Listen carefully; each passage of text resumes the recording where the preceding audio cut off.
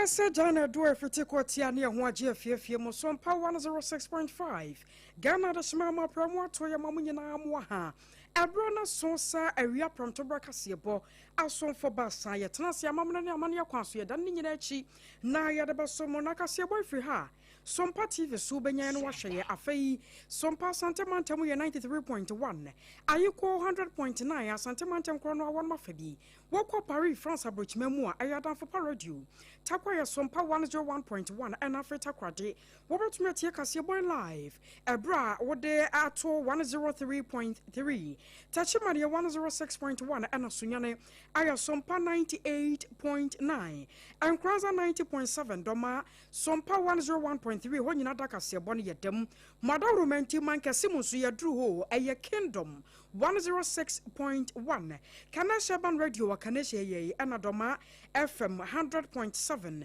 and also one more Fakasia boy Yadamo live Abba Fontenta video no so such ye Awukwa Facebook no aya Sompa 106.5 Sompa 106.5 YouTube no so yadem and Abba Fontenta video so ya www.sompaonline.com Yero Prince Atabwa Tianda Roma and some nyina wo kruche dia kogwan ma obenya bi no wakenkan and some doya yade erbano ne ebedi makote no ebi enese Nipa baako ahwere ne nkwa ewa akwanhia bi a asie ewo apam junction emfimfi mantemu a yebekwa kodi mu nkomo na wansanfoforo mu asante mantemu no prosini kra no wakọ retirement wakọ voluntary retirement ni bi pechitre de ni national security operatives bi akọ no no echenkuri asante mero so to preja bi di amane amanyofo a womdu omu ho asase ewrewra hinsemu emusem obeti aban lawyer panyin abedi akire e de enchiremu kakra aba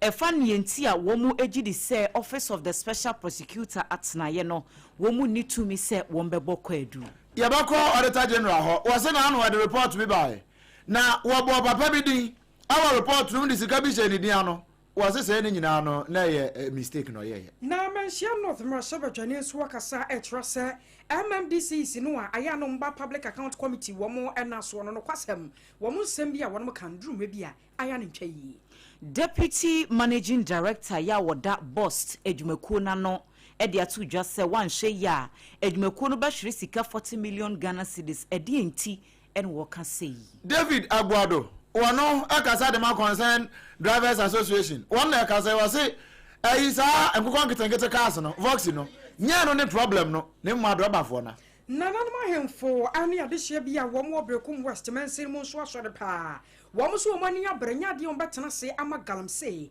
asai womo enkrukura hodo Adwumayefo a womo edi womo dwuma wo Lancaster Hotel ya eno no ewu kumase ene womo de koja bobo womo tini womo nsa ye ne enye momomeke toa na ne enti a womo tu sa na mo no awie ye de mu nkyeremu nam wenso ye one man show wo so ono nko a wo bɛyɛ adwuma bi Anglo Gold Ashanti wo so omudwuma bi a wo mu di mfafra mu hono nye enti Agyeiwaa bintu sana wo ka ho wo the petition e de akoma chief imam se wantu na yansi from there ene asem bi si wo boase na yanya ne tie se okọ atonso agogo government hospital abusua maternity block unit ye wo hono mu hia mo apa na no so ho asem etesei Ghana Education Service Edwumakuo no womo se womo release sika ya womo enhwere mo mfanto nuane ahodo schools ahodo no womo enate dey ye be gina so akwa amanone na wa amanone nsem no Iran fo se womo de nkrata afoforo kra egu apono so nya nkrata ase ye ba be ye peace pact na emom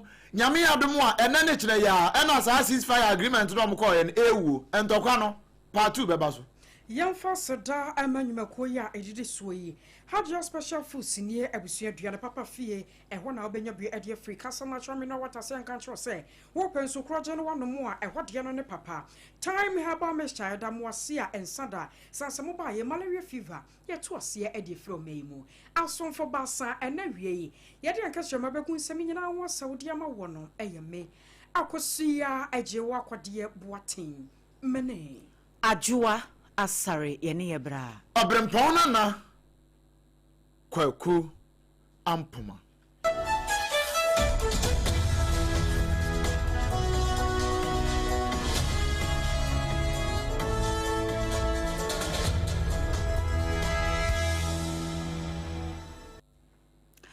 Afei Ghana this year ensemno enchiremu ankasa enie Ghana National Fire Service odum jadwumekuo no womo abo amane asisudua se akwanhia bi asi ewo Gomua ankamu ya eben Apam Junction no a doctor for echiremu se opening ne de bedru honom no na waye nyankopon edia enti hwehwemu a womo aye ne ekire se Hyundai Rhino truck na wonam kwaso ya na ni kire ewo Winiba en wo ye se obe overtake ehyen bi wo honum ti speed pa ya no wodie no onusu wo lose control a woni kia picanto no womo ede kobo ani na ahyen ne mienu no de womo kire mu se babia aseye duro no yesiesie kura enya de a ebeye na womo so a womo praye eye driver ni no a wote truck no emu no so no womo de nakopie mu ewo airsabia womo ehye se ne ho ebetimi atono afe yamfa ya nchiremu awo ensamfufuru mu na yakwa santemantam mu video bi ananam abafo ntentam video social media no so na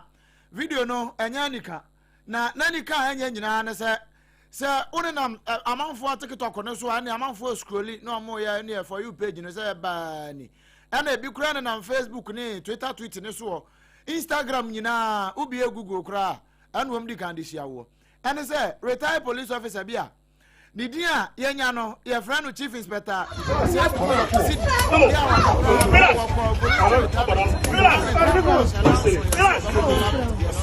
wono ahwe edi no se da bi waso oman Ghana kakra nti no wo kwa akwaje na home ene emra no so ma ne kwan saa e ma ne koye na wo koye no ene ja kakra wotimi buabua no ade to ho no wode akobie so mele kitwa bi eja wo mo pleni nua ho kakra ene etwetwa ceiling buttons kakra ne facial board yi no mo eja wo de ba no ma ne kama de ama eno na eja won na busua won didi ho a asama mi kan wo chede e wa santimantam mu pachi chede asam ne yakan na wo hyewa wo ye na adwuma na ohun se nkrofo bi awura ho no mo hyehye green ni bi ase sojafo camouflage bi na hyehye wo mo afro ko yo so me national security fo na sade ombo papa na chenkuri abusia se wo ba Facebook ne so pa na se anase TV ne so no ba behwe a kane no mi hu video no kura na amanfo so we de ase party fo no enye om ntokwa bi na ase national security deputy director of Ashanti region and wonena mu na wo bro nkrofo bi a wo susu wo mo gidi mbo na de ama party no nanso ba ye nhwemu ahu ye ne hu se papa ya wo mo bunu wo ye chief inspector wa retirement o aja wo ye ni bodua de ahwe on na busua na national security fo ya allegedly wo mo hye ntade kopie hoyi se de no wo ye wo mu se de no wo mu yanzu wo mawura ho sese ne ma okoka ya ma che na nwoma no na akwada ketwa kitikiti kura be se mfinhia dum yansa ye aja wata wanko na wode ni phone video ade ye course we wono kura mponkrofo ejini phone tietia so asai mobile phone no kura from ama akoya asem kase pa no nti amanfo oguso ya wa mototo de se video ya Sompa ya nya bie ya ye ama wo TV ne so ene Facebook ne so ama wa hunu se national security coordinator o Ghana ha na za IGP ne nkrofo wa Ghana ha de a wo mo nso de mo penhwam anya sa de a enkrofo bi do mudin eje di mbone e de ama adwumakuo no ya hwe yepe ne wo bi di nkatebone e ba be frankati papa num okwawe ya mo anum akosawo we ye efre ya amanfo efre se national security fo mnem se de chief inspector wada ya sabia wo ji ayarehwe Abusua yeko asantemantamu ne awura hinsemu otekra ne bra nwoma so asantemero 2482 ya wotosomienu ena ebokokoyi na saa kokoboyi wode yakọ adiama aban mu mpanyimfo a womo atete akonya so ewo mamu ena wo kire se enema be koso wo ma Ghana mu ha adwene pa na wakwakoye ohempo a wo asantemantamu nti no ewo so wakasa na oditia ne nyina no wakwakogina se yewo amanyofo bi mu hono mu a kyese won matoto mo ne arenye wo ma adwene kora se wo mo pasomdue ewo mayimu enti ade a eye nananom asem senkana no mbetena so na wo mudi yi ato yie no na wo mu ankasa da na wo mu duabroni no mu wurawura mu sei a esai Ghana ya somdue wo mu kyerɛ saa de ne bi na ekoso ewo Sompa afei wo kwa mantie bi koso asante achem eho so bibi saa ekoso saa ya yenya ahemfo mienu a won mote akonya so ewo nkronkro ahodo ya ye bobodin wo se ne nyina no akwa akogina se wo mu ya de siturodo no ye de wo mo de ade ewo saa nkro no so no ye wo amanyofo bi no so wo so akwa akwa fa wo mo de ya wo maba be sia akonya so a kyese wono a wanya hene nya bibia na so wo bono safo hene so wo hene e wo sa kuro no so a ama kuro na asomdua nkasa no e ya to ape eno wo ka de a kyere wo so wo nya hye sabi wo wu am woni nka wo mena mo ye politician na wadi wa manwasem na mom se wo do wo ba be wurawura na nanom dwumadi a won mu die mu ebe wie che na asomdua atemamufo hwe no won mo nsantumi nka no wo ka de a kyere obi ase emere wo yi ye ni nka so kura ana tumi nso enya de beka won sema kwakosi awieye enti wo ye ade a na wo moni ada ho. Minister for camp and principal, regional minister or principal, minister for local government work minister for interior, Sompa more Chinipa, Namwa Chifa, now regional minister, not Fred Judge, holiday, no friends, one remand do. May catch one and crop for a minister, Mary Ninkaso, why? Mary Ninkaso, and then 1 year 2 minutes, won't find your dear Mope. Sompa, you won't run on so. Then, media some will be a free ivory post to me, Trump Bona and Crawford cried in Sika heady. Now on that, near whom no cry, my father changed up for Patapabedi. I was your attending Kaya Santa Maria or 2 say to 2 year or Tosumi nu and watch us say Emre Ninkaso. Enti one more massa see a woman dis Jumanwa. Woman Pesasum Jeba Yajuma, I was Antia Chem Sampa and in Krubia Kakahono, Monyashi. Aban lawyer penyini abedi eche Dr. Justice Sremsai ena wodi nkyeremu kakra aba efa nienti a wono no ehunu nse enipa bi ekeka se adenti na Office of the Special Prosecutor eye kodubofo sonko atenaye no won pese wo mo gitumi a ewo ne nsem se obeboko edu ede afa criminal cases ahodo bi a eda nanimu na enche pi ena High Court a ewo mai emu April ne de tosu edunum wo mo etenase ede saa ruling no eba yese cases as see wo hono mo na Office of the Special Prosecutor wo ye ho adwuma ni nyina no esese wo mo dane edema Attorney General atenaye na wo mu etimi to aso ni titru pa ene de ye boko adu e wo ho ensemi beto dwa no enipa bebre no na kasa ede etia se na yente krom ha na aban kro no aye se wo mo de proye ne kankan ketase hye wo mo mpene emme bi nkoso e wo maimu na se wo mo mpese corruption bekoso wo Ghana ha de a ene na kodubofo so nko atra ne enu nti no wo mo de baaye yetete ho saa na fofo andane ye kwaye wo ho adakoro ye beda sore no na ye se OSP atane ye twam ye denkrado egu anokora atomu a ye rakisi agyaben won kope ba bi kura entena na ensemi beto odwane mpenifo ahodo bebre nso na kire se civil society enyumaku ahodo e wo maimu asasemi ba e wo maka wo mano atom etis won be sore wakade anke betimi aboapa ene ye Justice Sremsai abekire mu kakra se omenya ye wo mu emra ene ye de ye adwuma na wono no won hyeda enhunu emfomso kese bia e wo ho se we no kura no enye se bia ye se corruption ye besoso so wo maimu ne ye ka nyina ne se tumia na ekita atenaye honom no wo mondane emfama Attorney General na wonye ho adwuma no wo se etese de e bia emramu no yesi gina ye bi se institutions bi ti say yokonom ene wo mo ahodo e ya wo mo prosecute cases ahodo bi e wo mai emu no wo se no kra na se yokofo ye wo madwuma ne ye kase ye de asem na ko parliament se ye de emra bi kwa kotai wo madwuma wo mo ye na chi a e wo mo se ye de asem na komra se bedwam se wo mo mobo ho na e bi a ye mpepu masibire bi nanso e no nkyere se mrase bedwa fie honom no wo mo wotumi se wo mo ebedi ana wo mbetena asemkro no eso enti ayete se adwuma yi aye wo mo ye emra ye wo aban mu executive for de ene ye wo mo a wo mo hwe emra no so eho atentene eye judiciary nti saa ena we ya kwakwa ye nchiremu kakra wo de ba ye ni.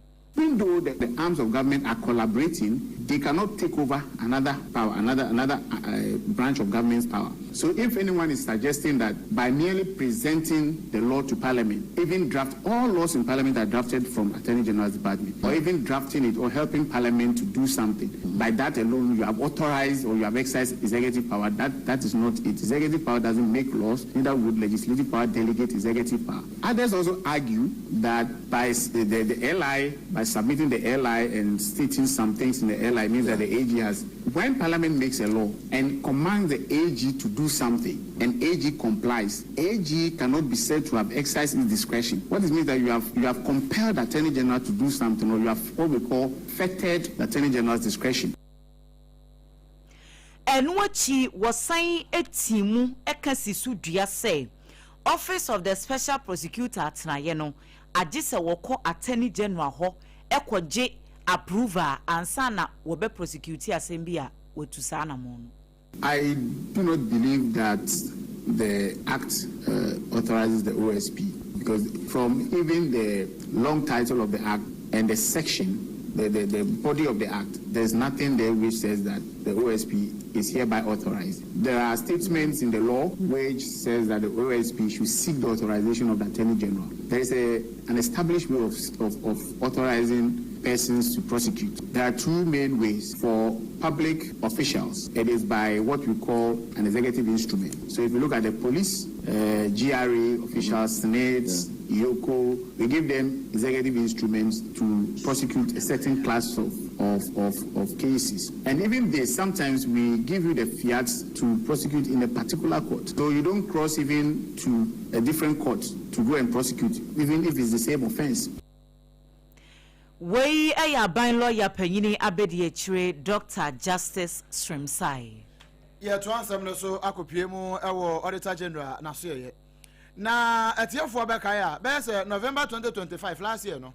Ana aban wo de ba Auditor General de ba say won mo bu nkonta bi na nkonta ho mabuo no won hye dante mpenten kwa bi ama wo man no wo man ni nya na so mfa so bia. Sika wam se akodi ni ho no nko asa abra no.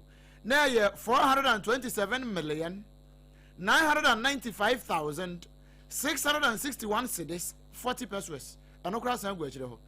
Na wo mo de baaye no no onipa ne din sha no no ye fre no Opani Frank Oliver Kodo a public servant. And he say nipa ba akofo 427 million. Okay, kambo mo pa fansa 428 million Ghana cedis. Akodi ba akofo. Na wo mo say na ye nhwemu a wo mo aye free 1st January. Adikosi 30th June 2025, 1st January 2023. Adikosi 30th June 2025 no. Sika nko a ye tua de ama no se boso me aka tua nkakra saa. E de akwa akosi na wanya adwuma bia emfa ma wo man no. E no wo de sa nkrata e de baaye. Na wo mo de baaye papa yi wona manamfo trenti wo monsa wona so o kromfo onu age aban sika onya adwuma bia ma man no. E no say me na se me de me public servant ame kakra de ban bia mani so.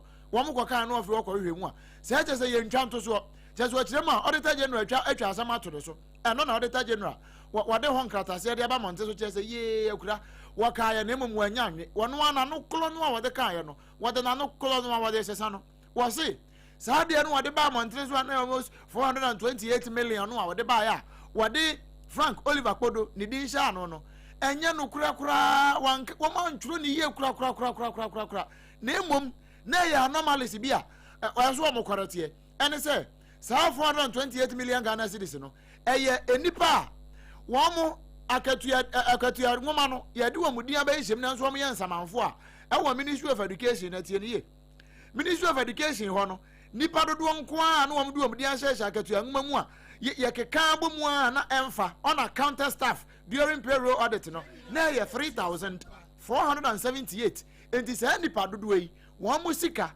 ena na wo keka bomu free 1st January 2023 edibesi 30th June 2025 na ena na ebro ekokodru 428 million Ghana cedis no nemom enye Frank Oliver Kodo enye wono enti sa din no abehye ho no na nka ye Ghana Education Service wo mudi na esa ayi Ministry of Education rather ena na esa nka behye ho ena be ye Frank Oliver Kodo enu nti Auditor General say wonam sa akwanya nso pa chawo a ebikura maada edema Mr. Frank Oliver Kodo say nyane mfom kura say what ne din ba be hye say nyane ani da ho so what ne din ba be hye sa na emom wo momfa nche wonim say ba ye amanfo agu ne ho fia nya hwe entare ne ho won fa nche afa controller and accountant general so kura no wo pa chew na wo pa Ghana fo nyina chew so Auditor General yam fom so na we no mo kan say wo ya kan wetre ya kotra hwe ase wa na ya no abutu che say wa pa chew ntine no ano no asotwe bia ni ho ebeba na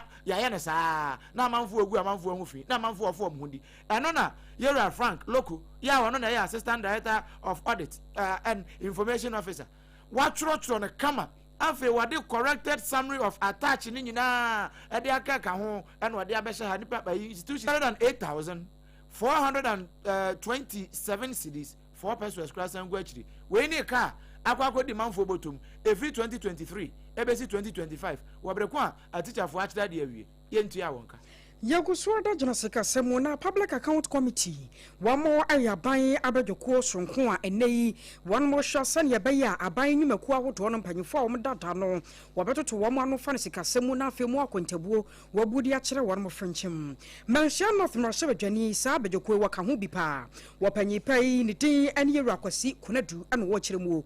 Was say a buying penny forward will be a one tropa. Now so bad I waka. See Casemu on my own to be man and Quantanas, what they want. Asamu awaka no timi say atronko a en wocha na so uhunu kwan ya wonfa na wonfa nfa so eno no watch say wo hwemu a 2024 auditor general's report crop ye pie gya no eda nioma pinu adi pefe say wo aban adwuma kododo no ho no mu a emu sikasem empanyefo won mo da no aye o mo mane no enkwanta.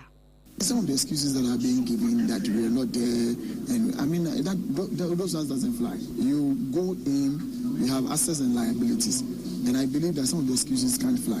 There are projects that are about 92%, 98% complete, and you are telling me because the person who started is not in office, and therefore we are not going to complete them. You leave them for a year, they will deteriorate, they will build into them cracks and all of those ones, and now you come back and tell us that there are defects to those projects. I don't believe that is the way we must utilize public funds. People must take cognizance of the fact that projects are started with needs assessment, and these are done for the benefit of the people in the constituencies and the municipalities. So when you come, take proper cognizance of projects that have been given to you and make sure that some of these things are completed for them. I was certainly attending a member ya public account committee no more no koya wokwa mention of abato empeswa so a waya mo so dwani ho yira akwasi konadu War and some for a bulk oil storage and transportation company limited. Ya eternity awa efreno bost.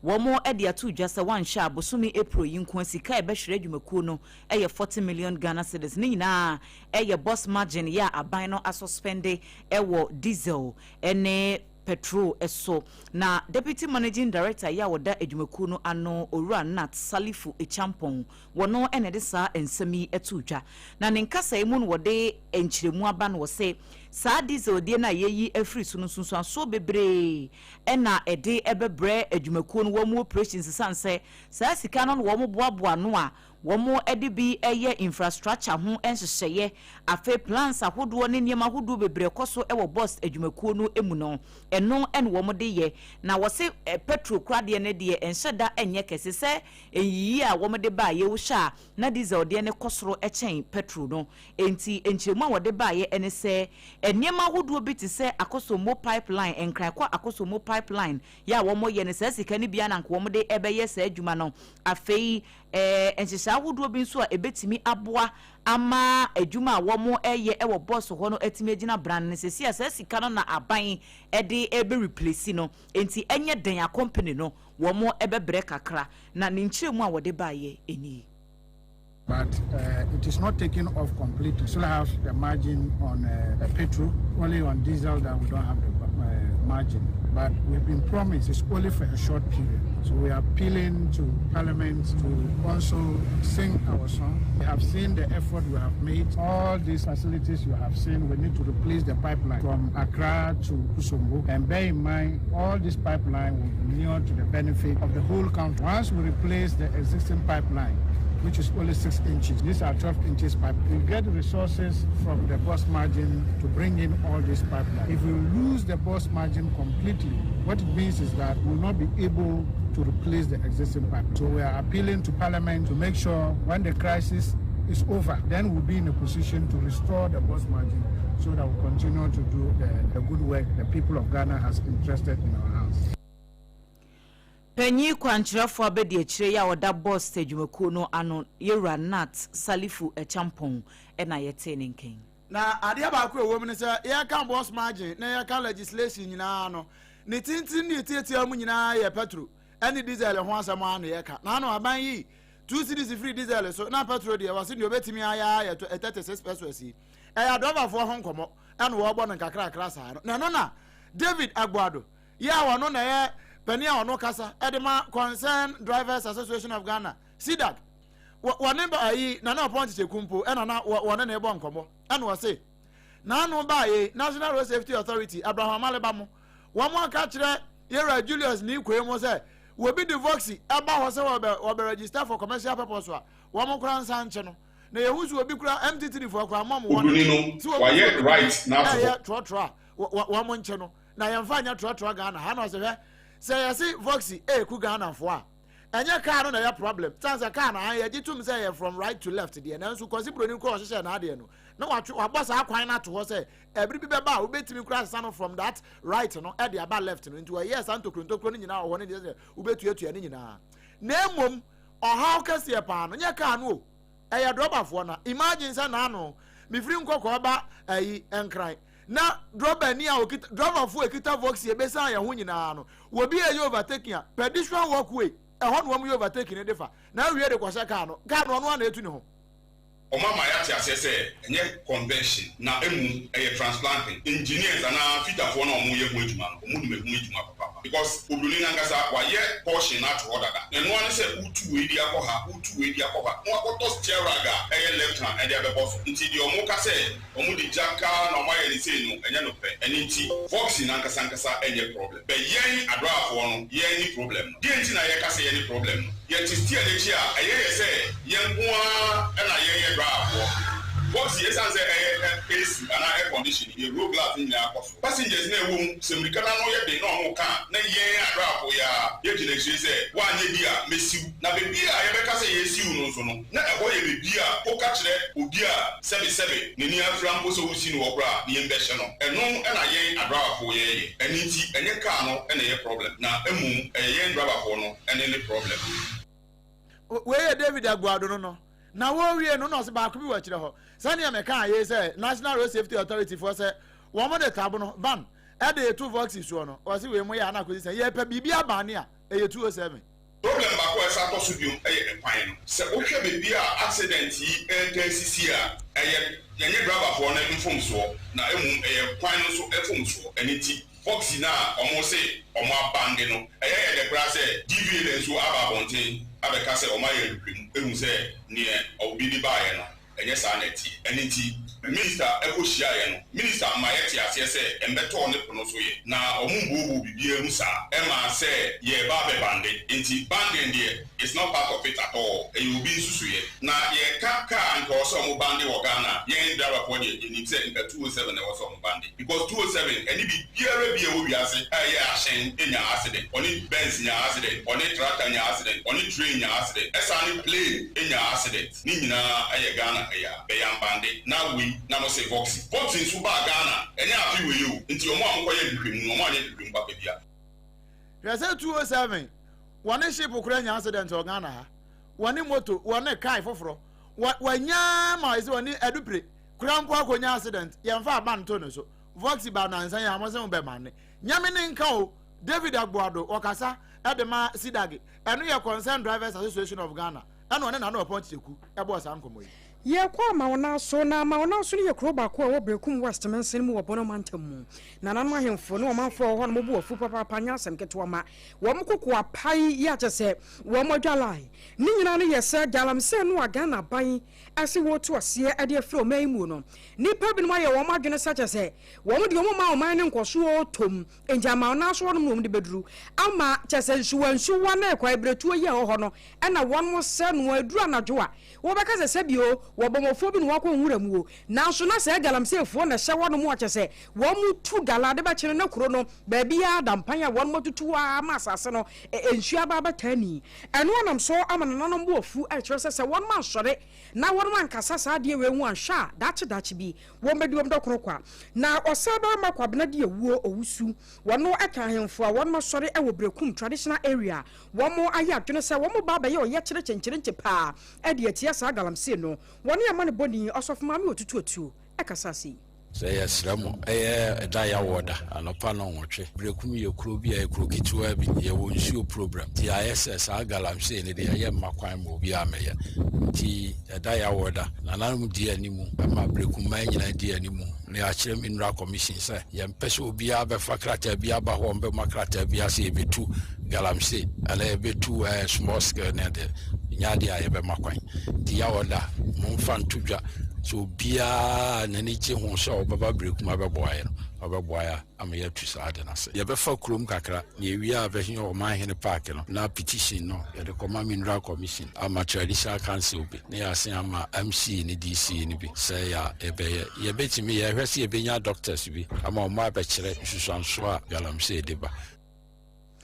na anwochu no ama besia se hene osaba makrobia santenkum enso na no atu mu kire se ene ye no ntikura no ama wo mafo mu yekue nyina no chese wo mu fudie no asai sa se wo bada ba hwere no na banche obodi o ye twetwe ne nyina to agu a wonhu ni pakura asa galamse no otu ade bi eliga bia no se eno denye wo hwa galanse sunsu saso wo hwa de ba wiase a na no hwa na esi chimasu makura no mo bo mu to mu ko se bi nipa wo won fie the same thing ndi galanse no nyamba ha in the first place eliga ye ni nipa oye brekum nyamfa so bia mfiri so amaso nyamfa so bia mfiri so o de hawo yare bebre nuanu kura di na wetima sei ensu amoma no kura na sabi nsu atafo sabi won fie fo sabi amaso fo yusubi ku enu konvo ma sabi bo ho bia no amana no oyusu obi di ni fudie so obi so de sabi ro nuan bia ndi nsa nsu ina se ya omo so mbede di galanse ndi ibi abankura meta ze eliga tiade eliga de ade na se na no ye hwese eliga ten na be adwuma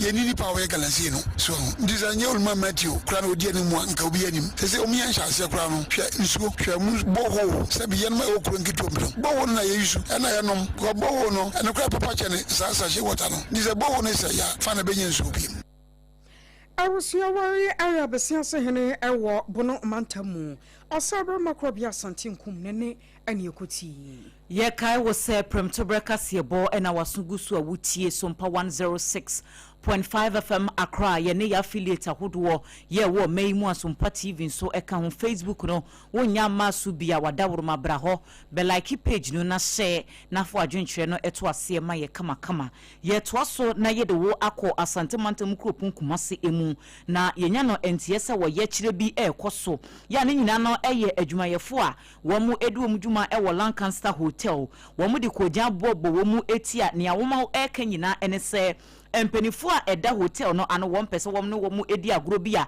wom ani enye ho se wom ene foreign staff na ye adwuma na eba allowance sa ne yetua ma no nefo ne de abrofo no yetua wom ka na Ghana fo na ewo hotel ho no yetua wom agya wom aka bepem ne empenifu nyanye bibia emfa ho ye kwa homa no so na ye ne yama ne boni Ebenezer owusu ansa akwa KODIE enkomo ebe no temenka memo akwa abawu yo na nie watu afri kumase aba enie yehu videos ni bi ye ne koja na nya asem ketu obi kura de ayebo tai akekere wo mo mene wo mo asem ene de wayin enwa enile edie koja bo ayedi a tete enya asem ketu ewo Lancaster Hotel eno ewo asante mantemo no jumayefo wo kire and no my best and you are a hotel. I had yes, I buy now for the young Conwa. As our foreign investors are managing hotel. I had yes, so good about from Clara. Maybe can you say Hotel Honan Catano and Pa and after you can Kuya, ATC at Naya. I won't want ever you know Mude I guess. The Brena ability. You're talking to see a yeah. Omoyenya monyane ne establish you for no e hozo to e senkura e semfata ye yam tane mano e wo ye talk to me and so see the same we go hotel on ankasa na ba ta keke wo hojina ne ya de se e bogu no the bia wo bunya sika wo hojina ne ya de se ta foreign university etinya bunu ama sika no kase no bia wo bunya sika edebo hotel no branyina no edin kofi anu ya dia e ha gine pa a wo mu ka wasam ye boso man ye se ta ba mu panifo bi ba hotel ho na wo mu ba ba ti wo ma fu no ho no o ma se da yi dia ye de ma ta panifo no e wo ka hotel ho no wo be bi mu ho a wo mu dia ma ta foreign investors e mu fo a o mu ye painters e ho no mu dia mu mo wa kwa da ho na wo mu je wo ye kra ke ko mu ba ku be kra ye say so wo hwe wo the foreign investors dia e mu ala wan kisa e wo to mu de mo mu no e That's a human, Wobusiamo, Nasso, foreign workers in the day, I say, Wobusiana, and Wobusiamo, and Yahoo, moment. I had to to cry, say.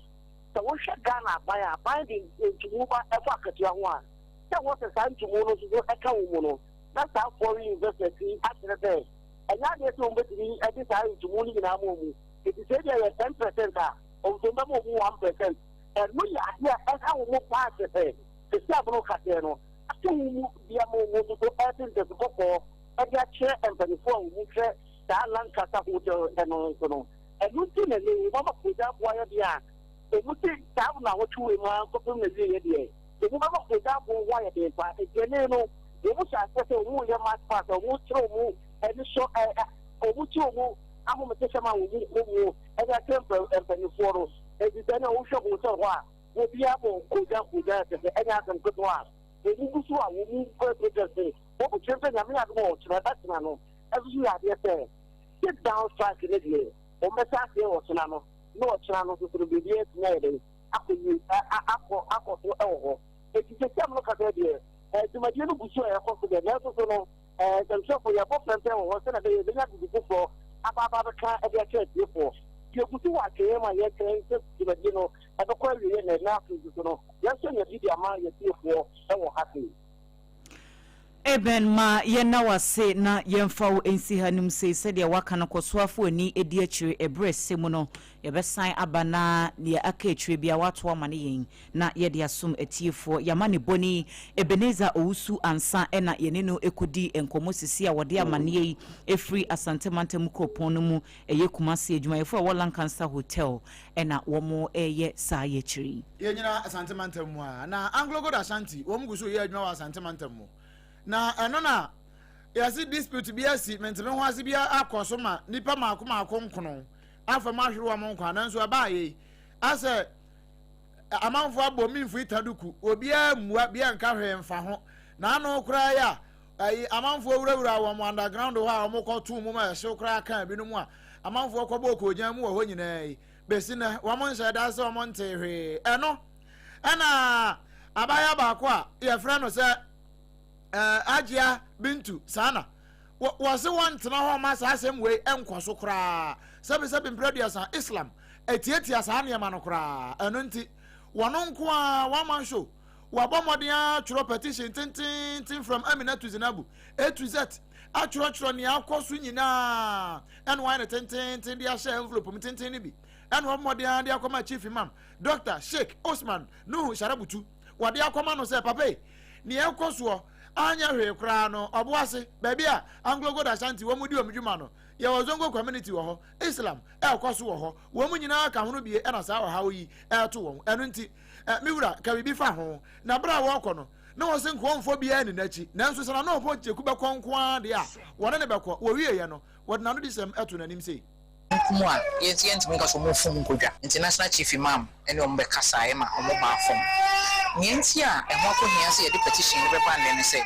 afiaso ye no ye hu panyin bia se bi krata akwa anka ebia Anglo God for kwar be ba abonti abeka se o busuafo a rehosem ito mu ye mam hyede enim se mo go so dwene mo busuafo ho sanso mu ye nipa mo nyemmoa asem ne na afiaso ye kai mo se ye remfie Ebusom a ye nhwehwemu amu aden ye hunu bi emma a o madane yanka hwe anchrom make say me no mienu nim the cost of living and as sitting mo hye a wo memu anu say obaye ba ko pekra na kola ne AKOSUA na so yesuani a to roof is kra utua no enough enti se ko ba se bi a oba bi ti ba bi na woni ne kuna ware wo mo bobra enyenye kra no mpeni se bi be no so amia enti be ma ne koba na oba no so koba nke boa enso putu promo ana so won ka bi nhemu na ya hye no wadan kunani prekope no meni umienu na anim se eya na yesi enke no echi abeka sa agro no ede Agyeiwaa bintu no wono kra won santrani enti wonyina wakan ho eno so won transe ema sane ya na sompa ya fa ato ya ho so saa no niema bi se ena ya na Ghana fo pe eno nti wono so bedi sompa na mo na chi na waye bi ene se wona na oponche kuko chief imam fi a wo wie ye nkoda na ha no so still wo so na no December to dua waka na ya hora koma so esande ya che sompa kase no Area from Tobacco Bona Wutia Free Sompa 106.5 Accra, Yatwa and Samno Esso. Ghana Education Trust Fund, Ye 20 Akanasa Get Fund, one more diaba, Ya Watchers, where Yisika, Watanapa, 199 million any a ya or de Erbabetuia suppliers, a car a womeimu. Na Sasika, no a dia, Equa Adia Mayanama Wamudi, and Niane, Equama Free Senior High, a hot warrior womeimu. Na Wamo Esika came through October. Noa ebepem February no emu afei TVET no so womu a omudi nuane ekọ hon nyina edekoma omuma wo noa edie free October bepem December na yentua won mo ka no saafo yi na get fund ayi sika ediaba watcher sa sika won ba bechem mako na obi ya ensa atumi akane de na won mo kyerem se bio aban wo bisa na to ansa na wo me na do be kyere se won wankasa no wo hwehwe nioma mu wankasa hunu sampa free senior no wo betumi akari ne nneoma se bi ka kono ka hire no obetumi abo na wode asoa ne nneoma ansa na woje atomu so oba befa akonya no atena se mampanyini ne sa ne nti ena ka wodo ya Ghana ban ade ye nuanom a wo mde nuane ekọ free senior high ne mu nyina no wahyase a wotuatua no enkakra na sabio se kwaba no se na ne kire yada won sanka wode a na nya sa ban na bu nua de agu na sum na momo no mpanyefo so oba cha dwaye a na wo ye ne ho yie wo siesie ne ho yie sane ye be ya babia betwa yopo na sabio wotisia wanya ne ho asembone na wanka aninti ana ama druma bia aya na Ghana ban wotwentwen neoma so na so sika botene 199 million Ghana cedis no wase eyesika ebeboa na ama oman no womanfo ya womde nuane ekoma TVET ana free senior high no womo ho atumi ahenha womo kasa natural mineral water enie eyensu kroje abujunso ya chese eho atie eno anawusia ohia party ase wedding engagement outdooring ni nyina no onsa ebetumi aka na shanensoen se abusua obetumi afre ewa homan so 0206 469-430 0206-469-430 time about mesha yada mwase and sada malaria fever will be a won't mini dear waposo yo yano and your time here about mesha and a babuawo 0244 417669 0244 417669 Hajia special foods in a local foods ankasa enuane pa ya jasati apo esofa mu ana pai Hajia special foods why delivery ko bebia ton sofron way na ne nkomo 0246 359921 0246 359921 yetwa ensam no eso na yegina ngomaso yankomo no amu enwomase nkoma ye gina mu we ya get fund for elmo kan sika semi nyina yi abakọ no ba fast talk for de ewum na no na ba fast talk for company for see deputy CEO edema national ba fast talk company Osmond amwa wode ato ja no acha se ko senior high schools ni bi mu a se kura na otwetwa mu no mpo na Charles for wo mo de ba ya no mo kira se enkoda ne suku na wone ba bebie no se ya hwe yi a suku no de bie de won bebie pa nya no na second one no the next one no eno ho asem ne yekan na suku no de hwe a wone bebie bia won bebie no ahwe yi a wo munya aduane ni nti no ahwe enkoda no be sa wo munchi amoma sa akokra eno na deputy CEO de National Bafast Stock Company Limited Osman Amwa edit tuja no che say sa se mu edi anu odi o na de imagine say aduane no bi kura mpo wo ho na sa atosode nka ho a ebesi na no ma ya aduane kira say sa atosode ni wa aduane ni ho whatever problems that persist with CHAS with respect to feeding due to the lack of payment for perishables that they've already consumed. It means the students cannot feed, and putting the students at the heart of everything that is going on, you have to have concern. And as a company, we are also concerned that the perishable is an item. But let's get the facts. I'd like to shed lights on it. I do not think that the delay in perishables is deliberate on anybody's part. The PRO mentioned issues of procurement. It has to have a solid framework. The dedicated funding source, which is the GET Fund, have made genuine concerns to say that the substance and the approach to which we pay or they remit the perishable funding would have to change. Would have to change because these are infractions that have been flagged by previous ongoing audit findings. So it will be foolhardy for them to continue with that path. Osmond Amwa, one on a deputy CEO, the National Food Buffer Store Company our man Ghana mu and wakasa wana sompa kasa ene wawesa na kama na asem ne nkyere mu nya na mbo ne tofa ni mu ede ma wona busia hya ne nso se sompa kasa no nia utie no enwuma kuo bi adabroma ene o ma so yase na ye de bre wonu nti ma ye mpa nsuo bi emfa ngu ye mene mutaw ye ba ne aka kire kura na do so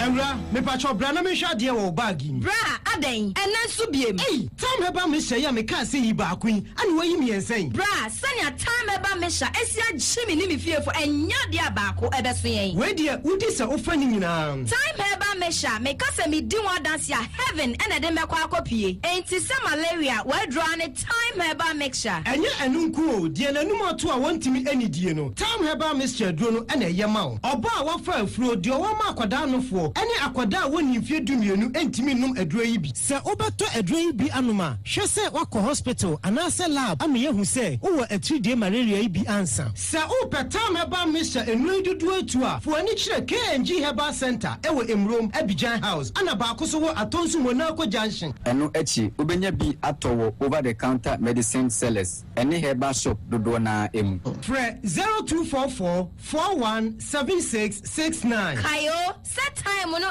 TIME time herbal mixture afi malaria fever bi adani ziba ewo mu no betu akọ. FDA agi adwade nkratoa yi atu. 21st clinic aye sciatica expert. Sciatica no wo nerves na wo to ase na fa wo siremu na fa wo nansia besi ase ho no. Se ho techema eno ene efa ne sciatica na etimi bubu wo to ase ka wo se dwe wo siremu woje ho ba bi a enye. Na no na 21st clinic ba ye adwuma pa wo mu ye ntia baso bo ma gine wo Ghana ha ene amono ne enya asem ketewa wo mu gi international awards ahodo wo mu gi local awards ahodo na anu nso na wo mu bie the only sciatica research and treatment center in Africa bibrim ha no ebi ni ba bi a gi 21st clinic nkoa wo mu die bibiduro ene besa o yare no masa de machine aka ho eya yare sabia yare bia wutimi de ko ne mama de ba ko a wo ma gidi wo mu pa no eye sciatica ena stroke nso de kwa diabetes ne hypertension ne ade Ghana ha ba bia wo mu ho enkran ha sese ye wo Tantra Hill runabout se wo free enkran eba ye wo wonsa ni fa so wo fra masaman so na eba nso a wonsa bonkum so eho na wo behu ye 0540311311 0540311311 na se 21st clinic still wo mo ye sciatica expert. In the stillness of the morning,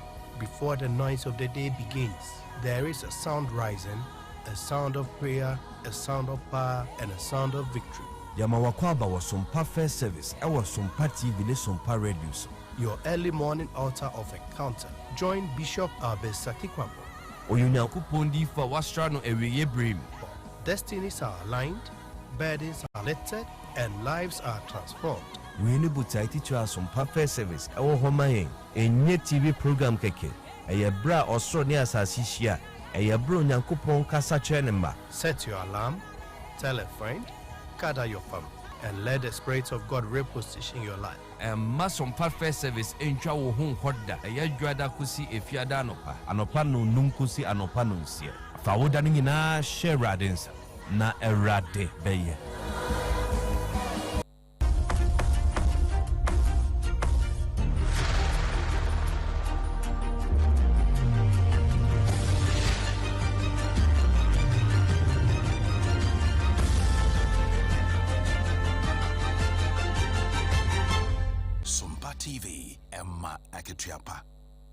Aya no kwasampa sane etie bia abaje ho akatuapa na bibia tumi aye fine yamfa nsam ne nkonko wie ewo amanone wa amanone nsemu no yenim se ceasefire agreement a wo mkwatena se no wo ye ho adwuma me kire US na Iran ya sabre Israel fo kra so ka ho no bie no wo muguso wo ye ho adwuma na hotwemienu etwa mu no me se wo mkwa akotena se na hotwemienu agreement se obi anto bombo bio obi anto tuompo na nkantom so akwa akoto tire se odi kokuma no ma de akonyan kukurum na ba ye ene wo mu nyina di so US ntu bi nko Iran so ntu bi nko US ana so se Israel mpo Israel for na no ntu bi ko Hezbollah for no ho ewo Lebanon ye no kra mguso wo mo ka ho asem a na ene de ya ene ni ayate ne report ayate ne se Vice President JD Vance wo ko Pakistan ene ya o ene nkosi anwumere be de hot bite beba no no Pakistan Islamabad baby a ona no kwaya agreement no wo sa ko hobi na kwa wo ko nyina no eye se wo mko akwa yankasa ho ni bio no ma sa extend sa enkomo no e de akonanim kakra eno ena yetete fa montre so ye hunu se posters bi ni security fo yo madwuma process fo ene ya checks no pa wo mo ye no correct pa nanso sabre ya me no ka say ya ko taran na ye ko ye wo mo kra de wo mo ntizu odogo bi nuabe wo mo so bi amfra wo Islamabad ene ye ranfo no entuam dum gusu review wo mo tatis ya say ene ma wo mo de agu apono so no se nyame adom a ene ne chena na otwemienu ni twamu se kim enya twamu pe bombo a wo mo be so de akogu Israel ene US fo so no chen kanane de nkro a wo mo to ye no eno na Donald Trump wakasa de afa ho ena wo che se we de wono ahwa extension no ebetimi abaso ene ceasefire extension ebetimi abaso sabre a ye ka sei ukopie mu Strait of Hormuz wono a ene ship no wo mo flows China mampani Xi Jinping wadena no atumbe kire se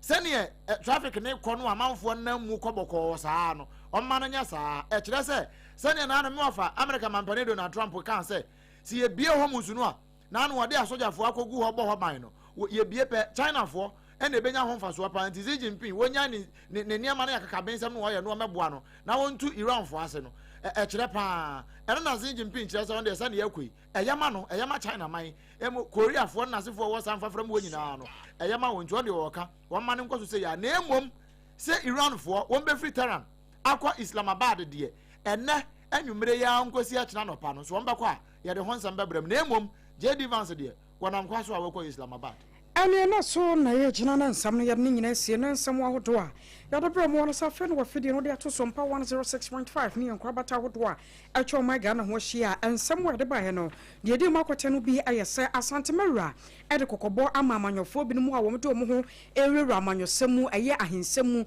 na emmoa masumdue enya adwuma e wo Sampa ane nkronkro ahodo bi mu Saran so na wote yesa akwanhia bi asi wo Apam Junction ama nipa baako atonanom e wonsiedo ana wo asante mantam mo no so no so police ni bi a wono kra akọ tie na national security for akọche na nyoma na sese be bia ne dwonkukura twa akọche no enya asem kuma asante mantam mu national security for mpani for chese we die condemnable Public Account Committee member wono akwaya mention North Massachusetts ne yeru akwasi kunatu atro se wo mo aye ombetena akonya hyehye so e wo public committee wo mo animu no wasensem ne buo no ma wono ka aye na mfa kwan Penyi kwantrafo abedi akire ya woda boss adwumakuo no ano akire mu se sa boss margin ya aban no ayi ede free diesel eso no namso ama adwumakuo no bosumi April kra wo ma moka na enye 40 million Ghana cedis. David Aguado wakasa de ma sidagfo Concerned Drivers Association of Ghana o say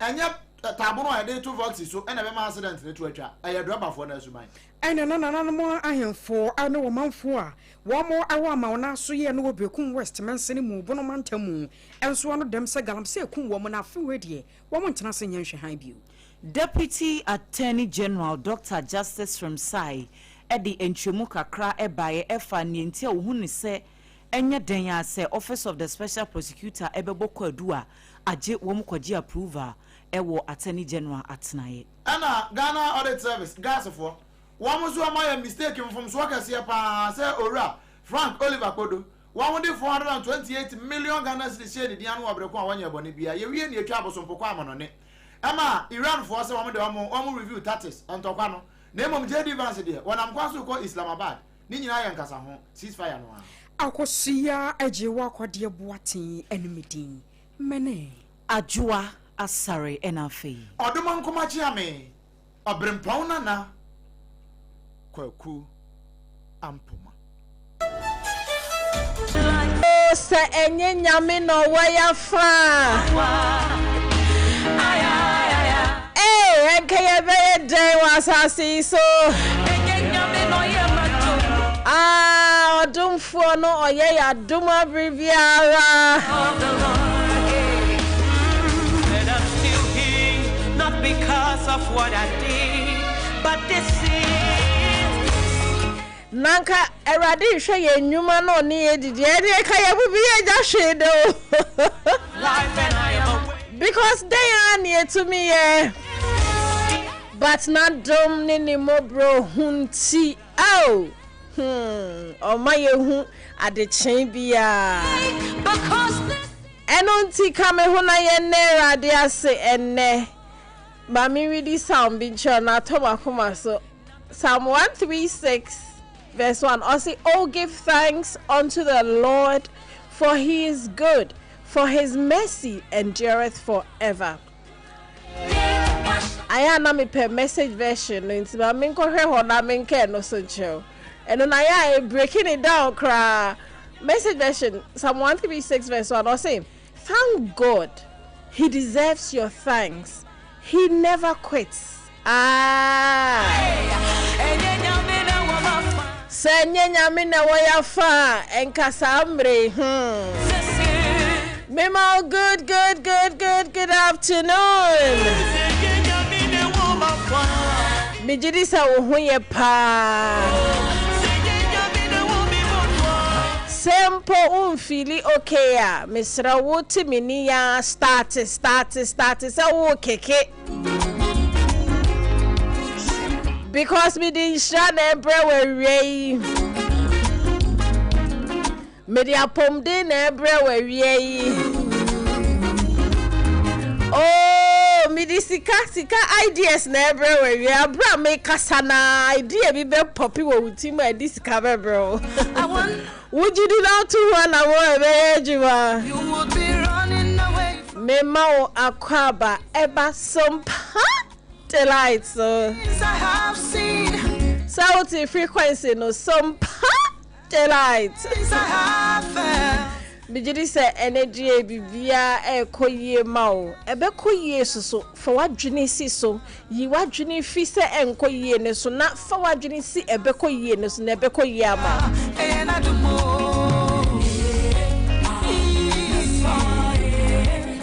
Eradia no tutu ya namo esiye Osini nshira no nema onipa ye odefo no brejuma onfabi nka ho Enti sa wode wo ho to ne so ya de oh nshira no ebe bu so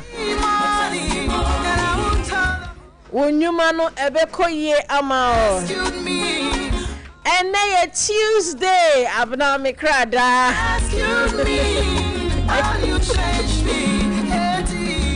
Nah, me producer say no so the krada. Me na me kura mic this ambre.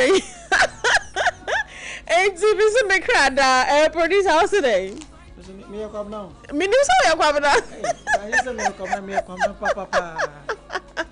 Oh yeah. Enunti enenshan samkwa na yetu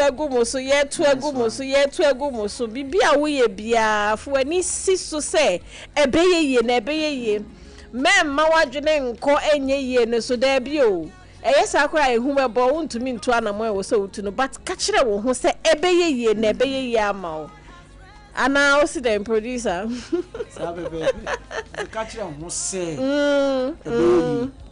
Catch on say if speaking negatively can crush possibilities, then speaking positively can magnify possibilities. Exactly. And I mean, my point, I don't know. The beer, some make I don't know.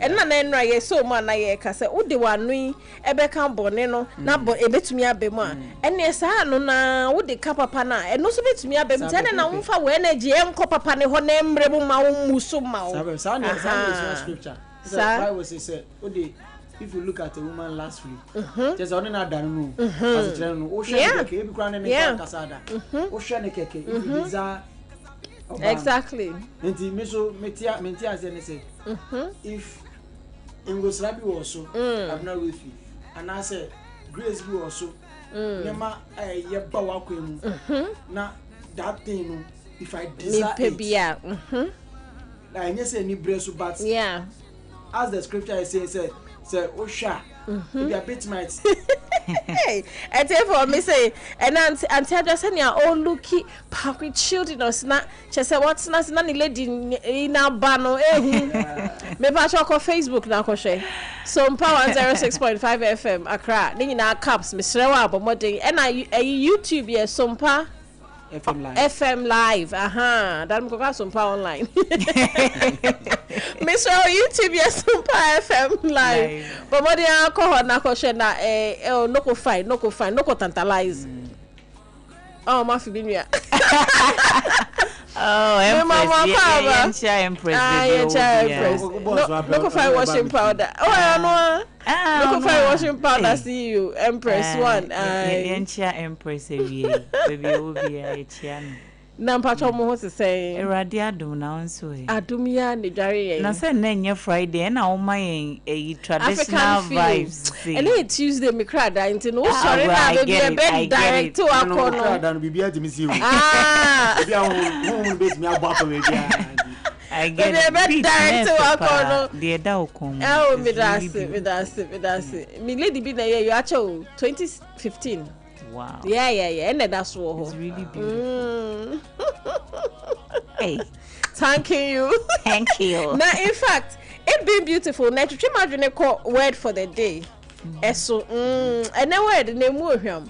Now, me see me that's what supply go share Lillian words. Social media. And on make her say Katiwampus no there. Ye nyam fensu so say ye Messi e bia o maye. Enti na de no me de ko bibia emu se ona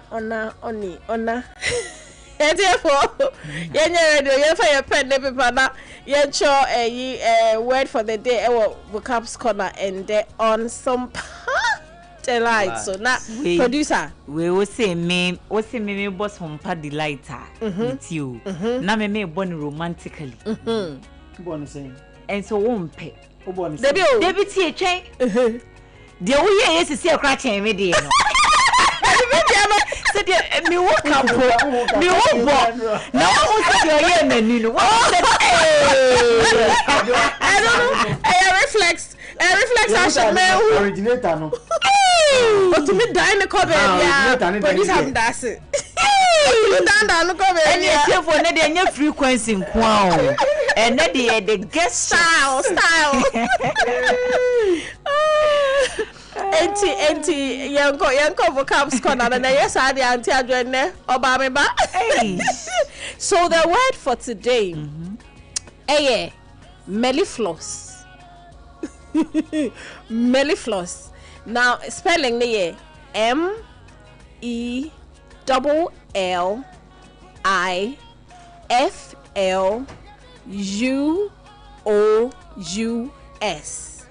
MELLIFLOUS. Mellifluous or mellifluous.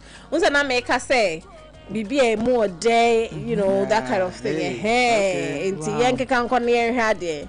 Okay. Menya sentence ama me ho.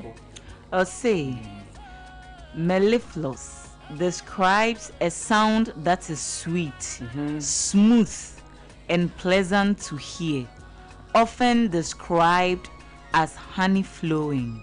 Wow.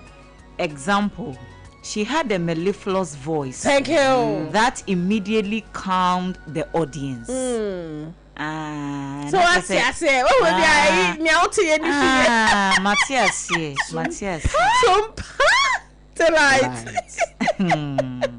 Auntie Abna Ruthie has a mellifluous voice. And then you to me you feel me hot. Any word no obono mellifluously. Wow. And Auntie mellifluous is the word for today. Auntie yeshemo mu use na ye kasa na emundane dane kakrakra. Any ya kamia ko ese. Kati one posi ni opposite ni mellifluous you. Because we are there scatter there na we so ya there ye soothing. Yeah. Ade we say ya related. Say na make say ya na pe a friend say Antonym, right? Yeah, Antonym, opposite. Okay. Ampo. But it was I didn't have it in mind. So Tuesday. Be led by the And it is the that's the word for today, mellifluous. It's here for my use. My use a boy. Who can sentence there now the beer cahonia dear yes come a mellifluous. Voice here mellifluous. Yeah. Yes, yeah. Sompa the lies. It's here for Muti. Them who say exceptional words. Into Usha so you see so Kofobeka so you too no, but me money you can't pray. Because no rather mukasa in their minds no omukacho was chale guy and girl you nyizi wa bin sa no ka ni correct we too no na say wa bin o mama ni ma ni kiki o ka wona ni so ka ni so ne de obeka ne sa but onimpa say wa bin inti me show. But what do you see that the last time now ukasa na uka stymied na me say no stymied be a block will be na exactly. Anyway ti yedera say inti no pay say me be adwuma no I was stymied by a car breaking down. Wow, show. Yeah. Tema we late kakra na dey kose. Eno an was time.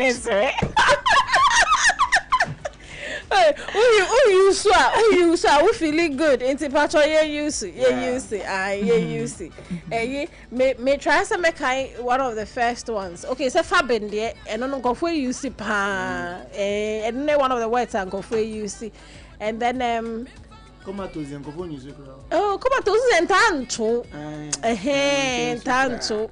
In health, I may be a bewo, but said natural person there hardly. It be a Jew bread pants a beto a hair. Intina Cofonte you sip. Adina, who's the last? Yes, she had some lights in my who say, and Yanni say. In code send a can be a cocoa man. You can use it. Yeah. Oh yeah, normal life it's to me too. It will be on no. Oh yeah, it's a no, Akomatos. Sorry, not the some way I hear the new.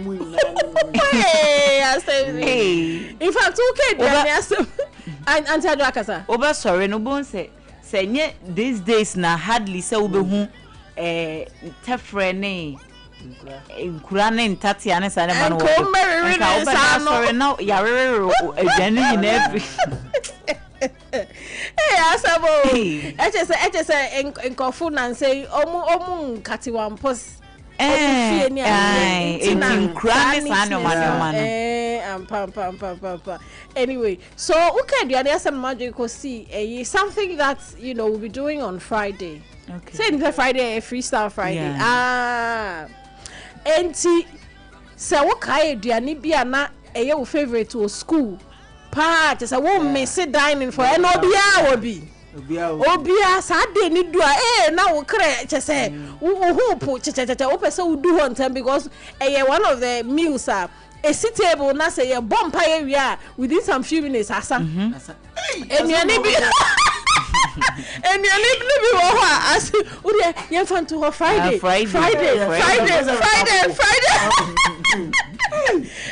Friday, freestyle Friday. Honey, about kai pan. I tell you, we do her 1 minute late to be called out. Just a wouldn't be. And so soon you need to be a while. A bit to me, see why my way to me, I got third, fourth round, and now we see on our woody. Oh mama. Anyway, it's Friday, freestyle Friday. Honey, about high school corner no. Edini bidi yesrepa na say wanwa pa. Ateche. We. Oh dear, hold on, na Friday. Yeah, beko. Nene ko say ni ho na sister. Me pa sure ne ko konsa kakra wo ho. Because ye ne TGM nominees ne ba AKOSUA kasa isi. Ene ma menyin free water na ye nkodi ye nkomo. Na unim say 2019 no. Story be surface ye fat teenager bia o si uni parent e fa edin ye dia ma no enti asam ne betwe mu ampacho last week ya this week mpo weekend no eba e bia sansi 17-year-old teenager bi say edi ane ma media ma no nani nye ho enti wasiu ni parents na your friend no Gaylord. Oh yes akola na your friend no Gaylord. Yeah Gaylord Williams. Your friend parents no Dave and Carol Williams. Na or say damages are what share $250,000 every day parents home pacho na or say edina wo dem man no ama opia bontin a ye moke no Gaylord no Gaylord is saying na obusa the parents there didn't know the to no share edin nso a wo share meaning e wo French a ye say edin a ne origin no French, Norman French, a tre joyful or someone or ye high spirited. What's a gay in English? Gay, yeah, cause oh be a gay, just a jovial or say yeah, and not different. I mean, different exactly. As surface mother when you use na edin as surface ma overcome the original meaning. No, it's in a synonym. It's not pick up because. Bakunumu eteki etinka dia ye kase obi ye gay chese nipa no de bia ne honhom wo soro de bia owo good mood mu good spirit de bia na ni age nisa enne ye kanesa but enne ne se uni se ye kase gay a na aye bibia wo ho enti wo se ye din ni de ha no opie kra na ebisa say ye fro sen a wontimi money din because onya kan a Gaylord na enti so person sesan na dey no kosi be na me say enti se a wo kosi wa wo for na etue sika ne ma wa mpacho wan na behwe wo so why 17 yes wan na behwe wo asa brochre di me say just say and never be on my cry because money at the end no you can't do that in Ghana. The good side of it is that the ebia kwanya akwara no efa so aye na your system we no Rebecca said, but the good thing is that we who say at the age of 17 in an environment where gayism is like it's accepted. But who say no, it's a bad act. It's a bad thing to get in. Therefore, I don't want anything to get me associated to that particular thing. We want to just get rid of it. In effect, what I'm also thinking is that say Okosi ni mami why successfully we. Now say afterwards, what this had in the bed from obesi you. But tell my memo no okosi ne parents okosi hona asem ne wo no say into on to me is Sandino without you in no say akosi na akosi na niema bebre akosi na enimguase ka ho ama na we to be esi enimguase ka ho ama sesi akwa ne confidence akofom oni self esteem bia biom because for cry say on sem fata so obeko nipem. Wow. Yes. That's how much damage I did. How much damage him into future so Jessica na. Exactly. Ebe patana na. I don't know for whatsoever reason. Yeah, but sometimes not actually Sikana urban. But me found from a perspective testing the law in relation to that particular name na enya a negative impact sometimes it is not really we go to court and also we test the law to correct things. Okay. But as a point offers to sanko ba na me ni obi AKOSUA na nidi me person me born nidi no abebrese edu baby no SS edu baby no ko friend sadina the other be young it's not sadina or try the school. Okay. But who friend Sadina, the other bayon, she got to understand the meaning of that your friend is saying. But in our Ghanaian culture, wouldn't mean for pay and was decided need non pay. Now so I saw shiny parent as me any more says and Michiano that's what I because an ABA Wawari ABA or independent. Victim AKOSUA affidavit and Abisa no as it's there.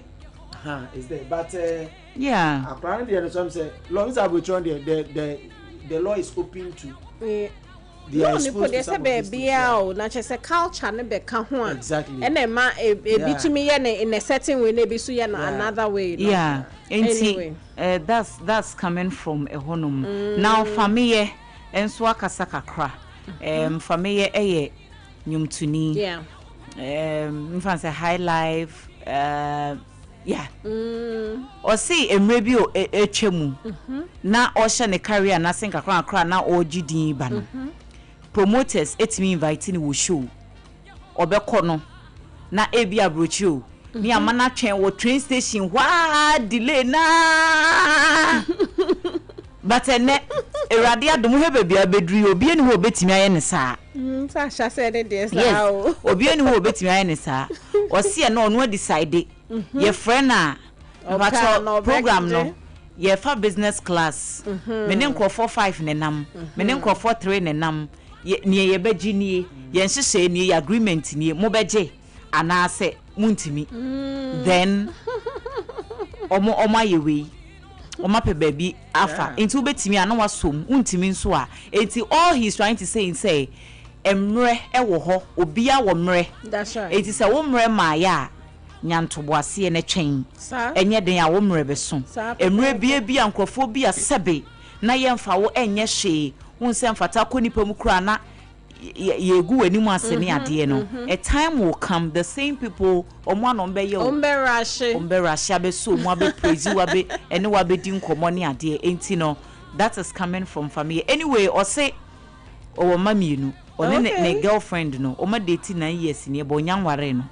enti mo bia me man pressure asabo bia man pressure people are wondering because only girl ninja and their relationship is public obi anim and wherever okobi or posti or kasafa girl on ehwoni ade and people are wondering why he's so enyesikasem eti dating na only obi bate ho 9 years man with 2 wow and you don't want to marry her no busu avoid and so they can go sina sana no kan so sometimes we are up and coming na utumi poko busa obi bia obi ni show busa fameto so ana bibi na nipa na fe na obema reasons bia enti because wunyen do level na hu hia no enti entobo ase ene se na o kan sa entobo ase kakra mredi bedu ho a hu be hia ma wa be buso sa neti journey no de I mean, emunsem no sa. It's true, but yensu de bi. Sesia no. Nipa no obi ni mo brempon ahase. Nipa no eba app. Ebi ohia a little recognition, ohia a little push any ade. But ene no who despise no. Opia. Obetimi associate ana good will be able to ebi mu ni fere obi on obetimi associate however it will be very difficult for you ebia fansa sorry we your program now obi was famito so no despising na feel wabeji din ye wie na person oba program say hono no so be the terms but when na family king hono no so the terms so I want us to get this clear sometimes enye say o nipa no despise so or reject no so de obeto so no enye ni nyina na tita obi wo ho bu abomfia obi so wo ho because worth okay enti from who pick chance in a point of view no you know who na push na build it na do sa level na obi na but so mfa so for instance me wo program be me here speaker ABCD na me sha metumi afa we ni na wo so abase o fa meto so edin na wo ba beka edin na wo beye e wo se me hu sa de na nsa na nti na wo so wo build wo hu ko o mene so a e be bu so nti na nse so bia be mu bu sa wa hya bibia se a de bia mo wa be mu bu se debia meka say no means try the next door that is it enti no so nipa ne ka no try next target ma ensure so say na me debia yes no one day will be a yes for you and that will bring you your break Aye. Inti etu ye want entertainment money etu you will get to that level. Now fe say uni in support now they are so requests now decline exactly. It happens that's the industry for you. And let's see if we can get the TGMA person online.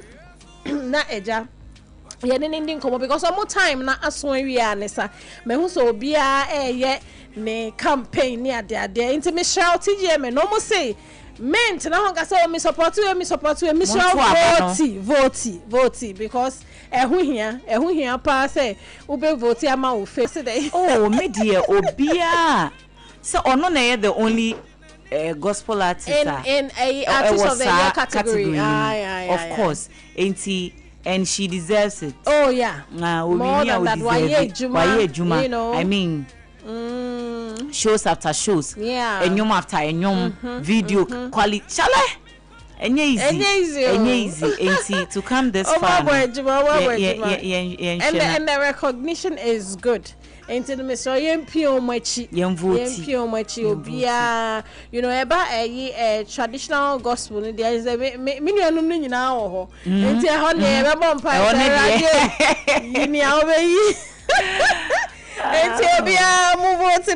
move.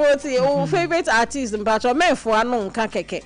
Call almost short code so I think it's 1767.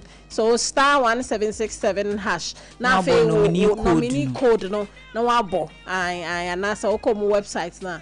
Yempie because any award scheme I mean you say eba apa other ones ewo ho but getting ba way there ekwanim kama there's a lot it will do for you when you are able to win even if you don't win the fact that you are nominated nomination no over to be their family promote unyawo ye ni ade helps enti na yebe koso that makai asaba that Reverend Bisa the other time say enti obi fufu de ne ba obe promote amanana no say wa bo ejuma enti Ghana for mama yenya wa de ba no ai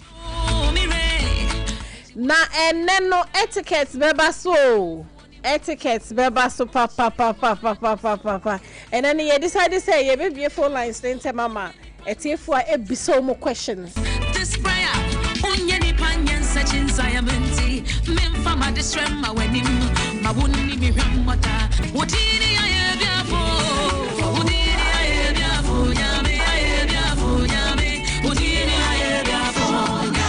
I said TGM nominees ni nyina Mr. Bomadi vote men for anon kakeke vote I nia yebo na homa mu ne yensa kana ine ne bekasa until then Mr.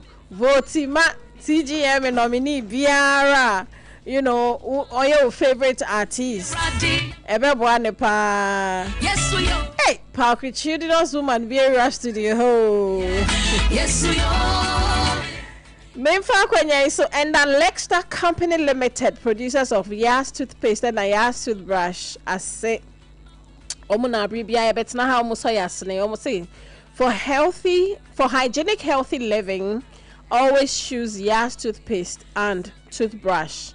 Now, products, beer, Obefa markets be beer, and Ubenye be Yas toothpaste, any Yas toothbrush. Mr. Bomodema on Sanka with dear.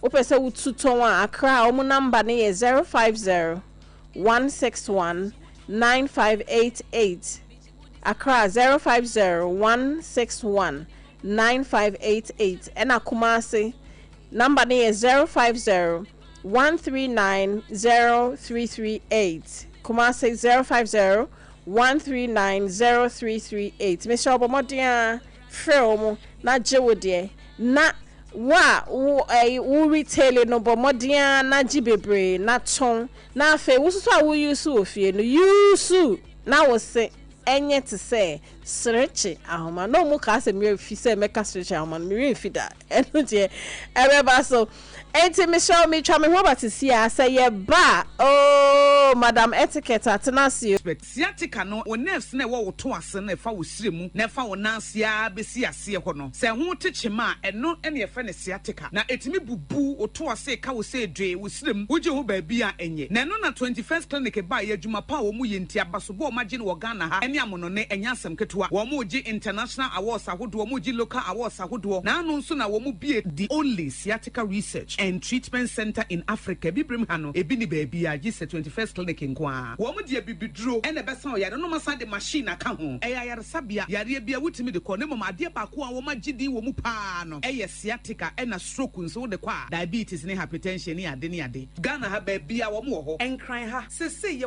Tantra Hill runabout. Se wo fi enkran eba ye wo wonsa nifa so. Wo fra masaman so na eba nso a wonsa bonkum so. Eho na wo behu ye. Fre 0540-311-311 0540-311-311. Next 21st clinic. Still, woman ye sciatica expert. Hajia special local foods abakade. Enye aduane ne aduane o. Ye wa aduane ne ye wa aduane. Enye nwanwa se Ghana ha ahemfo. Eyi akese, wedding akese, party akese. Se wo pe baabi a wo be serve wo ma wo ho. Se ye buffet ene wo mo ye. Se ye local continental dishes a. Wo bi e twa nani a. Hajia special local foods. E wo hacho atomic kwan so ho no. De enti e fe ni local foods ne se. Enye wo mo ye aduane a na wo mo atentam tomatoes apro, meko apro, jena apro, garlic apro. No de aye aduane se e ya bonti na aduane e de yenye ni bisa.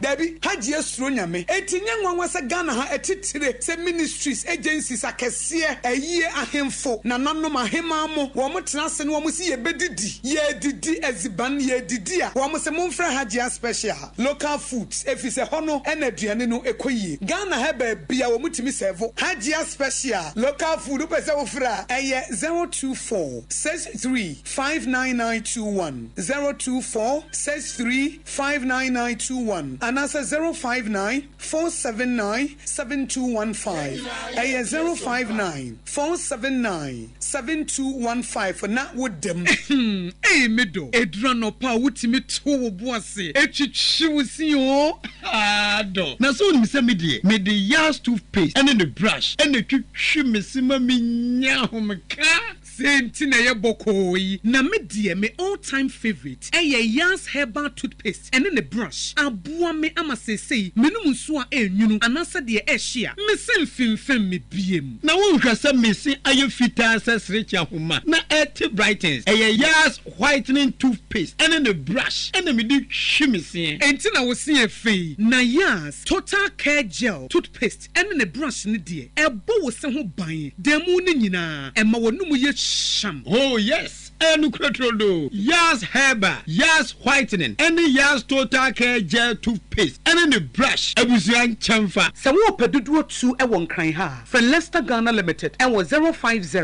Yan no sani e fadwen. Ne fadwen ampa. Say na nim se brebi beba. Ama tontina 74. Opa ye ne simple. T74 abeye adru. Tontina 74 ana T74 asa twe ya dwene esina nanom dodo so. Se de na dodo bua ma na nanom enyare basabasa no sa na tontina 74 ana T74 ebu anipadua no. Ema immune support enti obi onum bie no. Abrebia ne ho den. Tontina 74 yin so. Eda no nko na wie ye wa bra mennom T74. Se mennom tontina 74 menya hodin. Mennom ne dabia. T74 yi hahama ene ye de aye na DHC ena aframa na ye kamasa no. T74 ahoden ni apomuden kwa. Woko pharmacy ana baby eto nwo bia ubenya tontina 74 yi biato. T74 yi enye ma oba wa fafuro ana obi a oma nufo ana se obi a onya mfie dumienu. Eto phone 050-162-8931 and 0246-073-498. FDA Agyeiwaa Kratwe atom. In the stillness of the morning, before the noise of the day begins, there is a sound rising, a sound of prayer, a sound of power, and a sound of victory. Yamawakwaba was Sompa First Service. I was Sompa TV, ne Sompa Radio. Your early morning altar of encounter. Join Bishop Abesatikwampo. Onyankopon di fa wastra no eweye brim. Enam ne nsaso ama Onyankopon we ya honwade pi. Through this prophetic platform, destinies are aligned, burdens are lifted, and lives are transformed. We need to teach you Sompa First Service. Our home enye TV program keke. Eye bra osro ne asasihia. ɛyɛ bro nyankopɔn kasa kyerɛ ne mma. Set your alarm, tell a friend, gather your family, and let the Spirit of God reposition your life. Ɛmma Sompa First Service ntwa wo ho nkɔ da. Ɛyɛ dwada kosi efiada anɔpa. Anɔpa no num kosi anɔpa.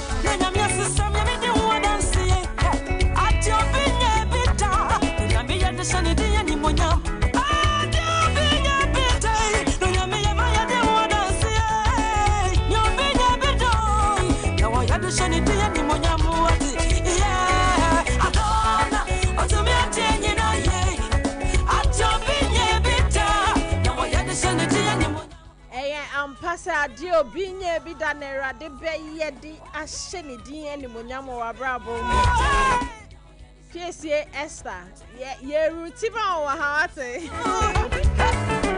etfo inti PSA so ka ho bi wo GT TGM de ani GT TGM nominees no ka ho bi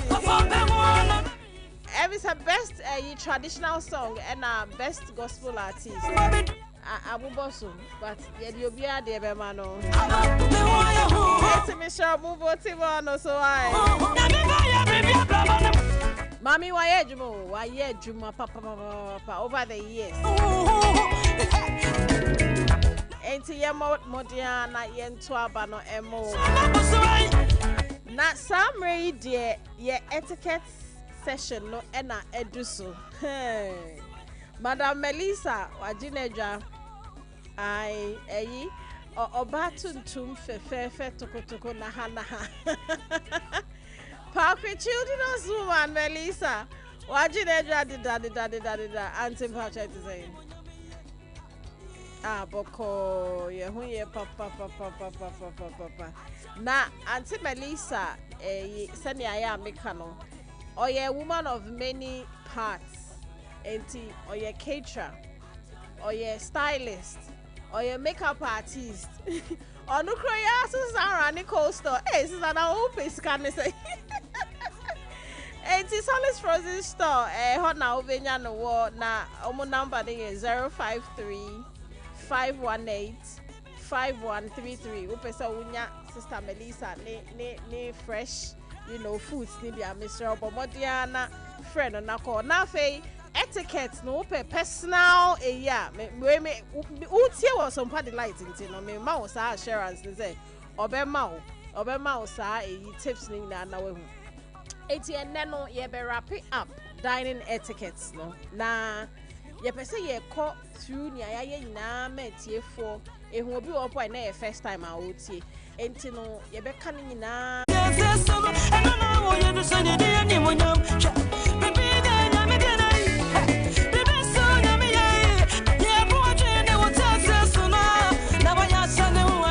okay, ain't no, Maba, me call ya, Maba. Say, who was to do Hannah, who near America? Ain't it Madam Melissa? Yeah, me wakwaba. Me joso. Aha. Say, be I ever call. Me don't. I feel it talk. Okay, it's in a mechanic. You better bought me any na tougher. Na ya ma etiefo abem mo bu so mo questions need to me answer. Dedi kamitia me sofo penyi Prophet Emmanuel Periapa nene hunkeni. Okay. Ena me chia we tiefo nia. Me sanso chia me mame Esther Bekwe. We will be wrap it up. Okay. I think 2 weeks ago no ye shall see and ye can the table etiquette ye can say maybe a daho say ye diso abra ye ne afoforo ehia ye ne omutun say didi na sam ranwe no ma omuhu obu a ye wo ma ye ho ni obu a ye wo ma afoforo ina ye che say table etiquette ne eni specific time say ye practice and say aduane beba won ho asede abra aduane ne koso no so ho asede wo ho na mpo ye didie wi a ye de yen cutlery ato ho asede wo ho sa say ye na ye ka say serve as a non-verbal communication me manon kasa ba makabebre also tiase one tiase na de asem ne ban na eno chere social awareness professionalism respect. Okay. So minim ne ekoso odum like minim also unim so social awareness mam ka say unim say oni Italians folks nasi some didi. Okay. And Mexico for didi nebia and chini kebu table no so a. Omofa ompeja chini si omofa bi. Na omato afa omo abeti so. Benkuni ni fani nia so. Okay. So omo di muso bi ana. Omo reason say nkantete no na enchine eye ska. Inti ugbo egu no inti ugbo egu na ye uska na ugbo egu inti se wako table ho na won se nchine ebutu na obi asakakra na wato wo na beti so left na wato right men ka se oye nyankomade onu so ni gidie no social awareness ebi no and I ba importance you say e chire obu na a building conducive atmosphere. Okay. And a pleasant one. And a bringing confidence. And my whole confidence because what utensils different for table so then I mean you see first. And a promoting hygiene and cleanliness. Yes, and so can say a creative positive first impression. Yeah. Maybe a baby when you no actually say we say when ya kwenya nka we no nsem but non-verbal no acheche um and achewa say you can say develop o personality na personal development me kan say we be more sir because a bit show politeness there say we at what time even a chess we well mannered it's me discipline. My discipline cause nka fear. Discipline tree ni nka fear nka nyama obeye but we do ni pemu. Enti there was all to me so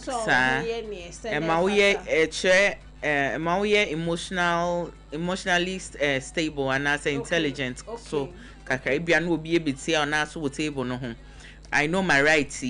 Wa fear nka wa keke bia kire no but onim say was say o ye wo ho in a certain way into no won tie mo nye ni say 90 ya na ye de asemo fama nyame how do you fama nyame enterprise but no it's a good point because ebe ma wa kire say na first of all wo bu ho na wo sam bu afofra inti me no ya adwe inti sanso ewo health benefits say ye didi a ye to yem boase didi ba kokko wi ana foforo so ye so ye didi a ye nkasa o si da ye didi a ye nkasa ninia na anko choki ninia health benefits no and esanso boa in weight loss journey nhwehwe mu che say oto boase didi a ultimate o body no so wa me metimi atopia apa okay Inti yewe na eba do's and don'ts.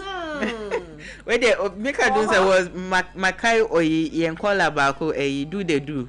Baby I will be a mishia right. Do's and don'ts do the do oh nungwa me show so tipa. Inti ye can say so we run baby I would dear. Patraya China will host. And I ushers and show baby a wetna and fa wo pe enkotna baby a wo pe na enimgwa say anton yes hanso can say we shouldn't slouch yen na akonwa ni yen kuntun yemu na so yen kuntun yemu so we sit up straight you really shoulders back akra and ye ka bag you ho asem ya I bag no. Na nya cho. Ansa na ye call bag no so so ko. Enti say makobe bi na se ma Jimmy fufuo e wa ayewa mu e wo table so ne ade na se makunti usma me nkuntumi mu. Enkuntum. Maintenance straight say. Maintenance straight. So konsumu na aduane no fi unsa na ekoton kwan na splash ya. Watari mu ana asɛn no. Nti na say me pick here na my den. Unse bi mu correct me dey like spoon. Aha. Nti say we are comfortable now this spoon. And say me come local bar there and metumi aye. But say me call social gathering na and na we mo no e bo am pa yo ma. And na ye ka bag you asem. Yes. Say yen fire bags and to table no so na fam. Udim. Me wo fie na me kai story bi. Me call high profile gathering bi sometime bi. Na me call I know who na table I etness na so no utu wani a I say a display of clutches. Aye. Enti no say na again do they do. Who say na or friend first time I say hey na we dey sika for oh no. Enyo obi ananimo. Yeah. Enyo obi ananimo. Yeah. Enti wunya knowledge na they are two koto job now they are none. Because high profile gathering I'm say me call yin. Obia de ne ho. Yeah. Obia de ne ho but omu nimu nti no. Omu the clutches into two table. Sisi ami abna me ho. Enti me say kwa. Eno na me ma me ho say me ye lady. Yeah. And to know this knowledge is for everybody. Eyo bia. Cause when you see na me kra to me sesa. No ne asem na ochina utumi nya position before front na afei we do gas be before na wo hu ne obeya na enti aha na obesumi nya knowledge na ebeboa wo ai. And I can say pacho answer na aduane no beba no yenko bisa washroom kwan. Na yehu baby a washroom say bia me ko straight a me fa left a washroom ho na me fa right a me hu washroom me ntwen me aduane ne mba am obi edidi na humbie wanu nka so me ko washroom aba. And ye can say yen phone si yen fan to silent and ye the two silent square we are yen fi table so because en can table no man and yen fork and yen knife. And I ye excuse yen ho. Okay. Abra ye ko washroom ye and ye sorry ye could see call e be a call be aba can ken say ye pick a man pick wo a confuning them. Okay. We should excuse ourselves na yen ko. Into business no say me police for crack and say yet na true mu na say yet na taxi mu a afi na ye bet shred ye busue mu e keka edi nkomo oho so na nkofo picking your information winim no tie wo nti nkebe betampo say ye dede kra na obeye wo obi asoma de obeka no it should be private memo being to be nti excuse yourself from the table neko jina ko na bi ne receive ko we are you can join in I was see a phone etiquette so say e wo ho yeah we no na ye ba napkin placement ya say ye napkin free table no so a ye fam by yen side fem na ye biem bro na de akata ye na so my yi emprumu say ye prumu kra na ade bi afia to bi aduan ma ohun nti yen yi bro na ye side na feel their toes yeah slide dey ato yes so I obi ehun ye na samre no say o clutch that o sere so now they are kata usia pa enti say ye say yes excuse ye ho an ye call bathroom breaks napkin no pacho my ye sorry ya my njan to table no so ye njan to ekonya no so asemo ye ka so say obi o ote etiquette aseno o signal le oni akone say we didi we unya the two table no so o person ka chen say we are done nti say won we ye there pacho seat no so na am say me ka say we bisa question say so o de say akonya no ho a ebia na ebia na wa say mu okay na ye kan say we see untuma go e wa bonti obi obrembia neni aboso nti pacho ye fan say ye eyi so yes so na ye ka say eduane si table so a ye fan your elbows in city table no so say eduane no ebia first course eba ye di wi a you bet me the elbow nisi so and I say go so akasa. Okay. Nti ye can in between course no. Okay so don't unsa e betu table no so. But say aduane ni si so a pa sure e bia unsa ba ko e kra cutlery ba ko no wo fam. Yeah. American phone they say aduane ni e table no so and I bia we are not eating at the moment unsa wo lap so. En kan tete no French phone say you dare not put your hand on your lap because who is can be a to be a made minimum ultimo pointy at all times no what the virtual side of the table abra work hasa. Okay. And I can say where do table no so na cutlery ne door so send our best chassis and what chassis from outside you work your way from outside now they are back in into a car outside a baby a plates in a one cutlery a ben on a yano the a now about main meal it's main meal no say 2 different types Ninia Eddie starters then Echi into Pacho yen shen and so mine not my yen confused yes Sanso can say you did 1 or 2 bite size at a time. My afraid you name say you ma ya funu ahonho a ye brese ye bemene oh na e bpap but what can we by ye didi apa show 1 bite size at a time yen Saturday a bit makonya no a ye resan in 10 ma you bit me amene a spele and you can say you be you ma obi be hu de e hoso. And I can't say we should bring our food. Ufufu no. We should bring our food closer. Okay. Sena ebia some udi fufu na nkwan kra eso eyinuma soup ni mu a and splashing good so. Nti pacho tembia we should bring the food closer to our mouth. Na moment ni kwan say yen ko hie aduane ne wo fom honom. Okay, ti mama nkuntu mu ko hie aduane no mi ima no kwa fi ba.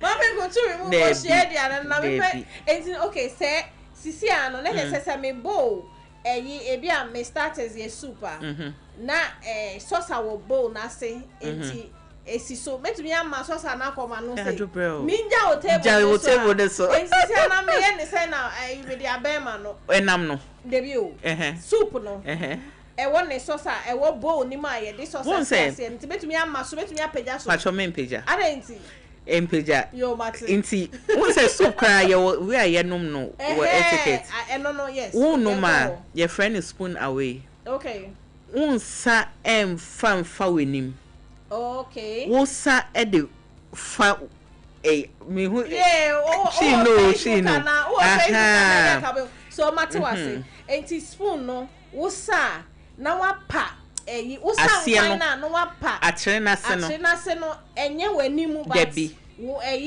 outer kono nti ne bo no si wanim se ya wasa nkwan na we no wapa akyere na se na wo sa no kra na yedi kokono usa ye sha me yedi kokko na ye na ya te afa yanim sa wo say wo ya wo te afa wanim no wo create mess wo plate nenim okay nti obi abaye a neni bo wo so na no ye be hu first but say who spooning away enye wenim directly na hardly say obi kra be hu the AKOSUA that side wo na wo face okay nti wo say etiquette kwa cha say na obe no mo nkwan a enso so wo nti we should spoon away you spoon away na akyere na se no na ye the pa plate na yes the face wo no na wanom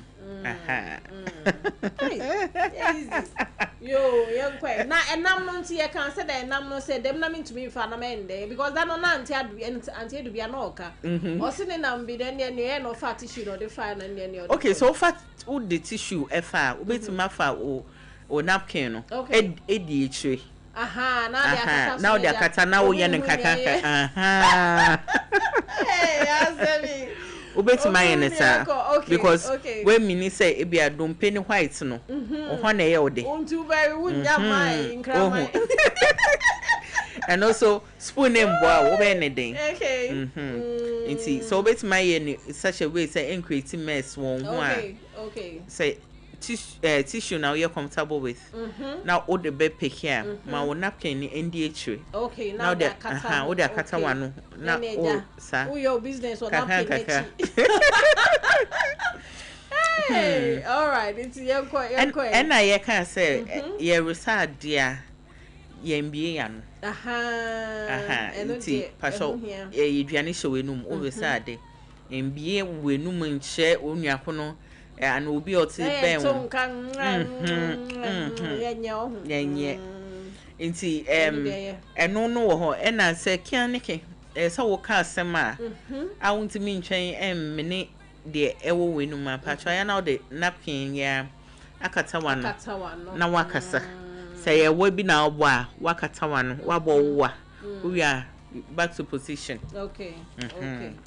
And ye can say oh obi wo ha odi aduane hye n'enum a na obi ebisa na asem na afi na ye beto to cutlery ade a cheche kwan I say oh ebia obi asoro say asube say oh ofa ha not the cutlery now pointing into then was all the two okay so person two nsa na what because obi ni safety no yeah be na ko anyway so that mindset should run through. I say send your man comfortable no be so no so ho na comfortable it should run through and I don't know and na ye can say so be able din o table no say ebia Adwoa pass it enchini ye fa say ketchup impo a emamia the fact so bold no and no nche say won na say o fa de hye onuakonensa okay a advisable say obe pass ama your oye seated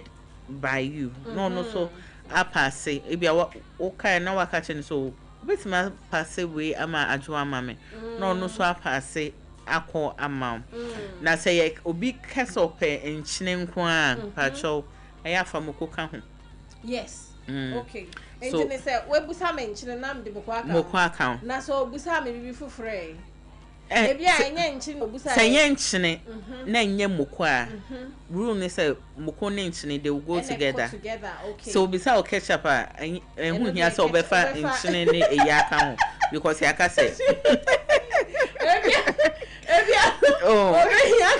baby okay enti say enchine na so obi bisa wo table na obi fa meko aka ho moko no obi baby sa say moko ben enye moko can say habanero pepper black pepper ayede pacho pass it two together and ye can say ye num glass anwa ye num from one particular spot okay na ye wi a say one num na onum wo man now this your edane no na wasanuma obewie na o glass na no ni aye pacha yeah nti pacho yen try say ye benum from one particular spot and ampo say ye be dabe say na ma ne kanu ye be dabe ye lip ne kakra and sana yanum ye so glass ni mu so a pacho we hold the glass by the stem say that is a wine glass yeah and a champagne glass we hold it by the stem but say yeah baby yes so my say tiana wo ha my so glass bowl no man kasa ye be wie no na bia oil bi wo yensa ho yenku bia ye yisu yen ana bibia ye be hwe na print no ene nam glass no ho pi ma me bisa question answer na etiefo abem na eyi enti no me so stem no me hooki na me fingers ina na me to be the me two via so onsa ebia o fingers 3 bi okay enti o thumb ne index finger ne de edi so no okay ne bia bibi simple okay and now you comfortable o four tips no pe en so mu se no obi do ka no baby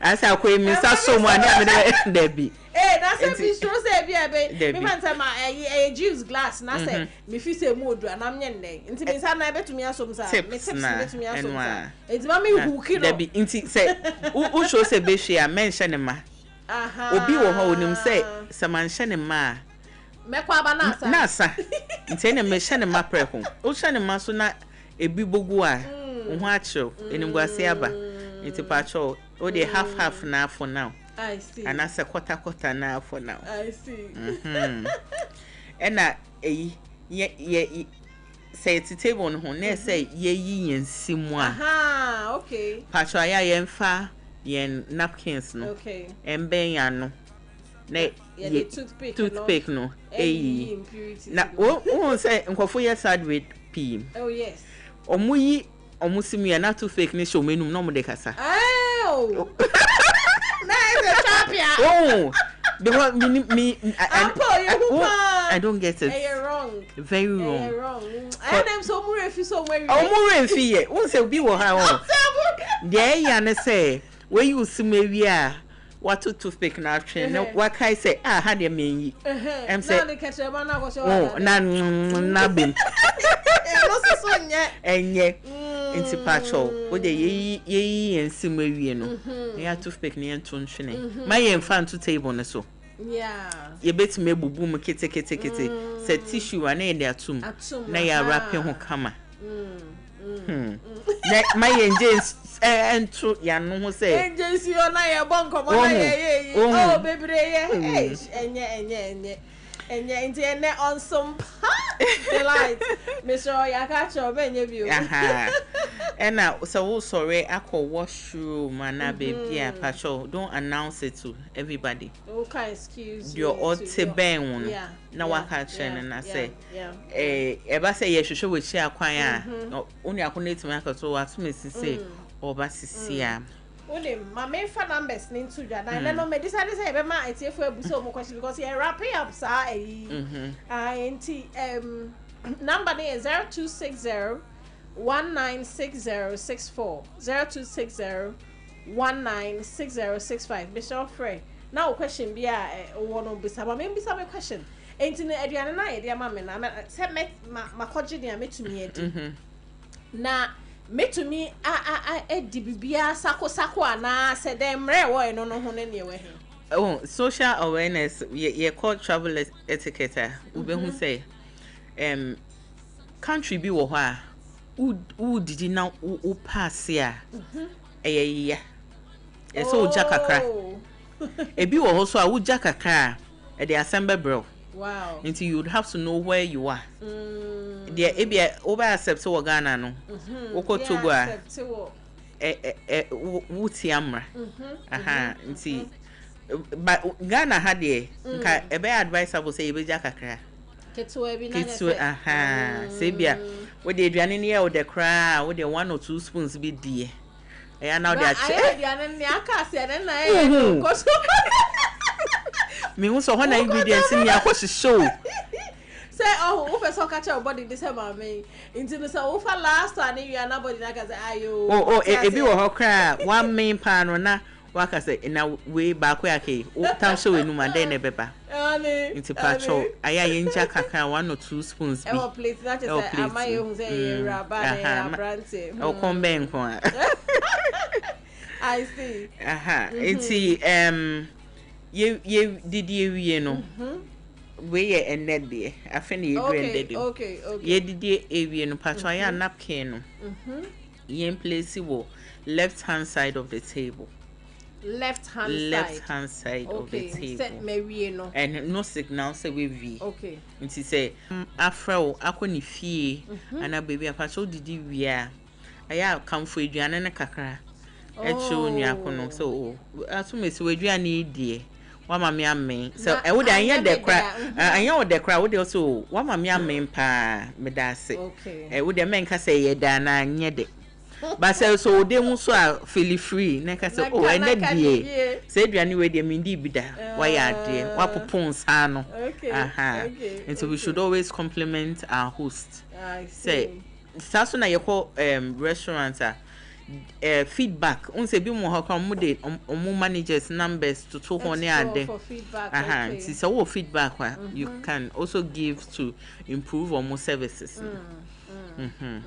na ye wie no we should thank our host say omaya akwenya say ye be ka ida say no ho ana afoforo ho okay eto inse didi aha na make table etiquette mini abe ma nana kwame o kuma se nana kwame kunedu baby a obi amechia o say wanka mema no mudidi ombi omu belt no mu ana na me say na say mo say pacho mo amudidi amu one me put a hold to it and you find say who did now struggle or down say who be a belt who be a hook be one man on pacho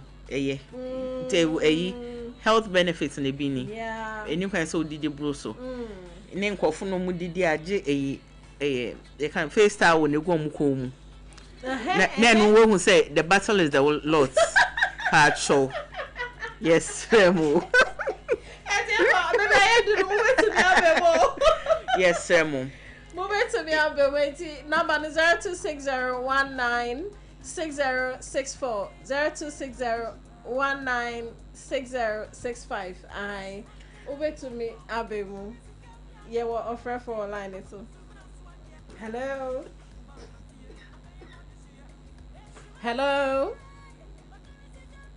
Good afternoon, baby. How are you? Hey, good afternoon, Papa. I'm good, and you? Sawala. Me pass try to say. Nyame ne hene, bibi abe fine. Me pass say. Okay. Let me come in here just briefly.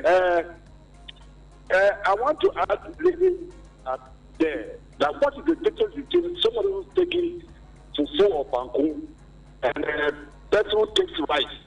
It's a big difference between those two. I don't know how to explain this to us. Also, because restaurant, he or she demand fufu or banku on themselves. Yeah. And obviously demanding rice. Yeah. Also, rice is food. You can't use fork and knife or those sort of things. But fufu, you have to use your hand. And the hand, taking a hand with the food and the rice, there's a big difference between those two. That's right. That's right.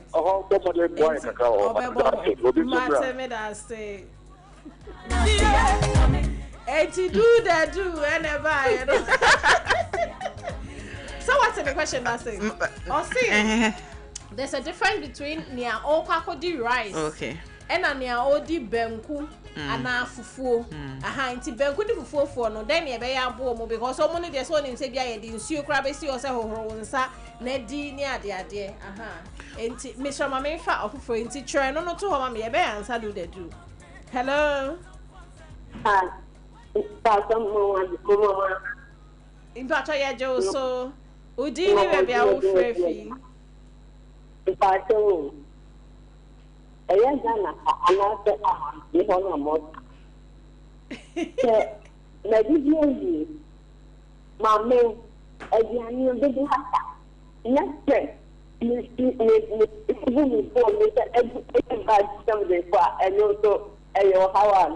Mana boche. O question no say. Oh, ella me de pa. Me say. Aha. Monsieur, anda Ghana, ana manono. Ma ko afedi. Ebiano ne de This me kopia. Ni bisi enti. Na tia gu before. Ni bisi enti. Na tia gu before. Ela mi bia gu ba de me de kopia. Okay. Why your bonny na? Me pacha udi ni baby a frefi na manti udi no. Mami Paulina frefi teshi yo. Ye be answer o. Ye be answer o. Macho Mami Paulina all kind of say. O si wako baby. Ena aduane no edoso. Enti wadidi awie na ne aka no wahwie gu ade mu ye na ne aka no wahwie gu ade mu di kofie no wa ebone ana. Oh, Auntie Paulina. Won't say first a impression a be new. We me funny two sides. Yampa se wako restaurants. Wait, wuna wutiaka. Ne aduane no e bia oni akwala bi kra na ekoye aduane no ntimi endi ni nia.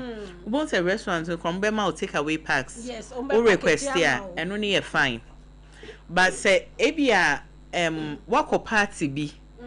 Enya wuna wutia o sebe na aduane no o faweka ho na obetna so wudi no hu se mame afei na wo kwa akɔgye park anasa wo de rubber by na sha bag na wo hwe wa e pacho there be nyabucha no me fa for we hello yes ma'am good afternoon good afternoon mama me pacho lo wa wo set na make a crap why na wa body ni bebra wo frefi pacho na na me ni down for one auntie ama ye mo akwa ba yeah opinion pacho se ebia woni ahofo mako restaurant to mo kwa kodi what you use for can nine na bia obi do to ohu peni aye use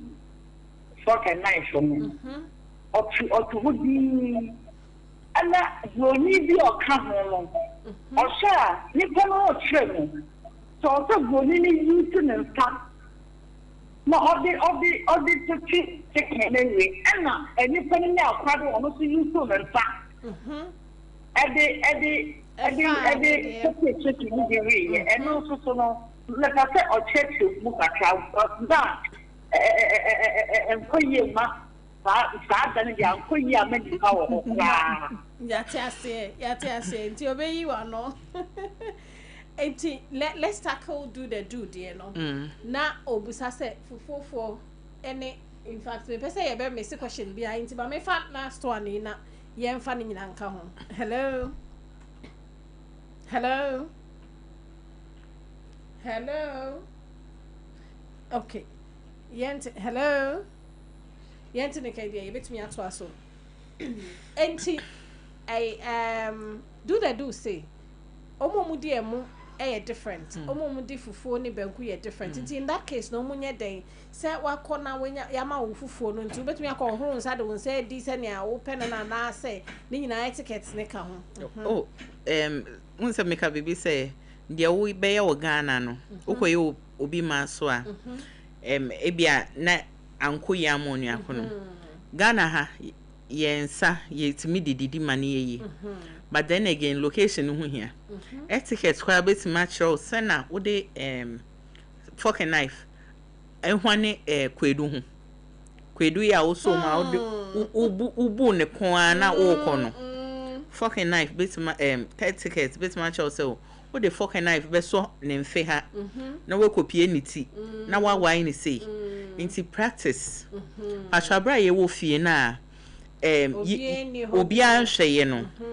ye sha se ye ne nkakra obi betimi di spoon edi banku acceptable ebi also awudi no no obi hwa wo say ne asumesi die na oyi bo obi so otiase no be hu say first impression ebi no positive one obi beka say abai we yatiti ni ya na branti onimde nti pacho aya yen practice wo fie mayen ka say ye twen ye pie wo twen ye pie na fe unyusu wo fie o ana unsanto say afi obon say wo twa o chicken bia na skate wo plate no so akoto fom na fe wo ti kwa dudu nti pacho say yen kwala o say yan kasa ye wo fie ya de shi ye duane no yen try say at least 4 spoons bi na ye de be practice ya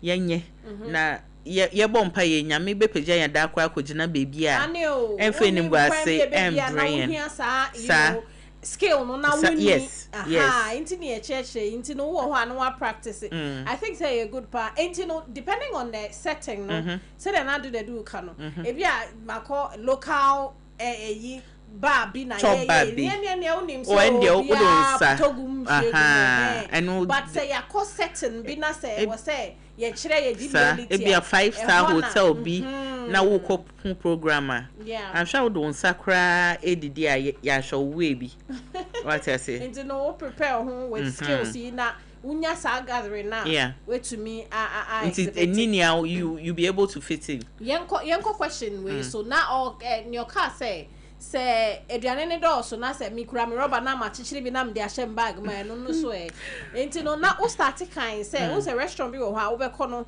Omubema, Ubetumi Akashom, so Omum package the Akanema when they'll do it beautifully. No, they are shown back. No, Wuna Wetuaka, you have the right. But say programmer, we have they have emphasis nipa 100 in mind. Into unkwa ube dibi woho. Asan so package bi. Obi kra de obeka se me kosesa ama men kraman. Now nkofaji bones, omko party and now maji bones hamon kraman na boni. Say ebia unim post now unim caterer na ana say obi wo fie ho na obetim di ahye ne nsa eno no ye okay but one kasa men go round say so whatever you do no pacho upia have it in mind say ebia no obi ehu oni ye bia ye ne fe senye ebia sabio epe kwan so kra ebia na umu ebi ni sane beka will help ebi ana bibia na onimu this is the first time ohu a na just say abai we be de ne ba me fia na say me obe madam for and say me skin ya besan you are creating impression bia yeah first impression ehun here inti pacho say wako you can say occasion bi na bia feel say wo nkraman ye duane ya say waiter bi na obete pe no na we di say adwuma na ma ba wan ka sade men ko hu say wo kosesa na obi dompe obi aduane ase na wo sesa ni nya wo won se nkofu minim say wako party a ana wa organize bibia omubu obi din pe wo ka so asubesi obesese aduane ni akọ like what jidin wo hu na wo jidin one jidin for the right thing na that moment so ni ho a obeyi wano obeyi ho anu say can say what say you din I see. So there was another question na or ka say omuni broni bi called baby ena obi ti wa na cutlery no to me you see enti until broni ni de ne nsa ekofa ne nam ema odere no enka nipa kono ti wa ka come be na ne so omawie enti ne sa no I mean then na ye kan boa obi a unim cutlery usage and a wako baby can you immediately use your hand? You can bounce obi wo hokro or den say didi a wo commend o cry e dokon minim say what experience obi ti mi didi ama wo ka say waduane de e ma kono minye bi amedi depending on how you use your hands. Okay. Obi be ye na ne nsam yemu nian nkwan ne enenam ne nsam echi nia. Na ti me ti dok na ma me mian. De enya fe na obo. Enya fe na obo dok no. Enya fe na obo dok. O de na ne so wudi. O ma bode da ma o ma nua nyame adom ebesi wenim. O de na se wudi pacho. Enya fe na obe miamia ma nsam nia. Just me the fingertips no. Tips no. Okay. Once I be call restaurants be either say be ma nsuo and answer hot towel. Yeah. Now they are nti eno no we germs na kakra ewu me nka ne sa nti unsa say be a tip and answer tissue and a bibia wetim dia som na we di ne in a menka say in a nice way and be ye na fe na dumpesha wadodom na wo yi sa cartilage ne den na say nti no obi kwa ne rubber onim say baby wakotena no on to me nji ne nyina nti no especially dumpe no to me nwe nti no dey share rubber no dey share baby eno dey nti won say ebi mu ho a mimi ebi wako baby unim say untimi din ni a nke first and option for take away. Okay, I'm packaging mouth. Okay. Main di bi wo hon sanso fa bi nkoko kofi. Nti ebia me be ya na me didi ye. Nti pa cho obesima packaging media mame. Nice. But obi die no oje omo kosala o say mame abrewe bi te o. Oboa odi. Ni mo bi fufu ye the first course. Obo ye the second course. Oboa oje odi bi wo hon na owi a package ba ko no so akọ. Ena again so ya ye didi a. Ya ye didi a ye didi wi a na afa breath of life ye num jene no. Ne me say obi aba line so my yemfa no we to me break it through. Hello. Yeah, Sister Ruby, it's me. It's Jody Duban. Okay. You may be having your now, Mameno, we need her another time 1 hour explanation to us. I said, I'm going to say, okay, maybe the way you say. And I can't say, I don't know how to explain it, but Obi have to so I don't know why you go to the Pumla and go and sit down and eat. I just don't get it. Because for me, I don't eat and I don't even receive anything from Pumla celebration. Okay. So I don't understand it. Thank you. Matewase, thank you. So do they do or they call another cry say ebi mo homu didi we year senior then so bia be se we year and now kon year se KODIE. Okay, so that's a different topic we can deal with. That's a different topic. But thank you do they do because obi wo ha ni feeling no say no so wo to do kwa year say own didi because of you say I don't know what say me bana me be yi obi so wo feel say we invite no na said yes say obey okay intend ne hokra na aduane bu because imagine say my invite to a baby na I feel also say me koto nsu aba maybe another time ni me here me koto aduane aba banka make my available anka what anyway yeah be ne ya into the na make no pacho ye didi ewie ne je ne niema no aya ma yen give you breath of life ema obi afi na ko blow obi fuse if possible la nyenya mint enye gam mint ana enye gam gam no obi are gam she we didi ewie wo re gam na wan ye careful la akoye didi obi ana wo re fi hu na to ta no abem ebi won so ana o kasa o regam na waka wano prekope you over signal will be say you are in pain that moment into by a toffia and I mentor that woman ko say a attention be amba so say obi anshow into pacho ye didi ewie no aya mint no say ye mint kra obetimi pie na wako washroom na odi nsuo akọ huhu wenum with force say bia bibi taro se ho a enye say e show simu e taro ho baby is true and I say jene say taking 100% a so better kakra na wo kasa che obi after meal a shenin crying so obeti Austin I kasa che obi after meal a shenin crying so obeti it's been insightful.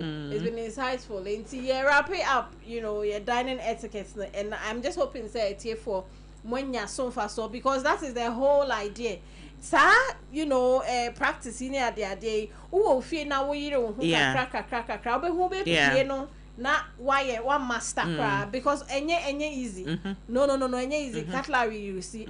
Any easy, but we are ne kukwawa na I say we share high heel we share ne kukwawa dey we share kra who say no na we share na ha so be here practice enti no ye be ko so na ya practice kakra Auntie Belisa ye da say motun sa frame that's what share near my baby within these weeks now yes and let me quickly let's TF4 no say you are available on 053 518 7133 053 518 713 so I say fresh nam na opa until your baby will be enough advice Adwoa Asare Sompa 106.5 FM with the time exactly 20 minutes past 3 p.m. Yeah, because what da mami Ruth ya say or the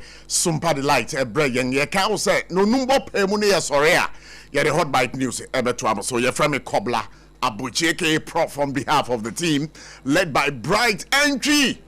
Our executive producer Patrick it's here, a research team member, and of course Safo Kanfanka or Boyeng in a way on our socials that yes that and but then come on here fine. But notes before we get into the details of what we're gonna be talking about today, before you should know. Ochina, we are starting something brand new. Of course on our show. Whose duty why I said here? Won't put them one say be Bibia pie baby. beyese enanie but yenwu obia otu hu anamon ejanai dan bi si baabi uti hu se janai dan no eya ade a kyereye ne mpo no amafo ko gya mu nan wo ho a ekyire ho no ho nye sent eba no entem ho fo e complaini but ye bisa se eya hwan asede bola bi si baabi sa bola no ade bola no de ye entem ho fo no eni ye nyan na ye bisa se eya hwan asede se sa bola no wo behwe umputam ho ekwan ne baabi nyama nhye de ntweye nyama ntweye no ye bisa se eya hwan asede munim mu haw na haw na munim no munim bebi amobetu anamon akọ amasa haw no yesia no ewo mputem ho bisa se eya hwan asede who's the duty nyame adom ochira etrasia ye bedi kan bie ye lines na tum na wo yama akwanyan na wafre na wo de wadwenkyere e de abo wo man Ghana enti we enkomo a ochina ebekos live here on Sompa 106.5 FM for God and country. Reliably, I've just taken a glimpse of a man, I believe, sir. He's a man nearing perfection. Or a man of God. So what do we need a Yatama West constituency? Or no any party chairman for the New Patriotic Party. And again, sir, your boy Nkompo Chikakra. Wabrana and these MPP for echo one presidential elections, no. Sir Oko Eja Kennedy Camper, Greater Accra, not only in charge of the campaign. We are very much grateful this afternoon to have in studio Chairman Kwesi Poku Waba. Now I know, sir, he's a man who has some taste for the word of God. Na sorry, Omfe Niagro. I'm going to say that I was about to sorry. And I'm saying, me so elder, that's why me there walk man call.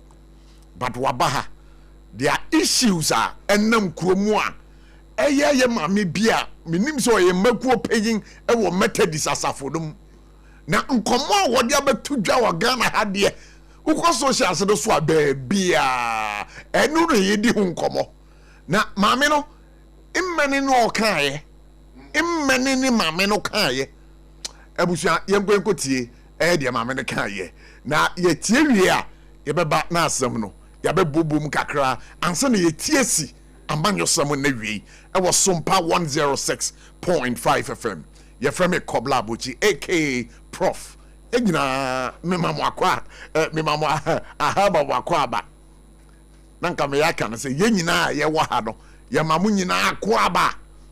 So wo fie na wutie yen wo taxi mu na wutie yen wo mantwe bi mu na wutie yen a ye ma wakwa baba for God and country on Sompa 106.5 FM. Mamu yen kwe ni yen konko tie die mame no okaye se oye e makro panyin o so ye den wo asore ho mame we bieja bruta yenko tie di okan Bible say ye dey too true mu no awrade amakwan am ya mfa ye nsan ye to so bi mo say obi a obedi ntutuso duru na ye anrob anya me na me ko Bible na ye kan papa ye kan anrob na from wo bishop so foketo aso asori mpayinfo ti word for so mo ya akromfo serious okay mo ya akromfo papa wo kasa na wo sta ka di bi she ho say wo ba mi wu unti aka obi bi mo ma o to tro no wan ka say obi bi wa yemfa tight enkotua wan kan ne wom papa say me de me ho yemfa nto ho a na wo kan bibi say obi ye adwuma contractor otimi tua tight me ye adwuma stop ye wo kan no sanity I can pay tight me to matua tight kese pa me ntua o dia ma me ntua ne say dia me pe na me de ba dia ka na me de ba hia dia me pe wa abonsene fine me ma me bewu me ma me nya nwuye me papa de obi anim say asafo yi mu wa wu dada etare me mama so hanti bodo tofa enti dia papa ja me kwa me kasa wie kwa na obi anka biema no ana na yate ase papa de to so biem tight tight no a wo ka ho asem no me ma mi e ba be wu no nya nwuye na ma be tua tight kuku dame na wa be asori ma be yi asori bad time ko abe yi 5 million say mo fa mra na ma page 50 million dia be tua tight afi me ka bom say e yesen time na ye tua welfare no na dan na mu ye ma obi nya adwuma na oni sika ode ye adwuma be tua tight mo say I say obi bi wu nya asem a wa tua tight a wo o be ka bia wa papa chain papa de chain papa chain fine sorry ma na ye tua welfare no na ye dan mu ye ma because onye adwuma kra na obetime tua 10 cedis or 5 cedis with welfare obeka ko support na ne onye adwuma na obetena ha na wada bia obetena ha na da bia obetena na ne bibia wu ne onya problem mo se won tua tight nti won ko ma obetja ya sorry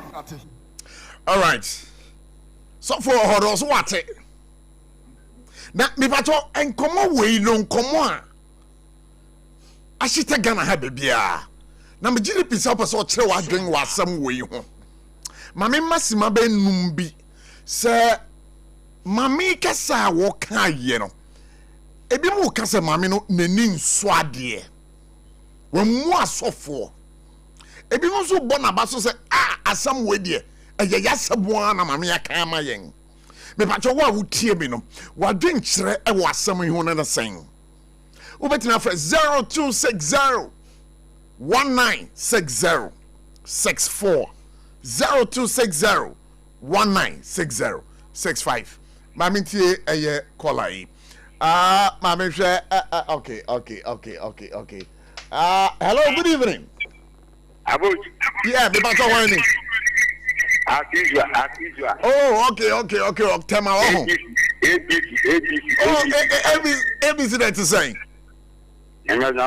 yeah ho ye pa na ABC na ye bisa say aya mame asem a wote se na wo ka kire ne sofo no ebi mu ka se mame na nya de ebi mu se mame no aya de pa wo ye oba mu mi bisa se mame o ya de ana kire wadwen Augustine me nim ji so ka kire me mame no wa ya de papa mame chemu ansa me kasa ene asofo aba on the time eti o cha asofo man asu ni o yi ka ka tinchina time asoja me chia de bia tight oh that tight go omuchom oh that me so for e ko ka se ni ja tight here no go me so for be me kan wa se atu che dia sketch so for o tu ko se mu ja tight here na mo ka sa etinu am wa ya de pa enti ABC enti no mame ne de wara de wo ho me da sepa ni newi we da sepa ni newi nyame nshira nyankwada hello good evening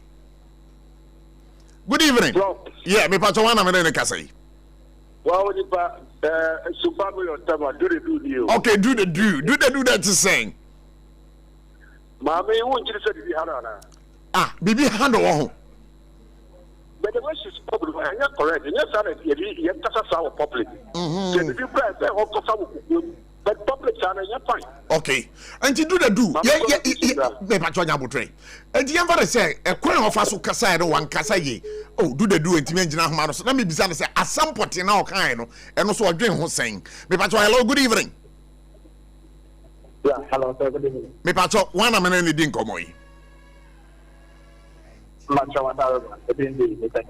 yeah that's it ema wakwa baba edwumadie so na wadaro ma hina o kasa free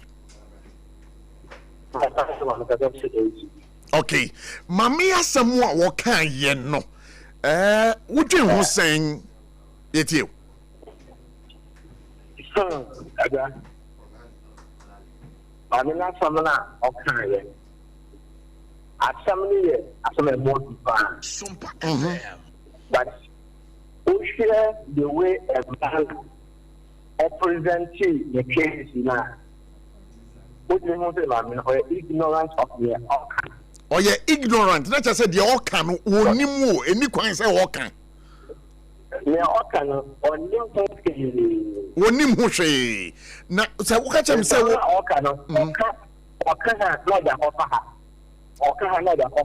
What was that?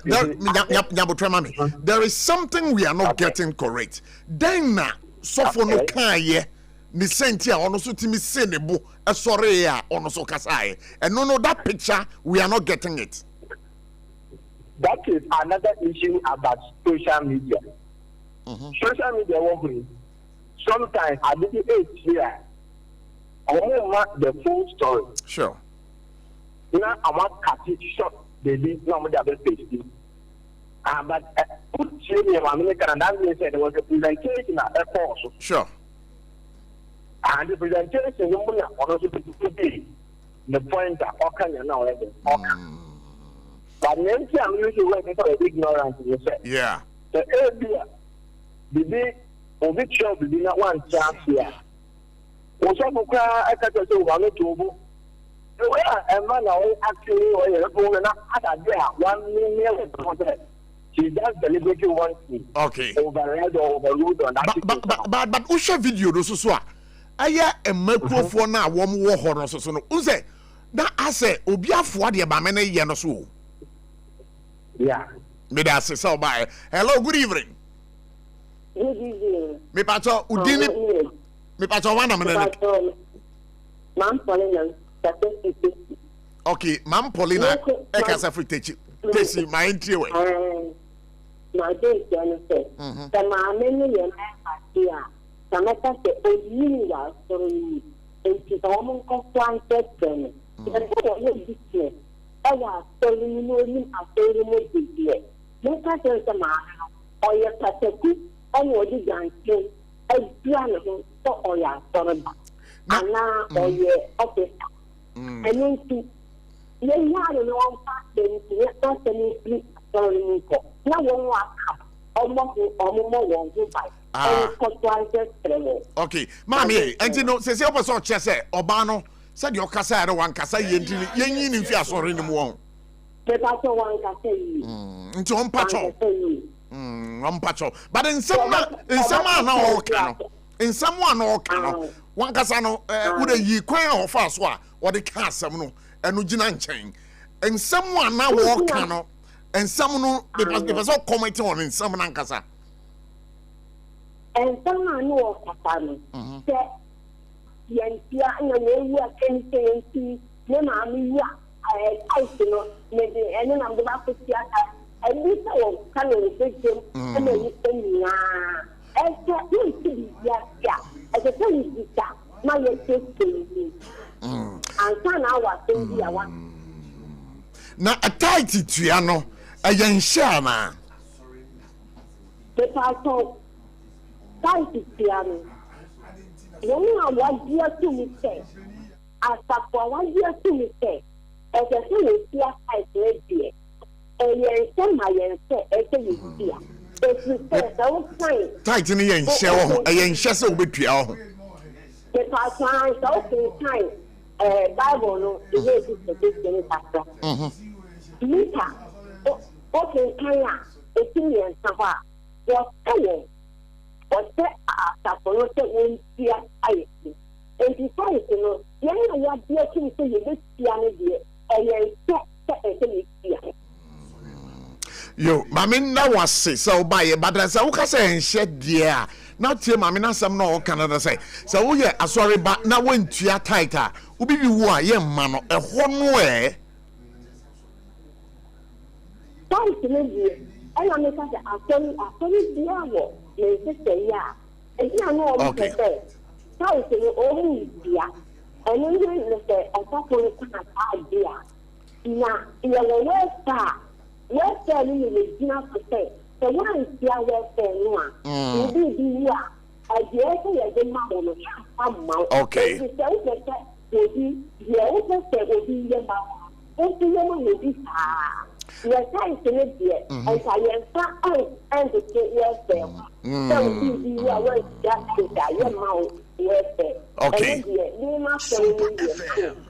Mammy, now I say, Navy, Mammy, sell by Jumedia or so. Oh, you are, and a honor. Oh, you are.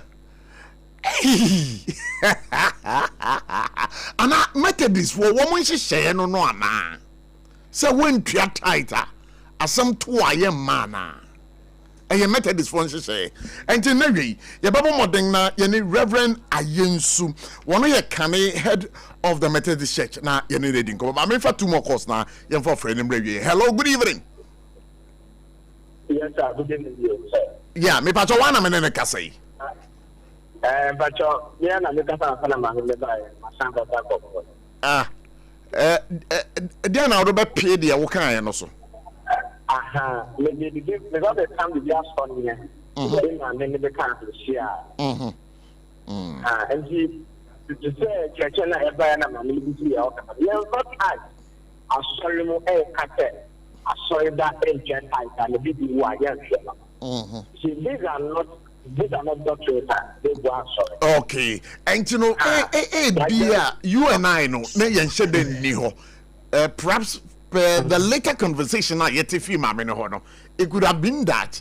Hey, be sorry, a friend is saying, so for no okay, we say word you are tight now, will be who I am. And when I share my nebufu. Yeah, made us. I know, we are doing that. Then I can't see, but or mapa. I will be away when I'm so mad. I should be a work with you a piece of Suma. How to make us that's where we shall go for the course of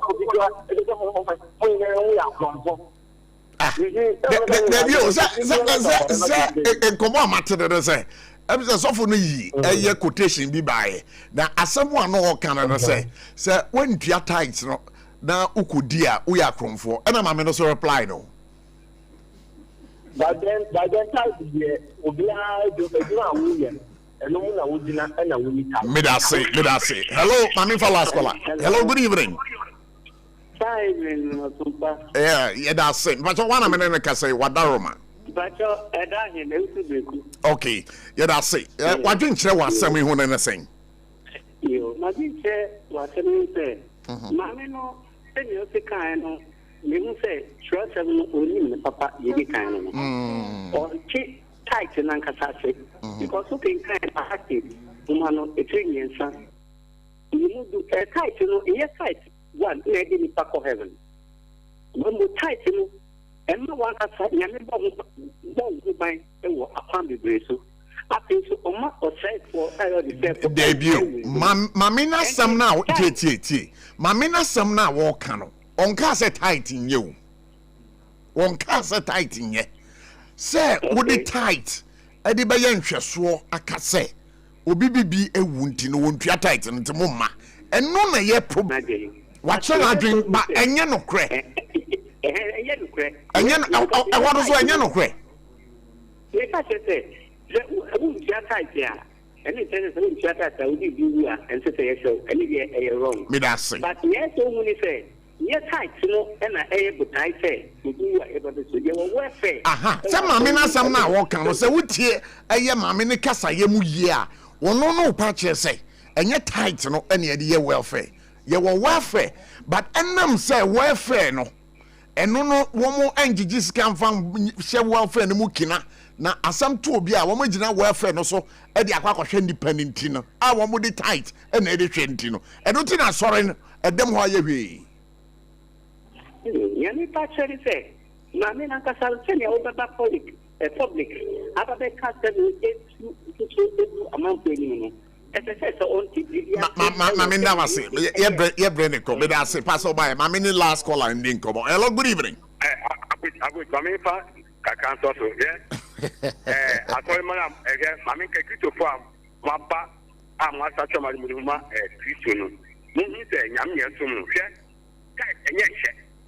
and yet, crap, catch a creature for, and yet by 4 days, okay, also, I would, yeah, you ma, made it your time, and I'm young Catholic, to know, meaning, say, I told you, giving, and shall we say, tell you, say, or ma, you say, will be semi quaint, 1 city, and they want to assist, so I'm from the 10 city. I'll make sure that 1 city, so I send the 5, I'm not sure that 5.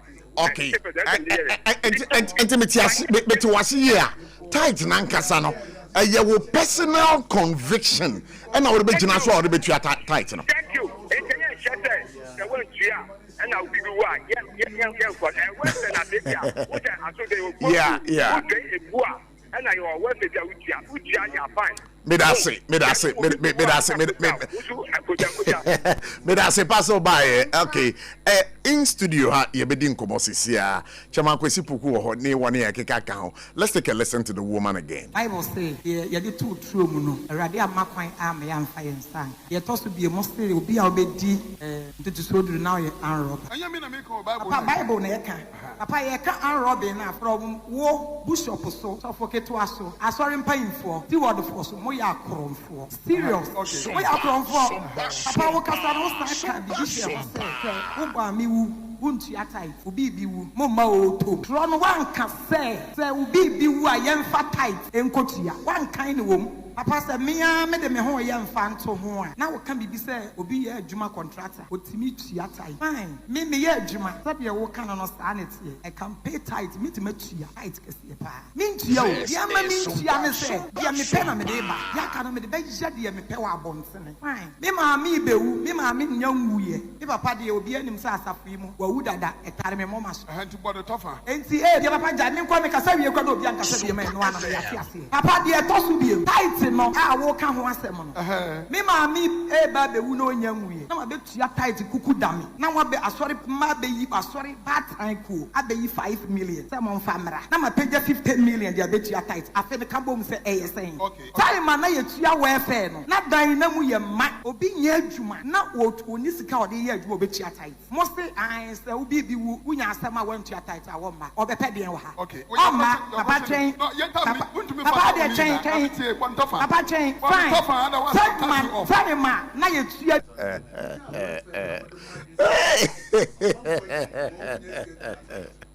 ba uni mi ade ba ko ham me kese wo sa video ehu no say nipa wo twa video yi di ba bonten no nipa na ye Judas so e cobra.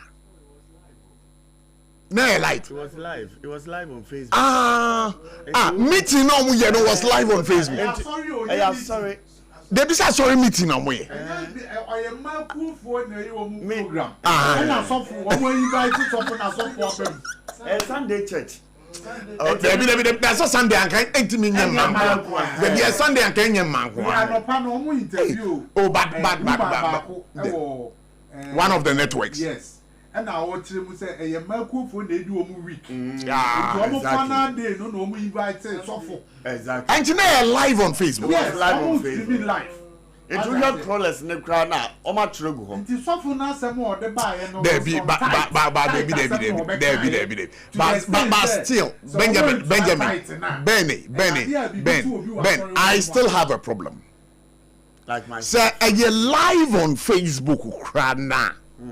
Why na nya da je twa we no kwa esa de be peso adagere de dobenya ebusia for mamenka bo say ye djubadie eye time herbal mixture eso ya sere ya ka time HH mixture so ya sere saso na endpoint homeopathic clinic ye beda mo say RSYD no Vigi Studios mo so ye beda mo say 21st clinic mo so ye beda mo say ebre se fataro ye beka ho asem pato that is saying prof na me adom ho ye na da se we dia gibisa mani hye danji ye na ma me na kan konfo nsem bebere ama wo oh no kre eye no kre waka man fo nsem bebere ama wo me no I started what the woman is saying content of the message yeah. Anye kwan of asuka no but the approach is where I have a problem. Approach now approach no say you see insuo ta aponchire ni a one your beji one beji baji ni ye Mr. Wo mama free has say just a few minutes you have a software almost show so there are lots of value when you come to the church if you have a problem so what problem be you have a so unya kwan bia ubeti minister for getting to the man was pointing finger at the pastor no at the sofo no e be possible say maame no either say one omu di bibia din wasori ho ana say one sofo no problem there be me so me hu ne sa beso there be but obeti me kwa Facebook ko unim asam no ho e bia e yasam a da sori no mu amaka ka oh yeah mpe obi amfi oh yeah so what I say obi amfi safo ifreso obi amfi na say nipa do e kansam e wo group mu wo mu ka says Agyeiwaa yenhwe ne ye o yenhwe ne ye wo mu de akoto asofo anim asofo do say chinchine tanya we are going by what is there we na besi and they are possible and now show mu grand so say maame no producer per maame ni me nim say maame no ye panyia because on ka say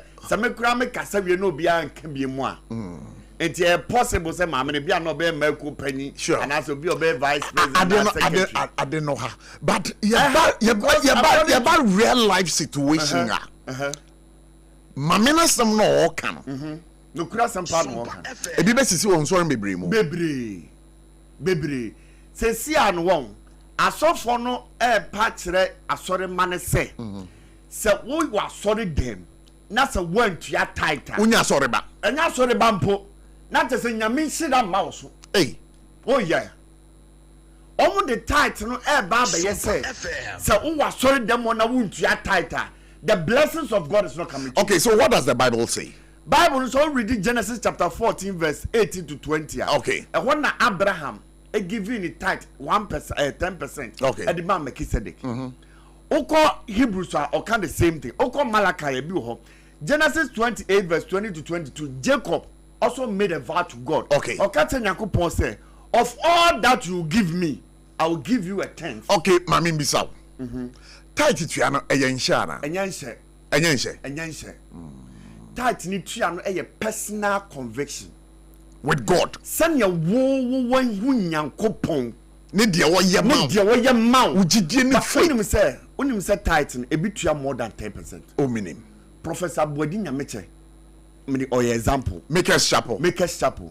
He pays more than 10% because onim de onya firim. Onim de nyame ayama. So if you have a personal conviction about your God and you are paying the tithe and you be crying about be show say sabio bosomi aso enti asofo no ho hye asore man say wo mtua tithe no asofo mimi say asofo bia no betimi ahya me so me betua tithe me da ase fesi asemo we dey aso when it comes to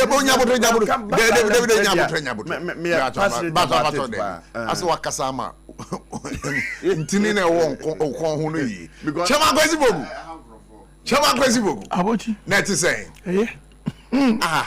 na asese say no why mobo dodo mobo ana wonye mobo bread or wabre e bi se kro we mu no mama yemu se o kan ru tu na o yo ho moa una oye ni papa ye nyina yesu bi sa unam kuremu na oye ho moa una oye ni papa kuro kan adwia oye arrogant ana ye moa de sa mama yo kan na mami as okay you know what tithing I'm not against it okay super uru nyame ntema sure seed sowing ministry ya do sure oma enye wo de obi no ma o nyame kan akoma sure anya de owo bi no ma nyame akana kuma me there this musician that I like so much Ankrato yeah because Muse Bogati because the program be otonu me dey say me watch Sompa wo nya chen obi anhye me I was not push new show about me just say nyame ni pay ni Bobo wo de be na me dey here na system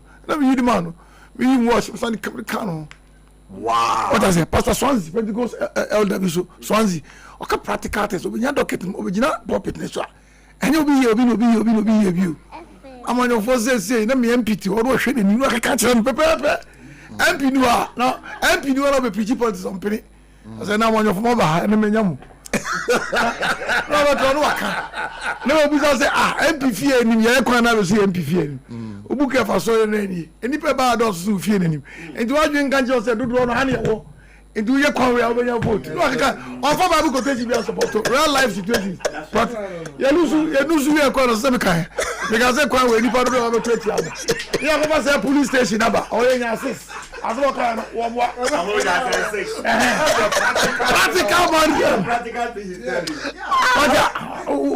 what does it? You're from a for by Yanshe, Mama Shebo, Namuko. I saw for some of the say, oh, Gita, go to the MP Aventiato. MP didn't talk about me. Then MP Aventiato was in the boss and my. Now from a party, the master of party, Gita, you didn't tell you. You're doing that. MP first kind of my. No, I can't say. kwesi boku meba fesi enti kwesi boku nyabotre the kwesi boku nyabotre enti ma me no onye mfomso bia who say why mfomso but I feel that the approach what I say and sometimes the way the Osofons was trying to banter and the man I think the temper no call out emotions no call out sometimes you see in the church a titi tight as special kiss and those who brought their tithe today come forward so that I especially bless you. Matis Ebrofunu. No correct. And the Pona who Kofia. Unya tithe no. The China was saw them in audio zero. Why? But Jama question one idea be so AKOSUA or ya saw them. 1 year e wo bi no. Woman no mota blessings rekesi you. Yamba say bene safo akwa asore na safo wo ska chen me na de bia safo asore dem obi ehu say o safo your friend said the MD of petroleum BBB safo unte sam benjema ho asem na me de na safo betimi abe e wo asore dem ho na me to ice water safo no friend nkrofo abompa ye special mo a oba fresh safo ja nobody enyu ebi etu say e masika say ebi asafo npa fankwa no de na nchen safo nya stroke na sikeni ni nya malaria e be sikeni na ja safo no correct the church knows that papa bit ma san ho yare but when you careful it has sorry sika cry be sign I could die hospital so yet I saw you and opinion baby me too there was allegations of Ghana chrono church raise prayer warriors praying for the person to come out of the problem the judge didn't investigate that's why they took the person and cry as I was I'm just saying para say o MPP ni I got it now I saw you they didn't know who the background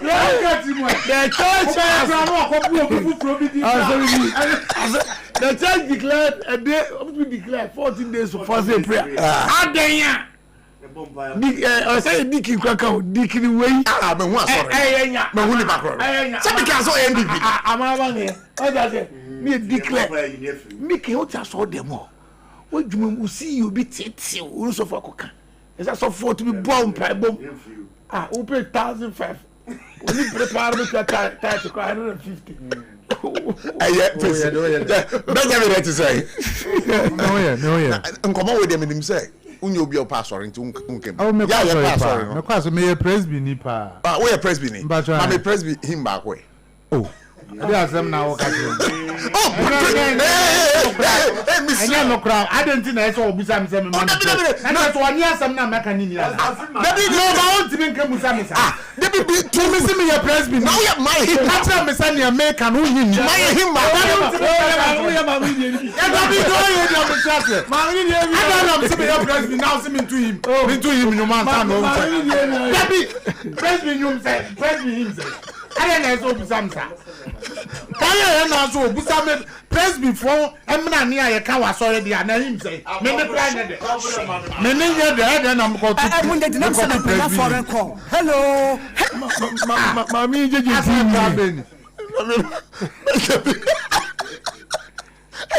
entuko basoro nyumu ni basoro nyumba kwa obeto abaye e Benjamin Asare Ben me that's why me bajo ya beda yo ha basisi a eti for fanchame mun de dinam say na foreign call hello papa what do be ani o say me feel London ekọ US o na no kra kura fra me gba mamania na papa mo ho te sei awurade aduma ha boko na ko jejesi ekọ bosempene mo de woton adansi ho niam no nso wo hye ho de wo hye ho ekọ ba mesi wo bo aduma kura sre kane no a na wodru US won so manfo bo ndin sa na papa US ha kura de na ko jejesi company limited age ba bia wo Holland Germany France Italy London Canada eba adansi ho niam dia obia se na ko jejesi company limited na matese wo bi depo kasie bi e wo kasoa e ho na wo bia koto adansi ho niam na eye no kura papa no kura pa a police station in Chanhua. Hey, a kuoba sempre monono. Onye mereda. She, where Kurano, me and somewhere and will be in Fufro Yao. Baku a Buakwasa Passi Kumasi, and Bakunso Pocras and Kranha, or Biasi, Nana Kodoja see a Bemaba, our dancing, or to cement, iron rods, banding wires, and Adwoa plywood, and just said about dance roll. To say, BB, I share a dance yas de Kobi. The pony now so, I to football, would go more, what could you free?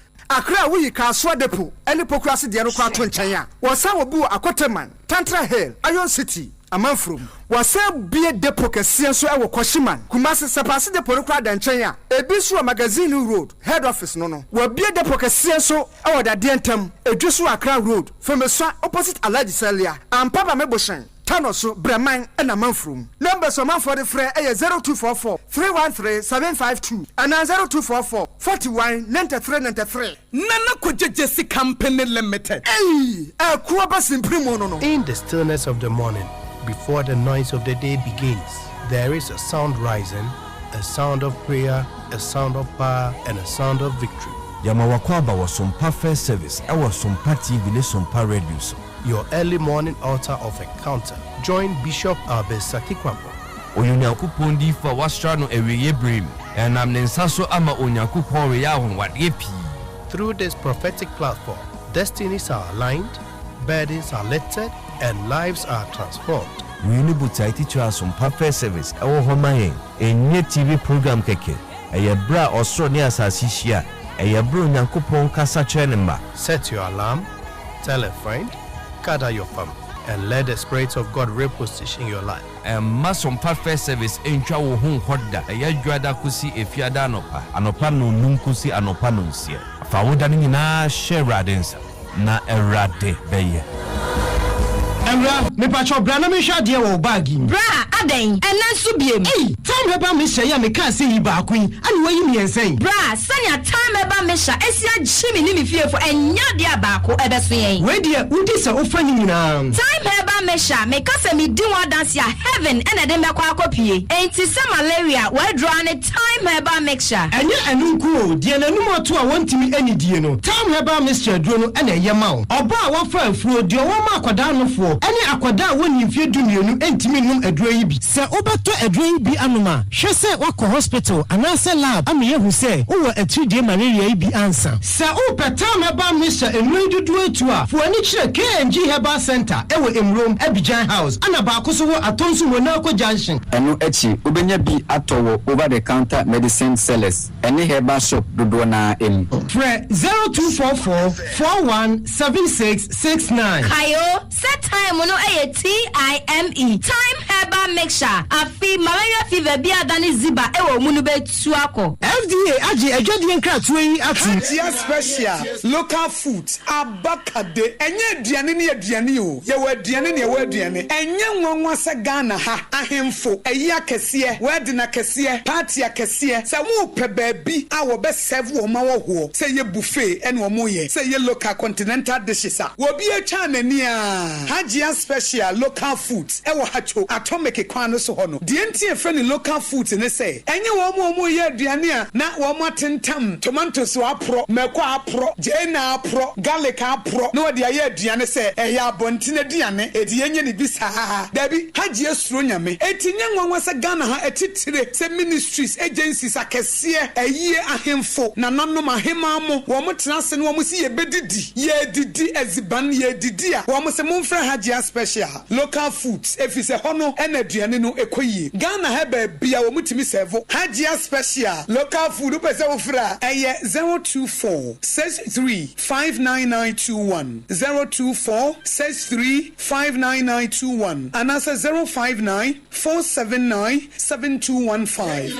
eye 059 479 7215 na would them 21st clinic aye sciatica expert sciatica no o nerves na wo to ase na fa wo siremu na fa wo nan sia besi ase ho no se ho techema eno ene ye fa ne sciatica na etimi bubu oto ase ka wo se dwe wo sirem wo je ho ba bi a enye na eno na 21st clinic ba ye adwuma pa wo mu ye ntia basobo magine wo Ghana ha ene amono ne enya asem ketewa wo mu je international awards ahodo wo mu je local awards ahodo na anu nso na wo mu bie the only sciatica research and treatment center in Africa bibrem ha no ebi ni ba bi a je 21st clinic nko wo mu de bibiduro ene besa o yare no masa de machine aka ho eya yare sabia yare bia wutimi de ko ne mama ade ba ko a wo magidi wo mu pa no eye sciatica ena stroke nso de kwa diabetes ne hypertension ne ade Ghana ha ba bia wo mu ho enkran ha se ye wo Tantra Hill runabout se wo free enkran eba ye wo wonsa nifa so wo fra masaman so na eba nso a wonsa bonkum so e ho na wo behu ye 0540311311 0540311311 na 21st clinic still wo mo ye sciatica expert.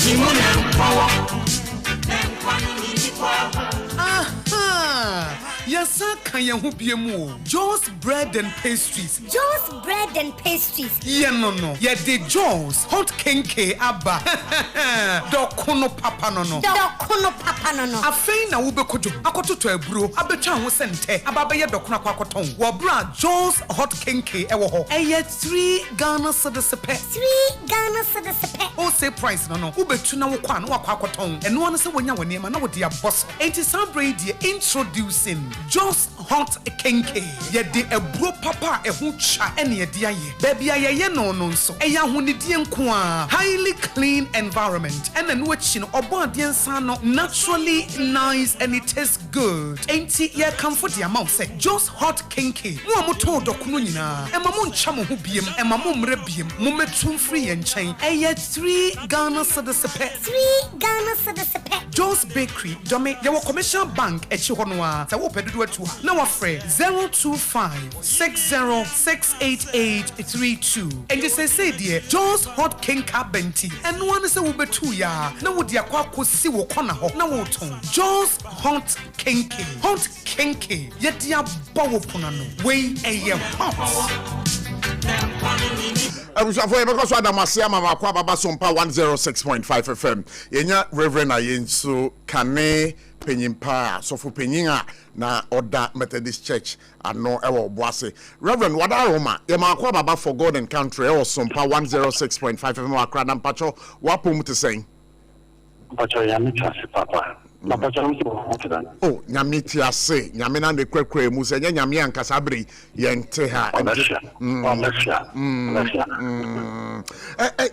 Reverend na wie ye frɛ wo enye bone asɛm aba na ye nyina ye gi adwenkyerɛ wo ho na yenim sɛ ye ba ho a ye begi adwenkyerɛ me pato wo video bi a na enam mframa mu a mame bi ka kyerɛ ye ne sofo a wone wo bebi a wo somo no o ka kyerɛ ne sɛ sofo no ene na sɔre mpanyimfo no ɛyɛ akromfo ɛsanse tight tua no ɛho akwakoba asɛm na begidi pi sɛ wahu a edi kan no reaction bena o react here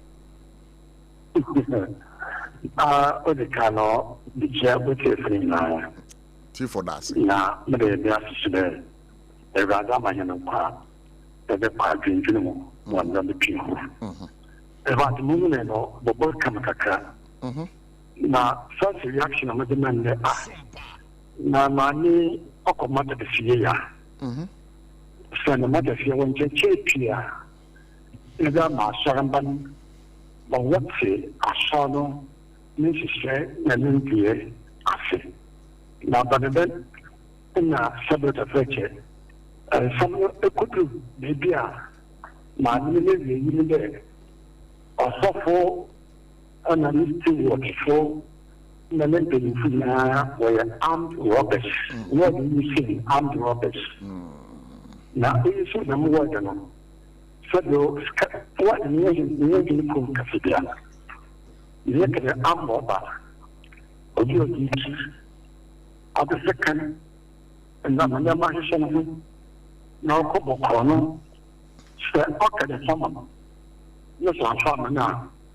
Obotumweko. Rather than a software. And because of tightness, but you know, not simply food. Where armed robbers. Nkafon aha kakra. Na no panyinye hunga ayamata the sasha dem na the massive issue. And so that was my first reaction. But I was shocked. Now we are very, very shocked. Now, my name is our Methodist asafo no mu no. Aye enhyese ubetua untutu so duduana. Oh, bibi na sha dem wa ayenhye. There's nothing in Christian worship and Christian service are compulsory. Sabio asana etia neba. Etia anadwa. Nti bibi na ayenhye. Commission yet to ayenhye. The year period are you okay? You are appealed to. Me catch one of the tasks. Not a water. And now you want from the day. It be in the yaya. It be she in the day. It be a more product. And say, Obiana mentor say, oh, no, you know, never. It be an way ayenhye. Separate affection. I want to people ayenhye. And I said, initially figure was cinema. Separate affection. Yeah, for fun. Only yeah, collection. Yeah, anti be. It is so chocolate in there. We should say then anti collection. And they are for position. They will be so fire. Anti collection. Another activity and be. Incidentally, it's natural. And then you wash them. When you trade there are one second of one. Only you know. Na aya wasamje ita ta mata shashare kakkan ni pi da kakkan ni da kakkan makke digare ne she ya ko kan mutuna ya ya ci a kiya na ba a kiyan ba ya digare da ya kira a kana ci ita ya da sai kiya na jidda abubuwa abaya fashamuwa kana ita na man okay, Reverend, so usha mami nsem na woka na oka amanesi se asore nankasa no edin hihye ya ba se unya eye amane bia se ebia udihye bia to e wa asore de mu a yemma every say untua entususo dudu sa nkomo no wadwen kire wo hono na sen amura madasipi madrasa sha yenyen brigara sabibia aye constitutional another convention yenyen brigara ochede enjeta ayi to collection jode yenyen mo ogo mo ni de aya sharba ya burusu ni supi na asanta ode yen eye na sabe ka fatimen shem biara so osofu bi na wa ya hihye ya ayo lokatan na sa no we yen so obi de bia we bi sha so mun kran ama sabe ka fatimen we wonan to bua oboboa o se na asan enye wonan ko ti get eso kamo nyeda baba na person ko ti ode yintu bua kaka ne yedi nyenda me pi wa shirmu enti nkwanche kafe du kwa ibia na approach no anda kasa kwano ana mentedi a wo ko atase mo ho boje ne de asono aye shibi de so anti question and check fighter no man no we shi another worry to wa shi o yenye da men shi no okay so okay we dey ye better was pass all this inchiremu no dia ma yen na enti no say mama de kasa ye no say ye yi bebia na o kasa sofo no ne asompanyimfo no ye akronfo efrimu a na nka de o kan ye no na eye de di mu pa de me bi san na say apart from atemdidi a ere mame no e kan ye e wa sori dem ho na o ka say e was say asori nankasa no welfare system no eye adwuma rather than say tighten no ye de be gina so na ye de ahwe so say asem to wa ye beba no saa ehwo no de na odika enye na odika se wa shamu atre we bishim asore ntide sadio omana bini akwana ye fodo ye kasa amri bisa sam ye wa ability pio ha asore create as the bit wa shulma ye fodo ye sadio madrasa so no hono there will be a society meeting. Okay. Bushme Basa, another actor crab Bushme Sia, or that Sunday Nalisia, near Kankan Babu, near one pet a crazy, maybe shady to be suppressed. I the soul. The apple garden was cinnamon, not it should be was cinnamon, no waka, and a something, while war or shuffle. Mo wa church asọrọ mo we ya won kasi o sadio asumna yesore mo there's opportunity and the sadio say ye the margin pa asọfo de ye ja won ato ho ye fe bi bi an se woro go sadio ka freche bi bi che wa e ko sọfo ho ana de e pa se tin bi ho o church mo na kasa na sadio ase bi so sọfo no wa church macho it's you could be wa yamma assignment one teaching no one high ma sado amulu yasum na sunsun pa na wa asum ma sado ta feke akona yasa da ko saba no ayi da mi gara you don't have any difficulty wa so piana and your children are all pretty and then doing the Papa, them society need to make it. Say it today, Uncle for and they have been content. A washer, it didn't go on the chapel. We feel a new because I want them to watch there. A song or the year. Me a month to bois. Me a month to bois. What can you are suffering to your phone? Ask them. So what they have been so they have been one than there. They have done the duty, obligation, or the other human type. What you want questions? Why not from here? Now, what can be something for the church management? I don't say what it's not the one of one back. What do I do after the day? You see, them and I didn't hear. But not putting the next, you know, in the church and Sasa, Edisa. No, actually. You, Reverend, what are you? Ebetimi aba na se asem we epie asori ne mu no wo mo afa akwani asa nyina so ede ene sofo akasa ebia na sofo so entiase sofo no na asori mpanyimfo so entiase ne senti no na yetimi kan se ensio ta ponkyereni a woje wo enti wo no ne yehu no unji ni se metio unji ni se enam sa kwan we suntina ama mame no so aba publica what is asem no ya tudwa amura no pochopi me do it at the same time so obetuma benede bibi atire mo ko media na mame na kasa ana wa gentina no wo de eya bi ko je awo sado na kasa na babo ana sino ro shamo na into for your personal enjoy it, man, to be successful, not church in the church. The way I didn't say, I have a board, I'm a young tea, or Sunday. Let us so, Yama one them training now. Other Yaya Cassidy or her, Yakas and public car, went to make church. The music, you know, August of Lucy, or Sunday, mothers are so full.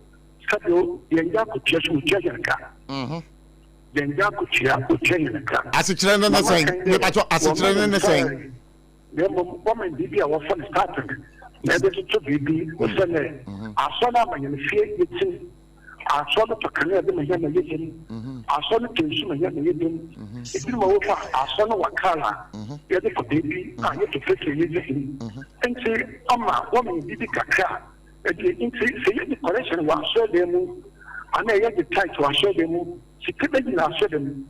your control the usher your steward. Okay. Financial steward. All right. On the usher system, you never also you know how you pay in a basa, the usher do. Then you get there, I said the man, what chachel. Who won't contact, I think you get another bank. Okay. And I walk in with you, man.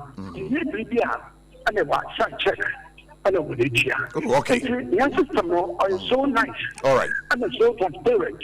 Shabu, the media, or your general, the media. And the software, yes, of the car. I said you want the questions of Socio. Yeah. I don't know Socio. And the software on the public baby part. What the question of what happened, but the people work with him, they them. Just another opinion, this one. Now what China. No, this is and then collection I didn't mean never was a command today. Now, the baby, this is baby, often will be still. No, what side? Okay, check. No, you could check out what I am Monday. And senior system, he never not see. Yes, you say a pabo sign, Mameno, every Methodist, Asafunum. 1 year Casano, only on my Adriana. I didn't hear commission as well. Young people there in classroom. So, what do you think I got to my bashar? My minute see, I mean, some. No, ya think. And our bashar. And say, subject of fetcher, or such never a church, I don't know. Who do I can manage the gala? I don't call a penny. I said, I have not yet reached. Indeed, they are more called, and I'm very capable to the plan of God. It's in my minutes of water. That's why you're burning prayer. Not a single one. Only the end of the day, or the utility. Now, not in Quebec. Your church, that's on Sinawasa. About you again. So you won't go for a certain to the MDCC. Nimpa would be Kanama MDC Beno. I am not listening. Once in one swag, you won't knock at the last one. You will go here. Which matter is in packets of last one. Yes, you won't go for here. Which we Anglican and not a you on a Catholic castle. What to us, sir? Mother is answered. In proper to mother's answer, or Anglican suffer. Then shall see no more to our son. And to my man be eating it or easy. Okay, set the presiding to rigidity. Then another man, who you today. Okay. Yeah, but and today our method is asafo no de obi ye niamo hu bia emre bia ni asore ni mu a edi sa nipa ni di. Ato yin bia. Okay. Yeah, but was say. No so be put you dey. No man dey theater, you be so no why dey wait in the. Okay. Okay. Reverend Stephen Bosomtwe ayenso ewe ye beda wase pass wa ma ho kwan ma ye no wedding komo. Papa Mamanka a phone call you there. Yes, sir, a foreign man. If you do one chance, you have a Bible class. You are something full of our soul. Did you want to send Sasa and you bisa? In a Damadia, what I got to social media, yeah, with one command. Not today, the people of Kumashi. In the software. What do you think? I put the Mariano. I'll contest into Masre. Oh, okay. Asa, would be more politics for the man. May God forgive that person. Amen. Not a free incident. May God forgive. Amen. For the politics. Yes, I know that the community who are so limited, the government pay in a year contest in terms of them, and you do. You have 1 minute. Maybe Papa. Are you Christian? Are you Christian? Yo, Reverend, you better was pa nyame enshira. Why? And you know, said you why any de egu asore no hu fi o. De mame na ye na say egu asore no hu fi.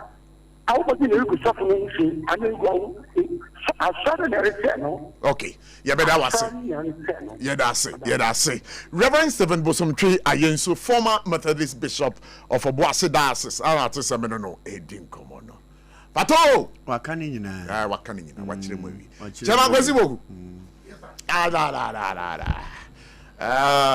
so benya kasa wi echire din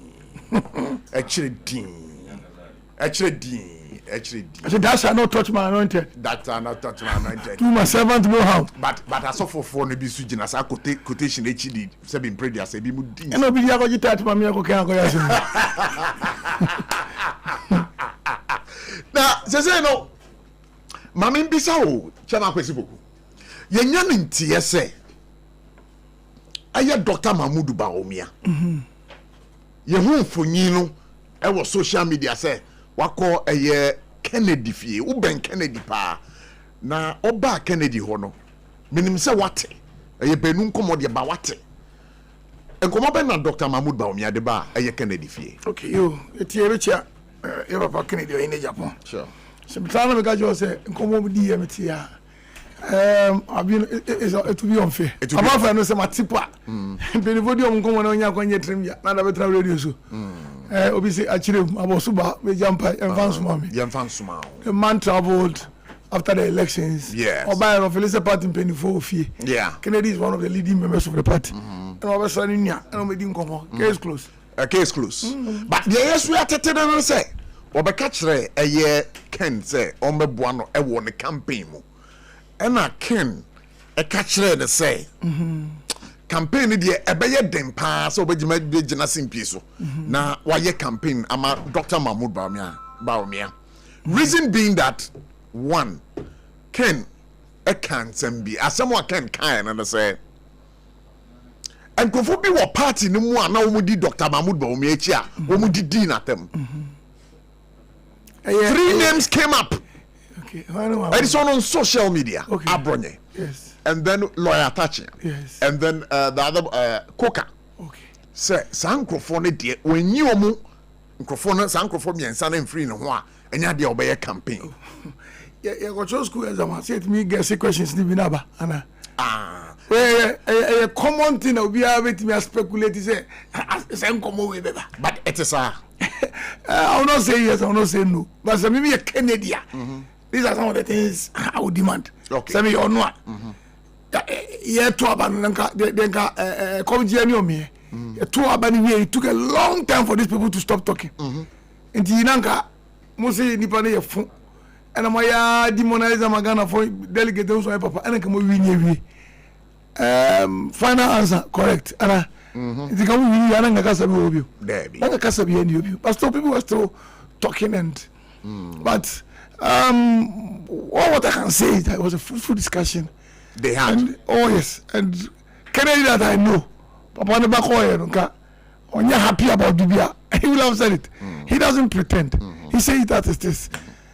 As I say, and he, Emre, and the Bechere, Emre and Krabia, and the Bechere.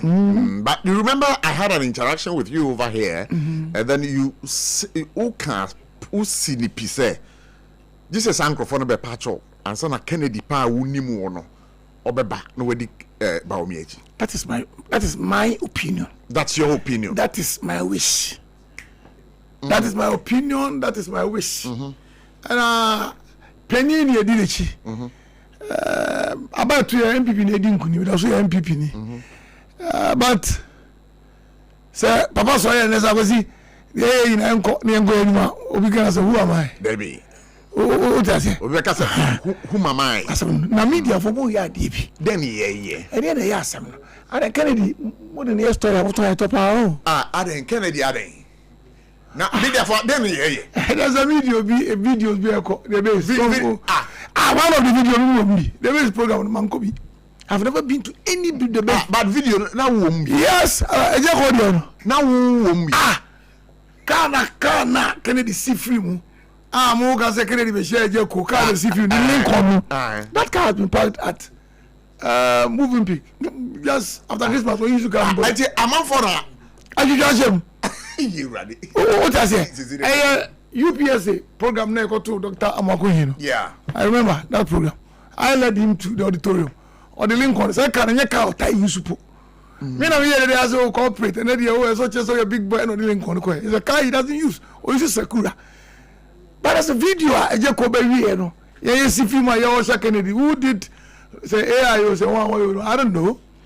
What I say? And there's something that and you know, sir, video na ye hu ye no. Enye papa, enye no correct. Enye papa, I am telling you whoever said enye papa. Me ma unko bi ba mo video no bi. Me ma unko bi weekend put me new. And you know, amanfo JD pa say aya kan me eja ko wo bi. Some you na mo kebi. Some say some radio station na mo kebi. Ana wutie ho. Some you na mo kebi. And say no wakoshia mo ko bi. Debi me banka se wakoshia no. Me asemo a me kan ye no a e wa hana no say. Se me tie eye nkomo a me ne eja KODIE e wa ha. Ene nkomo a me ne otibonsu di ya. Na deduction na me deduce ye no say. Eja ko base no. For Dr. Mahmoud Bawumia.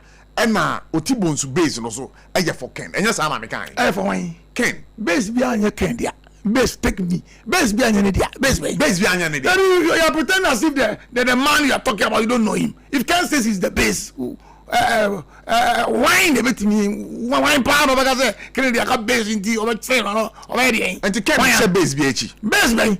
You see otibonsu there. You see mo ya dey bi. You dey question here bi sir. Ya to aba. Yes. And come on here did say Kennedy Japan entrepreneur. Me wa.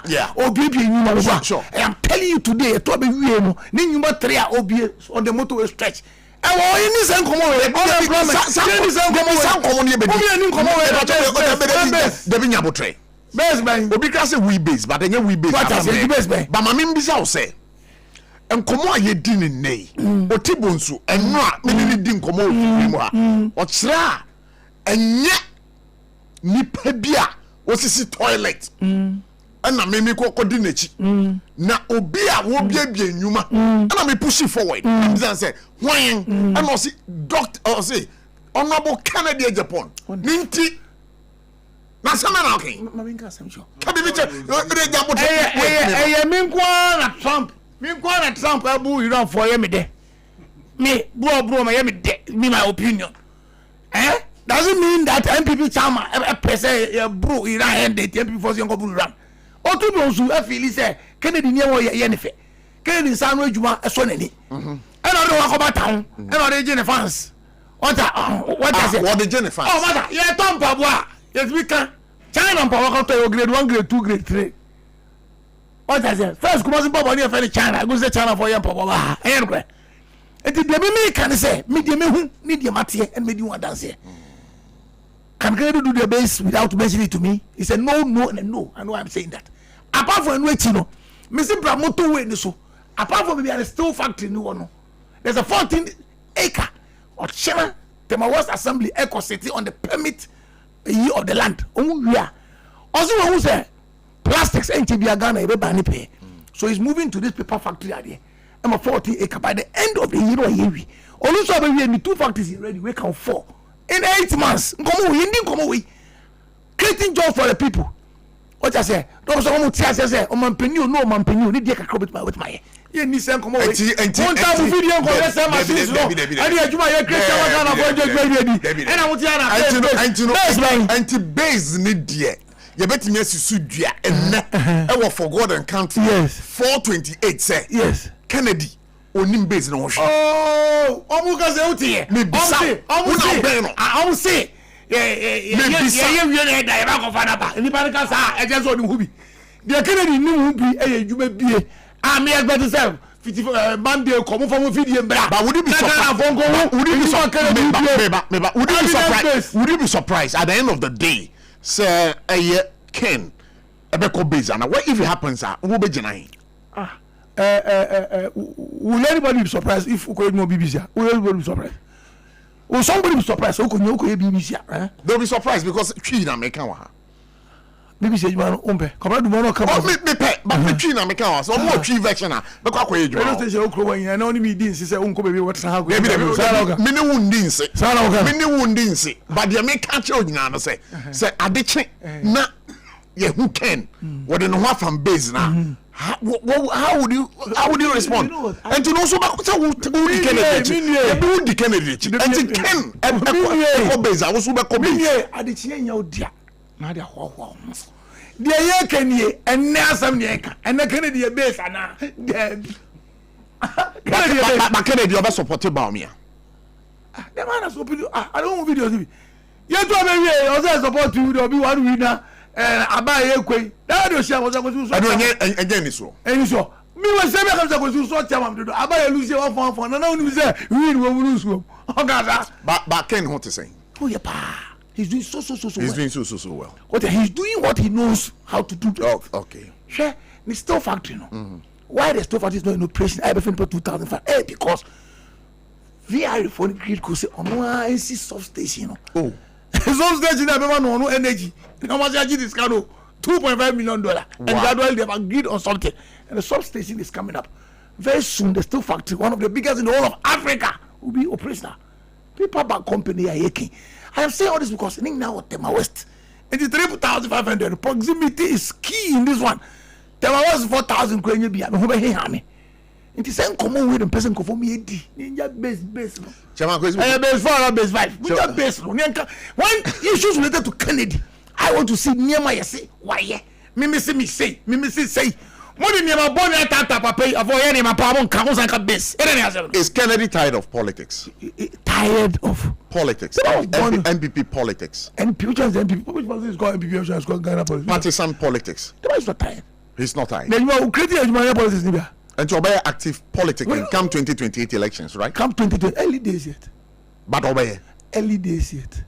The man is concentrating on creating jobs for the people. But for now, active campaigning, the intending can be, and we've had people. Which what? Oh, Ken said the. But we are starting campaigning. You're going about campaign, no campaign. Oh, we should go Jamaica go Sano. And to Bamia started campaigning. Yes, Ken. And to Bamia hit you rude, not Ken Beba. Oh, the man has said that he's still an MPP person. And a campaign, you must assign a role. And for now, based on what you are saying, say he must be assigned a role. Yes. And if Dr. Mahmoud Bawumia should assign Ken a role when active campaign begins for the 2028 elections, you have the conviction say. It is not conviction. I am speaking based upon what he stood on the podium and told the people of Ghana. And he can be joining. As at and no me, okay, say I go see about you and go ye. I don't want to say you want me to be here. No problem. Me there no Adwoa. Almost about me bit my good. And wait, you know, maybe they kakra. Me you see, I'm not so say for. Let's hold people accountable for what they bring on the table. Sure. And not what people think they should do. Me say in the next 3 years, I'll say I do 3 years, yeah, baby. No, can it be just simple so? I catch Ghana for both NDC and MPP. Mean in 3 years, maybe away. The sentiment presidential candidate. The scientist Ghana for Muko Yamuya or to be excellent human year. Oh yes, but somewhere can highly ambiguous. It's not because Ken is the presidential candidate for now, and you are telling me 2028. No, wait, and you are telling me 2028. Ken Ibaba Kase mean human year. Then there is a hidden agenda for base. No, Ibrahim Mahama. No from Ibrahim Mahama. Me because Ibrahim Mahama. Okay. Mines that one event saying. That my minds. I am so happy it has been given to him. I am so happy. You know why? You may be for in the BIA. That clause will very patriotic 100% and very patriotic say the waivers are Kessia Abodam near Yamu. And I get it. Good. So when we have a local and an indigenous doing some of these things, I am happy. Thank you. Who just said the politics in Jinan chain, Dangote, Abambia, my baby, Dangote there in Nigeria. Abambia, oh yeah, if for a damn sure. Cocoa, semi Adania, semi Cocoa price, I got this. Kennedy started being come away. What I say? Off season, cocoa near Tonka Krama Cocoa. Yeah, cocoa. Kennedy can say we should make a conscious effort. Now, be a cocoa factory will come out. You have to chocolate, you have 50%, man. I don't need to go here. I find me 2,000. Me say, nobody bring out a solution. But Kennedy has provided a solution long ago. It was Monkani Numa, yeah. I need your all year. I need your Ghana comedy year. Now, best, one best. Chairman Kwesi Pokumeda was in the way pass by, or yeah, the constituency chairman for Ayethema, MPP. Chairman Medasi. Say,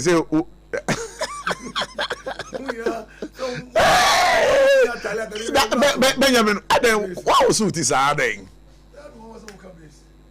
Benjamin, why was suit is And now we are fantastic. No, we are fantastic chairman. We are fantastic. And then we are fantastic chairman. And then we share me meter. Oh, who send your chairman is here at the assembly to baby as a or mamma what Tommy.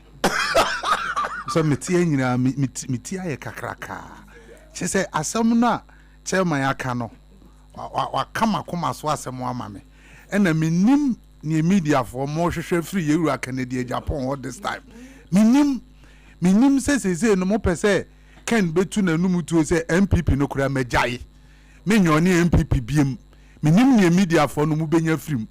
And na mo pese mo ya di Euro ken. Ekokoko she basement bi o say case 5 base o say case 3 base bi na ekoso na mo pese mo ya he honorable ohene e Japan a Kennedy ho.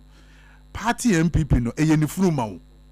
Muni muka wabo wa MPP party hu bepem na ka mo ntena ba bi nkofa base for nsem bi ma me frofro no e ma ne respect a wanya wo Ghana ha ni wiase afa na nyina when it comes to politics mo mfa nani mu ma metwitwi fam masa we hold that man in a very high esteem onye ni packet wo ye binom yesuan na communication star eno na ma ye binom ye kon be dos ye be ba be communication adwuma and papa no you obi a o kana asem wonsuro obi a ni osuro no ni obo no ba wiase enti ye kasa sisi say honorable Canadian Japan ka jerem say I'm base and base is Canadian Japan why na betimi stop no so ntimi meka wa bonten otimi baby drain no ho ye na adwuma e de niam atutu ye se na be ya Ghana youth no e betimi anya adwuma ye na yetimi afa ye ntema pafra still am the base and e ha na dwen say wanya dey and a base still abo what do you want to say is say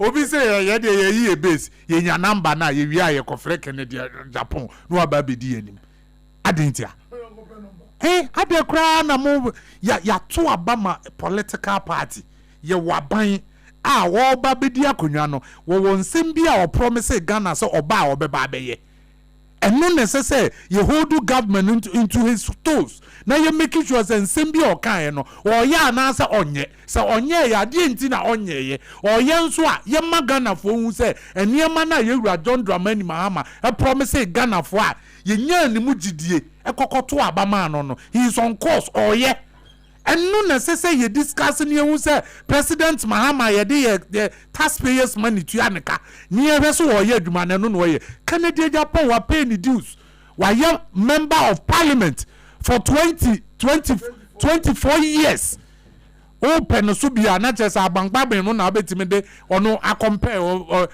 say chairman sabonsunum wa ye bi wa bre o sese wo na ho mediem wa ko election awie ye ko election da be February meboa en ye wie 2 months 3 months ni wa ko akwaje na ho me wa ba mo pese mu hunu so wo ye campaign ama hwan nya Dr. Mahmoud Wami na Dr. Baomi wa start campaign sa da bi wa start campaign atem didi na mu didi no na ya pa atem didi be na hwan mu didi no ebi mu say ye bie ni team na ebi mu say some the doors Intino senior ye kanku ye nim no asasem no obekọ ohine e Japan asasem no de obekọ we nim ono ote nkomas ote politics ase ne wo kan a opese osusu jagu nkwa anum no ne wo opese osusu jagu mu no me na me susu wo na opese osusu jagu because honorable Kennedy ohine Japan ote politics na the politics no and am say ote politics ase politics na atem didi politics ase no politics na atem didi ebi wo ma te kasi ebi obi adwumu na nyatem didi wan na kan stupid wo Ghana ha nyama mpani ne kogina o mampani John Dramani Mahama na ka kire ba omi aso ye stupid o kan wen o kan campaign platform so that enemente unte metimi yama and yi mame the election hold on mami yama it's on my phone me yama o say the election is about economy stupid want to groma o kan den the election is about economy and you obi aye stupid what not stupid no stupid to be frank with you I've not come across that video or campaign so and honorable Dr. Muhammadu Baomi akoka say ye mu say NDC for say omo ba ba mu no ahin wo mutimi oba hospital wo mu si say oba road wo mo ye say and President Mahama respond to Dr. Muhammadu Baomi and say the election no is about economy. It's not about ni obi aye stupid want to groma You wait. I'll do a search on that and give you the feedback. Attended your politics in as much as any quasi a social attended you so no still a woman. It is a whole call elections no will become bit yawa. We are politicians. What you say? And when you find the person and minim say you are Canada or in Japan and same be a man for Kikafan one and for Kwemu and you know what the politics I say and to find the person and to Musuja. Wamu mususuja. Wo kraka wo bi na usugum se tie. This is am soja gumo. Se na usugum ye pe no kre wo. No kre no de ye nyina ye pe. E na ye nsoso so se ye ya manyosem o se ye di mpanimfo atem. Ye nsoso so enya de papa. But esi a e kan ye politics no ho nti ne mama wo instance se. Wo di atem da. Me ni bi da. Me ni bi da. Ati omo mu di atem no den na o ka kire. O e hu hia se wo ye politics abedi atem. Ati den na o be ka kire. Me am on record say I'm on record say abronye kokodi di IGP atem. Yeah. Ama me kotena Adakabre station NIT FM e ka kire ne say eni kwa say yesusu atem didie so wo mamu a. Omo tuku me on. Ati omo mu didi Kennedy atem no. Would it be right say omo kwa Kennedy acho? Yes, obviously. Say office asem na wo kan ye no. Wan kan ye na say wo even though won ne ye iko kura na eni kwa say obi e wa no di natem. Why panimu party panifo no waka ho bi enti obi a wo need that caliber of Canada Japan no e dey enti na ese ogina baabi na odi na tem because of your election o support to A obi support to B yen so tem didie so I will urge all of them say your elections no can be the tia honorable Canada wa hina Japan wa kona kopa ne chew nyanu na kopa ne chew because age wise wa chew wa bobra enso chew eniema wa ye wo kromu ano e bia wo nyemu kota enya politics nti e na odi nipa nim betwitwi fam na wi a wasa ne na akosere kona kopa ne chew se ye hia no o ye party member kese a ye hia no MPP party mu and I'm telling you say ye pro yempo say honorable Canada Japan we bie na no e gina bonte ka say MPP wa free mu a e be affected the new patriotic party.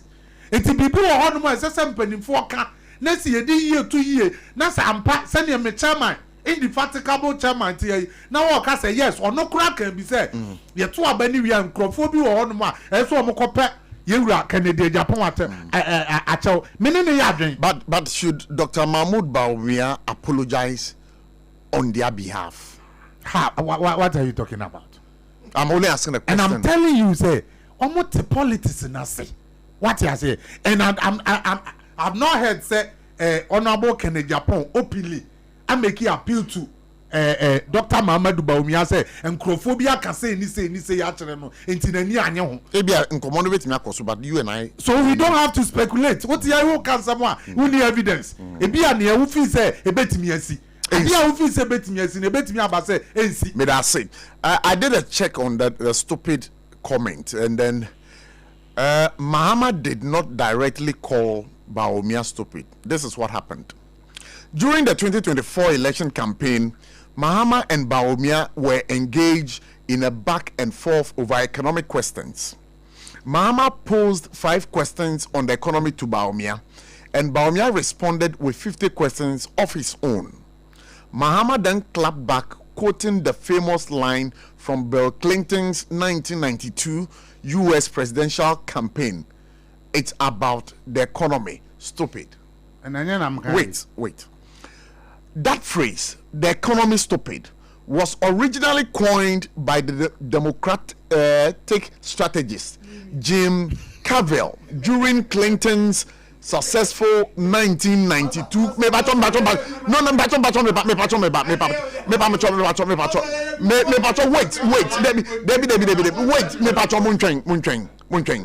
the phrase "economy stupid" was originally coined by the Democratic strategist Jim Carville during Clinton's successful 1992 campaign against George W.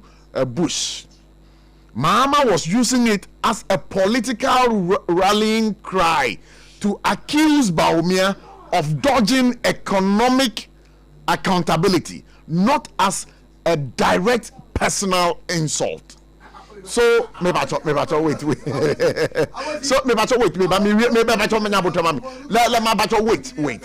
wait.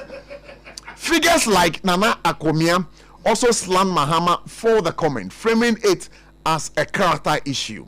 Now, this was the counter argument.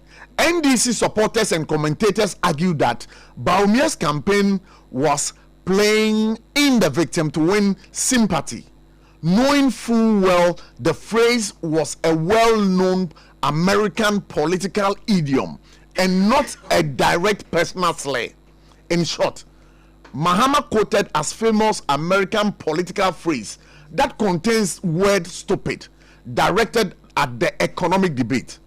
Whether that constitutes an insult as a matter of political interpretation, and it became a talking point in the 2024 general elections. Maybe. Ben, Maminti on this. Yeah, so no, Debbie, so as I'm now okay, no. Me say obi o kan stupid e wo mamu ha. Yeah. Abra ye campaign e ye Yewura John Dramani Mahama. But mature be establish the fact say yeah. E ye nokure so o kan. But nyina so o de kan ye na wo wa kire mi sure. But me nyina so a me nya na sa time no because communication timing is very important. Omo a oni omo kasa no is very important. Ebria na wo kasem no is important. Baba chiro asem no far by. No problem. I'm also telling you say asem a ogina campaign platform so kan ye no. And asem no so kan ye no. Now I'll respond to Dr. Muhammadu Bawumia. He was referring to the debate, not in him as a person. Who said those things? Bawumia ne kan sansem no say elections na ye kon. It's about record. Nia wo ye ene nia mema ye eno nia kwakoka wansem na Ghana for akawi ye mienu no wato aba and President Mahama Ekate say massa elections na ye kono is that was it elections na ye kono about economy stupid Medase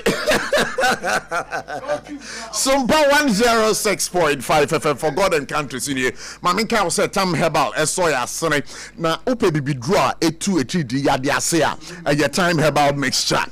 So when you want to a wuntimin didia your time herbal mixture. Wunam nyina ya your time herbal mixture.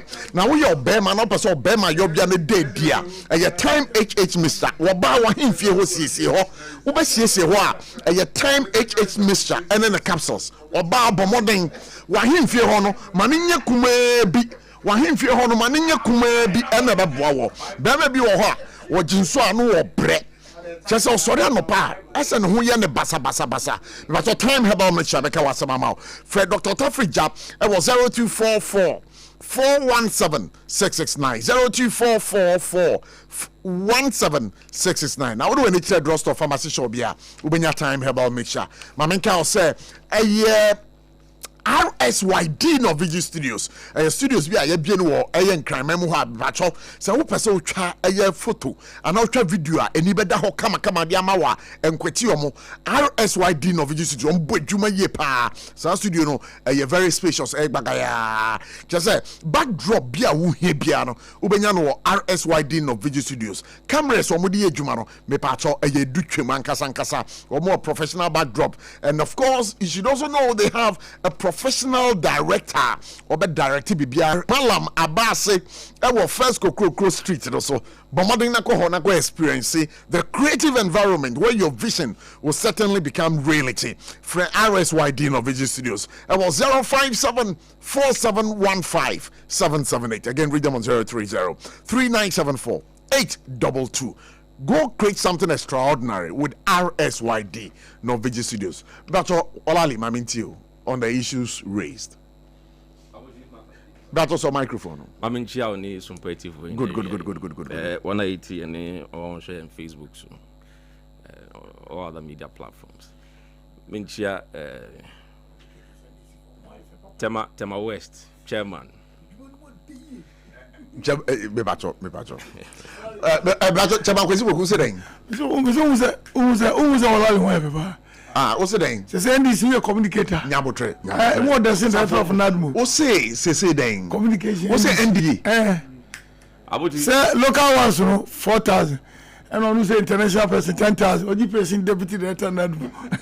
What the year? Abuji. What the year? All right. Hey, good. Chairman Michelle. Michia, Minia Benjamin, Ishache. I was still like Johnny Numuye. Still, I was rock. Ejabeng. Oh, Ben, you said twins last and in no crown of bed 3rd year and I'm 4th year. Okay. On your agents of about a 1 2 that. But that's opposition, yes, sanity. Kakrakra, they'll get used to it. In fact, I started communication for NDC in 2019. Right. Yeah, opposition, enough for me. It's not easy. So, I was it? Okay, nanka. Chama kwesi boku mana kwa mana nkasa. I say okay, nanka wa kire bibia.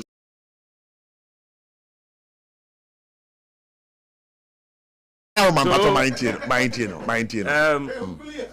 I want to quickly. Let me say time in you. Mo fan chama so mantem. You want to be na ko yeah. But me bani na me tie nkomo no. Briefly on the first issue, which was the Titan issue. I think there's a serious problem that we did not avert our minds to. Usually say a software now sorry mamin kind Titan na agent sorry them to see is not biblical. Nya na Bible no.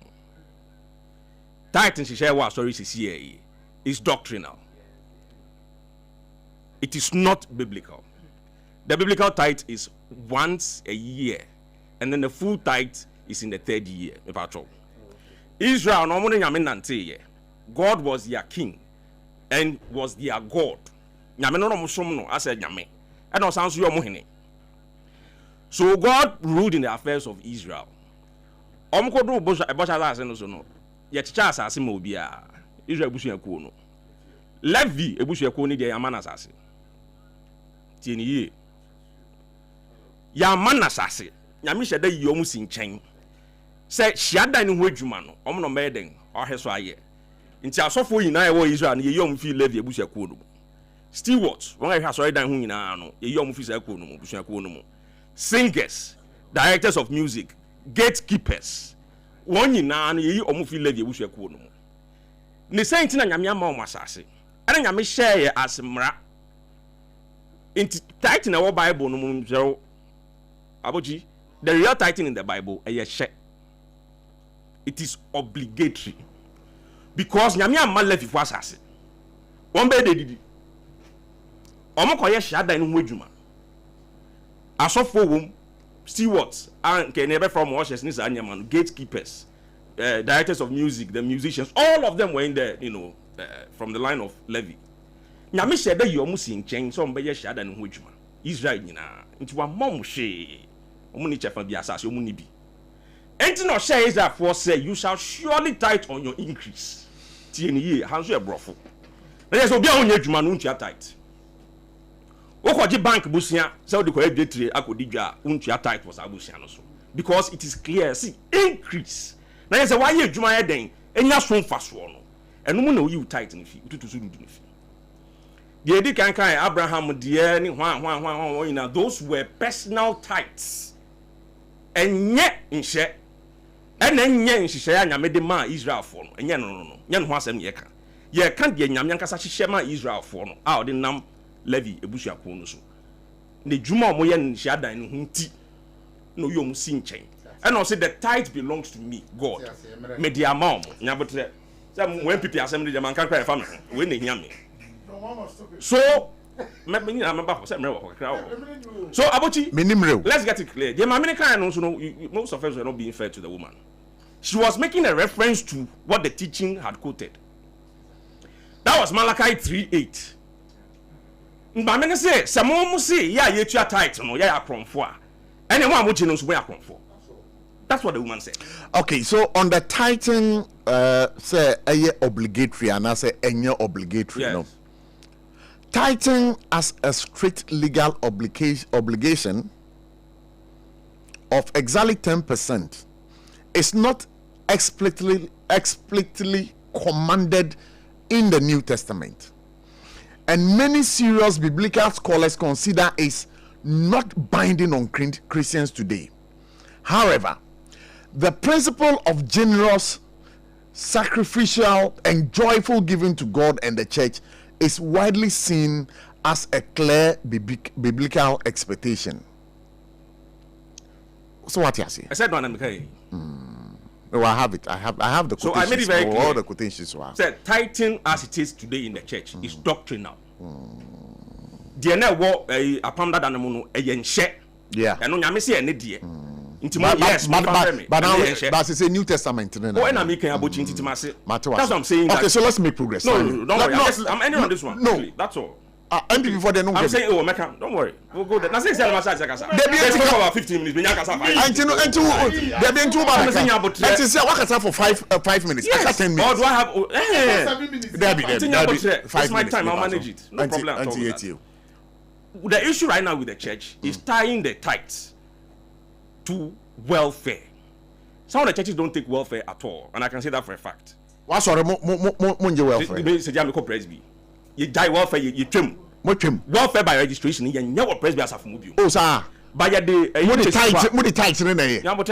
Now, what the Presbyterian Church does is that you must have your full membership. Into the FN tithe card first, the FN tithe card, you have a membership card. Okay. Busumi be out your tithe and you record room. O communion so okwa so for be science room. Ah. Communion so konjiswa Presbyterian different. Yes. There's a record of communion and next that is what demonstrates. Yeah.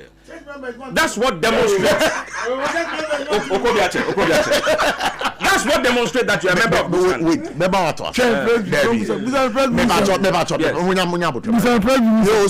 Presby. Of course.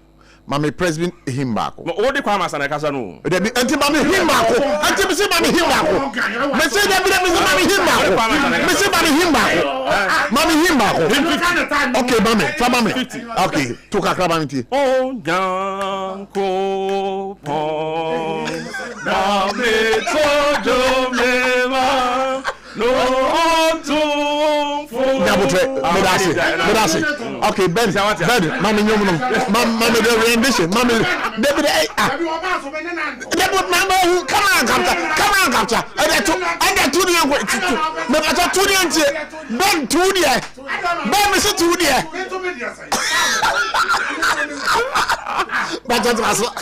About you, so this is it.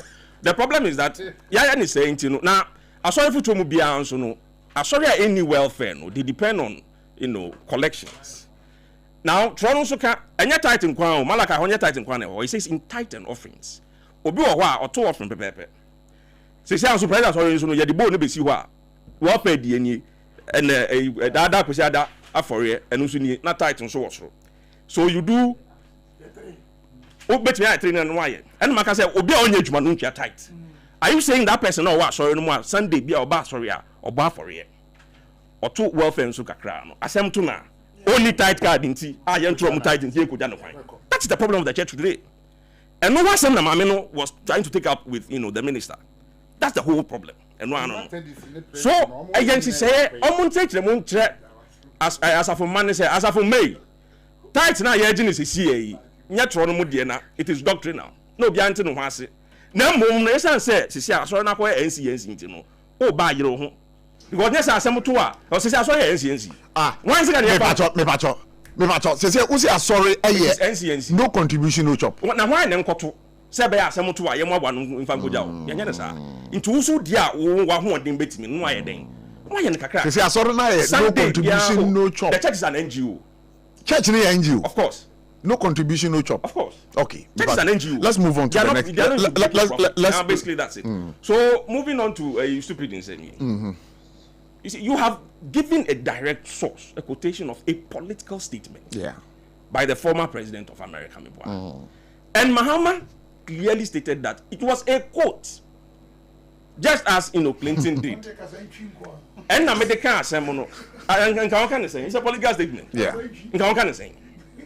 Your car semono see ahana me fa asem ni fie nti a me ka asem ni nchire mu ni me ni ba o mi ate. But was it necessary? Oh, I'm saying it's a political statement. And it was necessary. Necessary. Of course we can have that debate. But I'm saying that at the spur of the moment he used it. And then he gave you the source. Or try ahana me fa asem ni fie. Dia me pa trenie. It doesn't lie with chairman ni Ben Omuti Hey to give interpretation of it because Mahama now o ka asem no. Wa be kire. And you have just even given us the quote. So what's the problem? Oh, there be. Me bacho. Abochi you were trying to, me bacho. Ben nyabotrema. Okasa not ya wankasa. So the matter of interpretation lies on the one who said the thing. And about out I can say many about me meaning at them. It was a political quote I used. Nothing. And indeed, it wasn't even in reference to Yerabawumia as a person. It was in reference to the the entire debate that was going on about the economy. Okay, so some company. You are getting the point. A chairman, a Ben Koko Apai, Agyeiwaa. You can be a person better. Think say Muhammad Dibawumia. No, that is not the case. So then let's manage some of these things. I don't know if you have some to make a crap. I'm like, I'm about 50 minutes. Debbie, I can't bear 5 minutes. Meet you. I'm watching the time. Meet you. Please. I'm listening. Okay, so Yera Ken. Yeah. Ni base one say meboa. Now say boni bi ni. Indeed, some political watchers are beginning to predict that if there is a third force, the two political parties, I have read in recent times. So it's not what I think. I'm just giving information. But Chairman, allow Ukasa not here. Chairman, Ukasa not here. Makasa be 30 minutes. You are getting the point. That means says Rona Musro. When the man was with you, you did all manner of things against him. You can't disrespected him in every way. He is your man. I'm trying to speak for you because you mentioned the first name. Yeah. There no one fan Ken in the MPP. Just so Bawumia will become what? The flag bearer. There no one fan no. Till date, most of them have not even apologized. They've not even bothered. Some pana choso ebi and sama ekeken ebi kwa aside the more class high then. So I was expecting chairman here to properly defend his boss. Nyama wodi in fame. Should he leave the MPP today, he will be justified. True or false? Because I bet the people say, MPP, they don't want him there.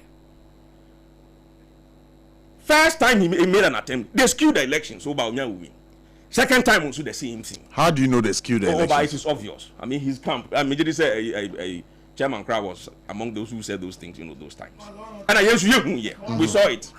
They see the agents are here, election centers, and we saw all of those things. Everything was done to make sure Bawumia will run and not Kennedy. Or some baby, maybe they didn't want dance here.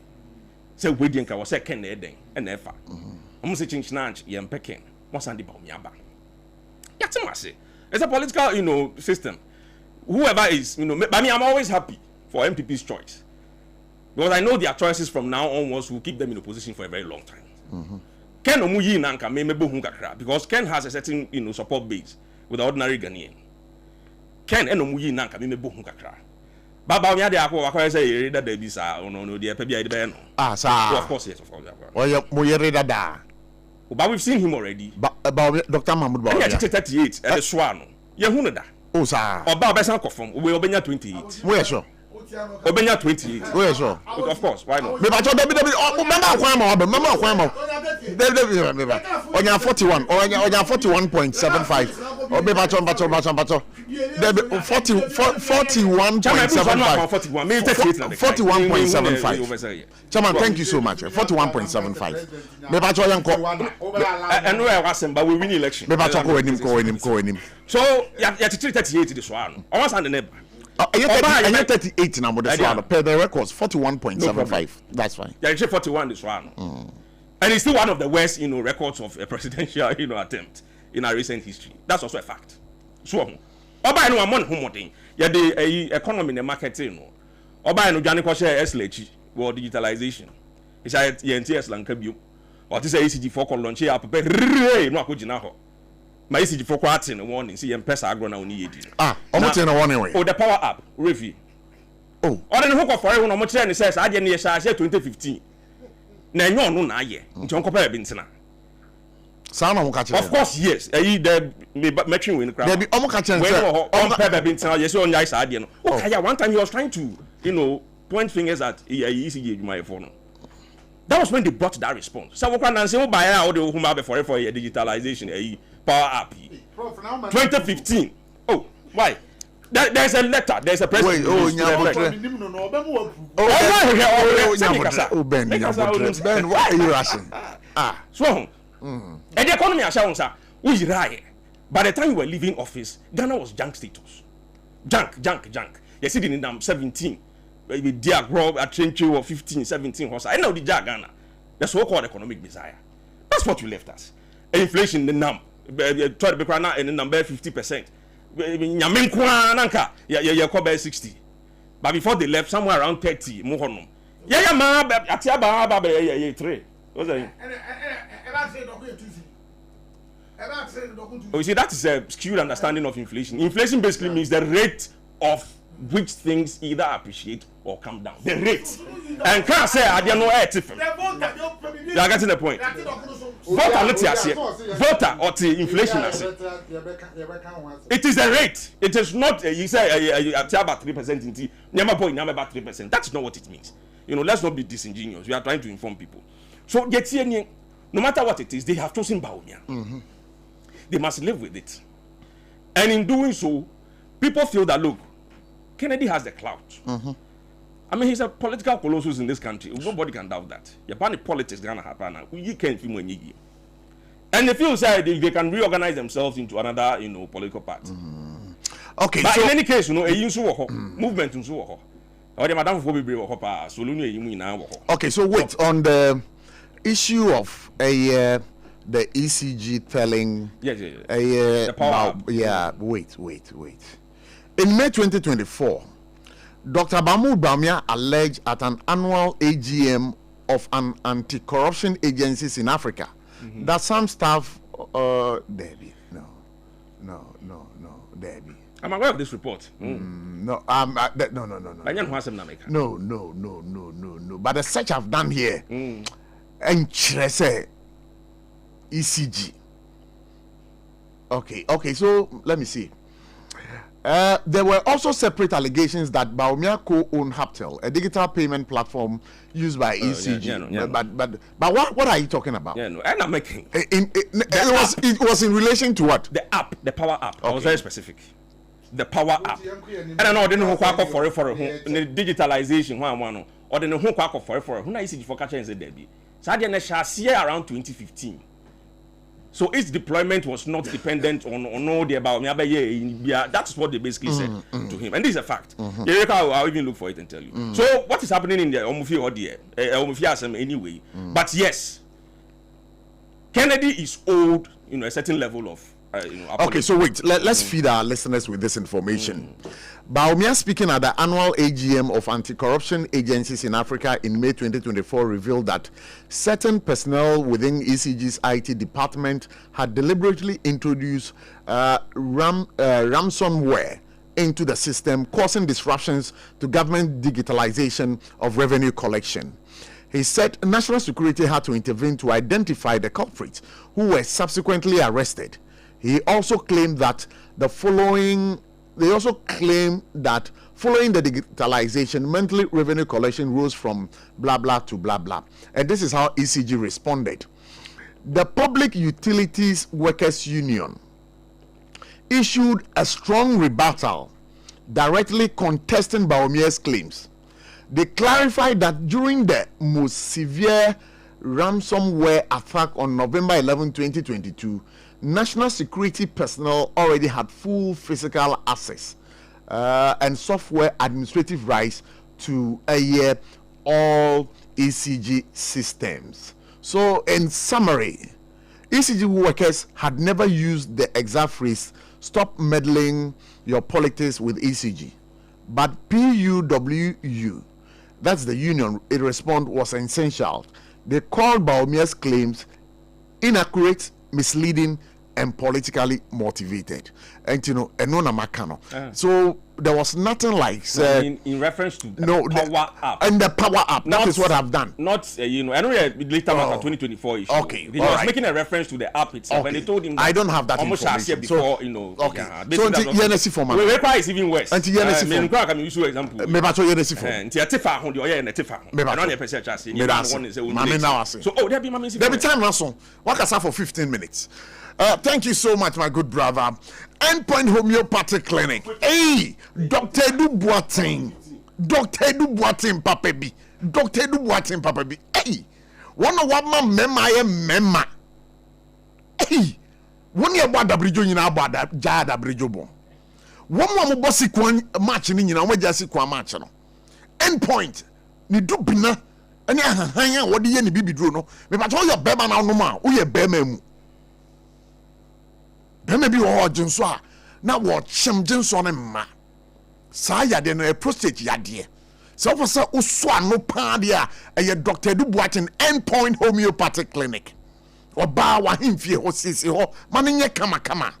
So who your bema. When you besha ya pe na wabo pe me pato tiemiye wo your bema na wote pe na wabo pe a me pato Dr. Duboatin beka wasema ma wo ne nduro ne ye pa ne clinic ho bomodin na ko ho say ya wo chibremo say ya wo kidney say ya wo liver problems wo here massage nim physiotherapy session e papa dia Dr. Duboatin.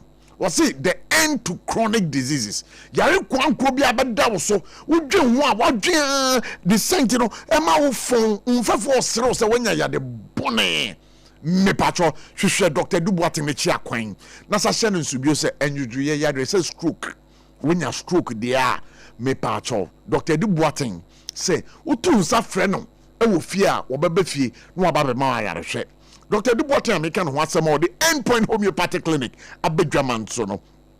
Me patro hwehwe ne chakwan ewo enkran ha or was Spintex Road. Shell signboard a honor obehu no.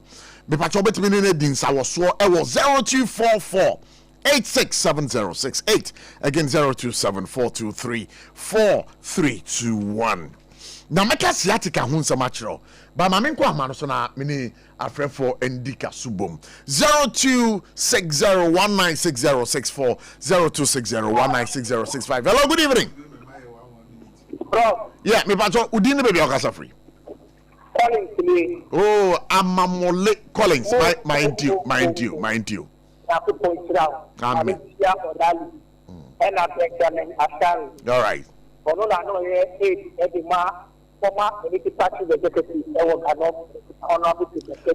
No, me pacho nyabotre Collins. No, ye aid wo ho.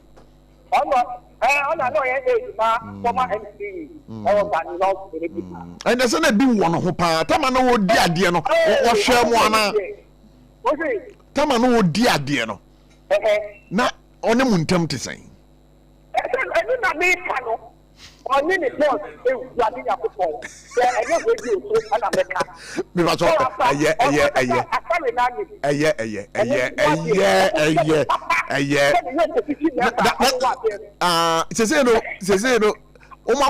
was what I saw.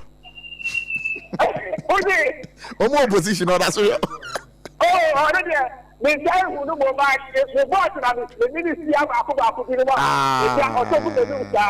say the more bemunti wuna mo so brehwe no. We have me ba to mind you. Omo ina akasa na etu mi party and wo o ke bia meka o fi di se. President Mahama ni ndi. Inuma kesi ayeye nyina. Eyama ora no anye juma. Se ebeye inuma kunu. Because then they know Abama would there be a woba? Now what's settle question? All right, anya would dang. Oh, yeah, that says money, no, just come and you can put it now. What's about the come watch them? God, hey, anyway, Midasi, pass over by.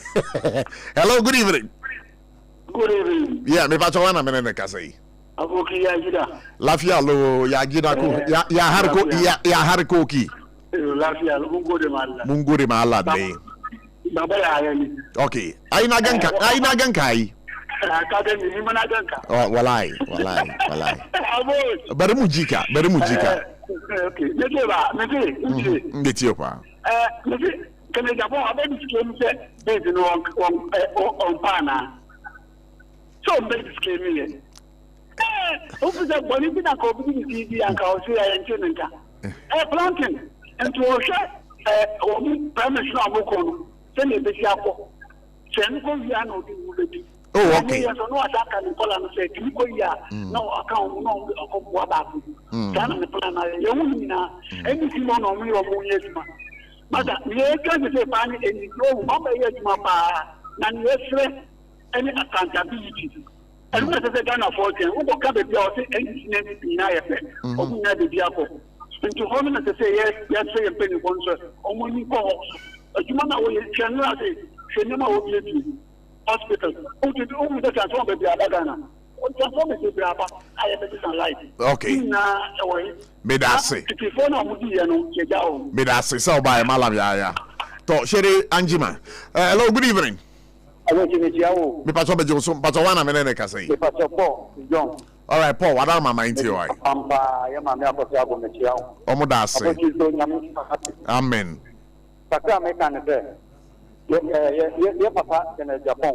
Ujine ni mtem tereno. Ya pesa opa. Ni na bibu kwesi, omra nkem, ye keno. Ana ye meka pa entesodi do no hono. Ye entesodi bi ne posu. But would you do so, dear, force amount? And I may do to so be from Interata for any nation. No man, for an amount, Nipa Sopono, because for any man, Christo, the Christian is one, and the young Christian is means to be so to manifest the human young people. Okay. Sinyamin is Shirame, Medasi. Sinamina and Shiramina, Mrs. Soponia, you didn't come in Labuania, and Gosiaga, meeting Shirame, the Vicia, Yamia Buane. Medasi pass by. Hello, good evening. Good evening. Yeah, me pacho wana menene kasai. Bibia boko. What am I pacho etioi? Elliot. Yeah, my etioi Elliot. Minia.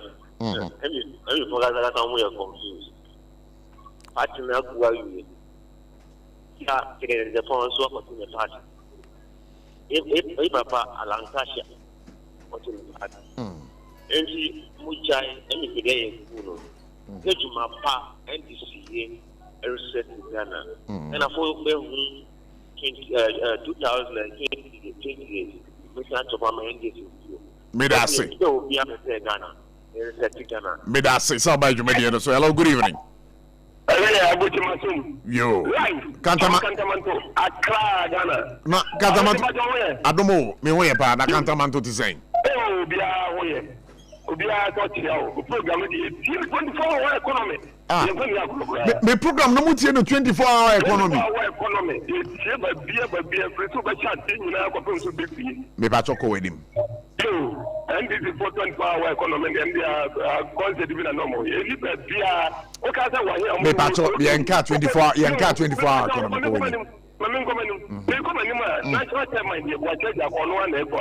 Wafa.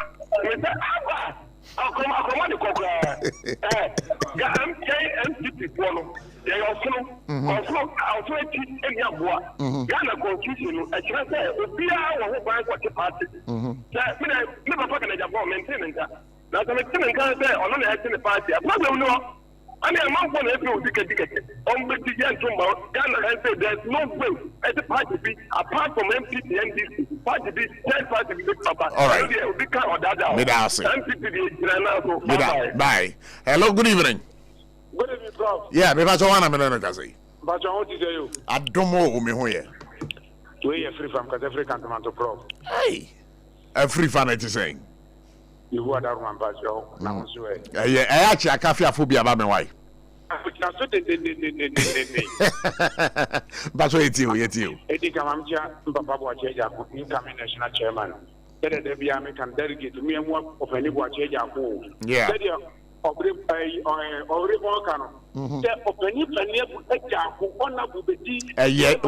Waka kakra yem ko wenim. The best league never became video. Oh, sir. Serious. What about the Fanini Vinia? A couple of MPP mono. Obaka be a prophet. Medasi. Yo, Prof. Now I thought to be a Bajo. And what the boy president? Guyana boy. Medasi so by. Hello, good evening. Bajo wana menene kasai. Hello, Otiko Kosu. Yeah, Otiko Kosu. What am I Bajo na meet you? O Kazami Kantamanto. Akavi Afobia.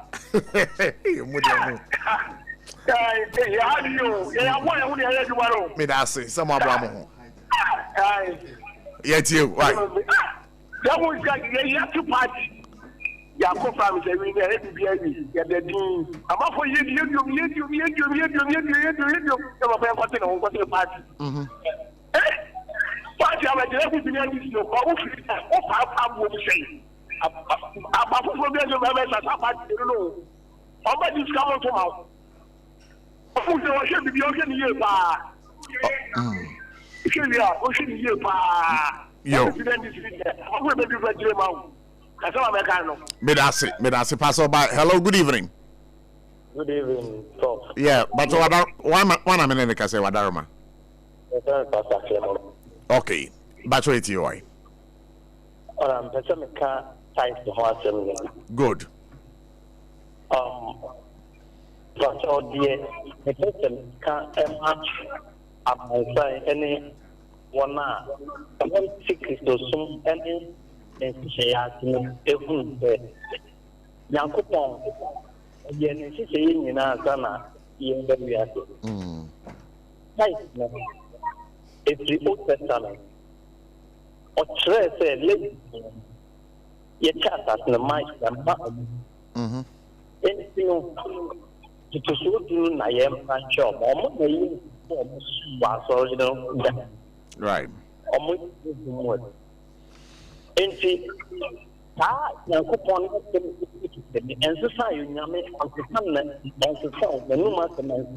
okay, and to the title, would you say was saying share? And then so you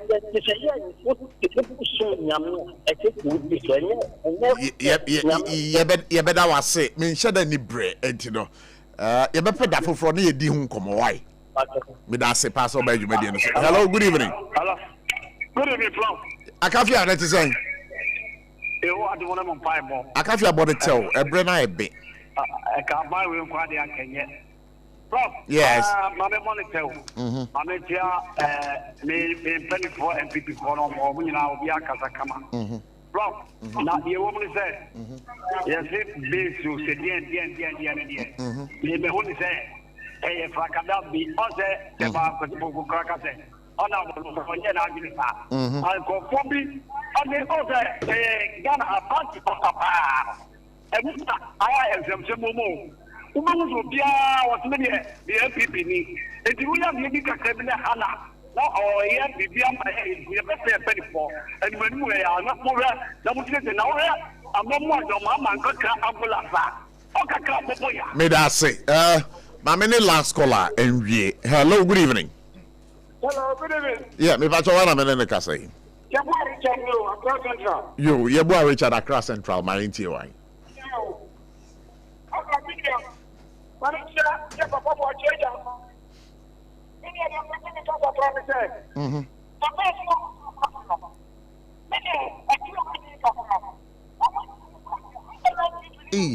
Me pacho o phone o pasa o tie o ho ben ready. Be tie. Me say the base no ma yeah. Me ti dey job be say MPP ni no be fan e ko di animu. Yewla kene ni de ko onu pe MPP pa. E ti dey the base no na ginu mo so. Ya chire bre. Ma pensa mo ke be ya, ke mo ba ti the base no na MPP for di ako. Mami now I say now I can say 21st clinic and so I said in the way you can 21st clinic I know yes sciatica commander one of koyin hwehwemu a wode ba ye and I want so no ono kwa na wo anu aduro sciatica no yade bia enam sisi mu na be pie otumpom na enam sire mu na ba wo na ase enye aduro bia na wakotia so kai say yade sciatica na achewo so we 21st clinic e cha kwan won kran o mo tanta run about so what tema o mo Roman Catholic Church chi ho a Kaswa New Market obom kwan no so kuma so bo hu o mo hwan overseas baby Sompa FM e wo no e ho no bo hu 21st clinic 21st clinic e was Sunyane bia na regional hospital first gate dey hwe no mo techiman Omni old GN Bank, old GN Bank building, no more. And Cransa, Omobang, a children's park, Takwa, more low cost. Baby, Sompa FM, Wana, Takradi, almost a few number 9 station. Almost as well offices, Brekum Gosso, and a year of Boise. Frey, a year 21st clinic, it was 0540 311 311 0540 311 311. Walali, you have 30 seconds to wrap up. Pacho, you have a news, why? 30 seconds to wrap up. I think, Pacho, quick one. Pacho, tight, I did Malachi 3, 8 to 10 AGL. Yeah. It was EHI. I know your Old Testament. Okay. Let the church concentrate on the givings of the New Testament, which is free will. Welfare issues Medase. Benjamin, over 1 minute. Prof Medase. Send na ye can about area president at Mdidia or Ted Didu Krumwa. Oh, there be any one. Pacho. Oh, Prof. Mama me 1 minute. Debbie, Casa, Debbie, I would be free. Debbie, I'm the free say. Sir President or Ted President, and yet stupid in Kwanwa. And as I'm president, can't balloon which remarks and say. But is it a subject? No, but is it a subject for discussion today? No. That's how deal with who's a coffee free. Benjamin Asare, who the assembly president and the stupidity. May I say, Chama you are not being fair to me. No, I'm being fair to you. You are not being fair. You've given me 1 minute. Me no, Debbie, 1 minute. 1 minute. Debbie. Because that's a now kind of but and to some Chama Facebook here. You the reorganization producer make the whole Makasa 10 minutes. Chama Facebook me that say pass on by. So I'm giving Asare me that so. We kind of reorganization of MPP. The reorganization here. It is on course. The second phase here, police executives. But where they at the said here. Party function among you want to be as national chairman. No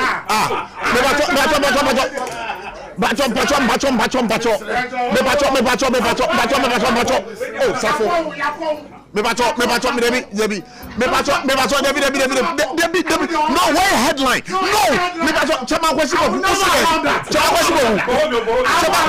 party function please, sir. Okay, Safo.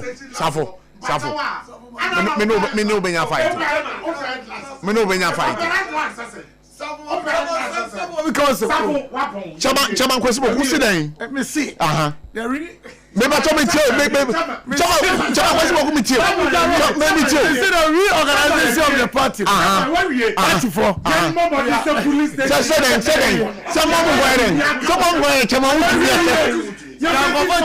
to be as chairman. May I say, Ebusa for your from a cobla, which had a remind Kwame Jumed in Siakramo.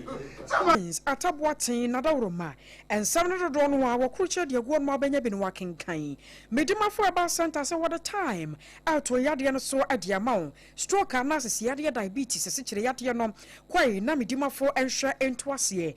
Time her by Mr. Set, and we say malaria fever drew. Nadaroma to baby 1 and then Tonto Muyan would Janisan set. So wakaya kuranu malaria no enya de bebetumi achi ye the time about Mr. Boy hoban ano pewie ne numre ya no no enya sem keto ma okwa leading shops ahodo ma won sabe ka bi bibia ne afrɛ 0244 417669 0244 417669 na enensem a yede ebra minute no aduasa ansama yade kase abonu wankasa ne nto so no waba no enya asem ketewa ma pa de medwa betina so yi na yemfa mesomo me ame ne wode ahia ananumre no medin ene AKOSUA Agyeiwaa KODIE boaten afra yanje brai na emprempren ya kase bono yenhyase emfa ema Anawia wo prompt breka se bom no ya de amanebo ebaba somi afa video bi a ene na monten so na edi atwaguo ne nyina no aye chief inspector Seibu Sidi retired ya yesuso se video ni mu no nipa binu mu a yesuso se won ye national security operatives won akwakere no ya je se ebi kura se do mo de ada abanka ba egu ne nsa ene ade ade wi akire de wo mo nsa keka no a ya chief inspector ne ho ba bi atwatwa ene ade na sa video no na enena mo no na mani o chief inspector retired now anya bi a de mo chef no one na se mo kwa ana se video no se ya obaka so obi aka sebio ka abono ene wakwasha ka na se ena won mo hwese won betumi atwe no ede na afrika no wase sa na video ni mu no na ehwo hyehye ne kakra bi akwaye na adehye ye de achie no mumra Facebook no so way aya Sompa 106.5 Accra YouTube no so ya Sompa 106.5 Accra video no aya kan wasem no ena da so no chief inspector retired no wakona ho megiem wono na ye hwe na seda na chese na tare kura omunya wo bewura tare ndi afiri no ho na bone poti a waye de abusua bepem ne no anya de obi biada atumi ahunu bie se waye mpanyimfo yi dai se waye won mo dai anya de ya hunu na entie kakra ya yansa aka echire mu se owura no wakona ho megiem ewo post adwumakuo nim na nansemu ana wono akasa wabie ni mini so be bi a woye ho adwuma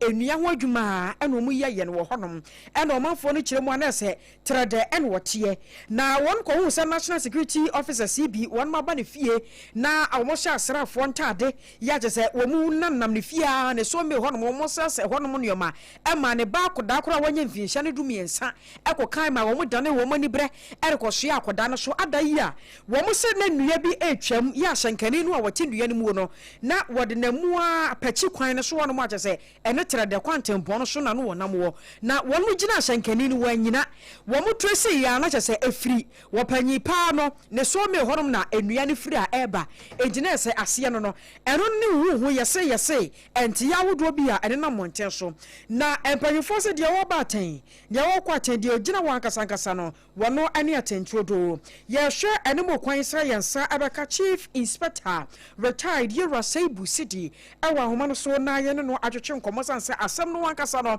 chese emu awram na edrum ba bi na wotena se na wodwere ho no obisa se anyambia no empanyimfo won mu ko ye no wo mu ye national security operatives ampa sade ye tete no no na hwan mu wankasa nkasa so na so ma wo mu wo mu na de wo mu peko ye ananti ye no directives no efiri ba bi na eba ni nyina no ayasemseba ye hwe ne mu kwan se yensa ebeka empanyimfo na ye ne won mo edi ho enkomo sanse wo hwe mo opanyi no entie ye saka che se enam se won mo twe na se wo hwe video no kura no a abusua mo a mo de ye che wo Facebook no mo mra me hade wo se wo panyi no ase woda ka white bi enchen sa ana empanyimfo ba se miense keka kone nan so won mu gina ne so ye tuo ensu kitekita won mo na wontumi huru se na tare no mu pese wo mu wura tare ne fire ne hu se nsa banka ba no mu di gu ne nsa no ena no panyipa ho pese wo mu di abanka ba ne begu ne nsa o ensensam no akwa bebrebe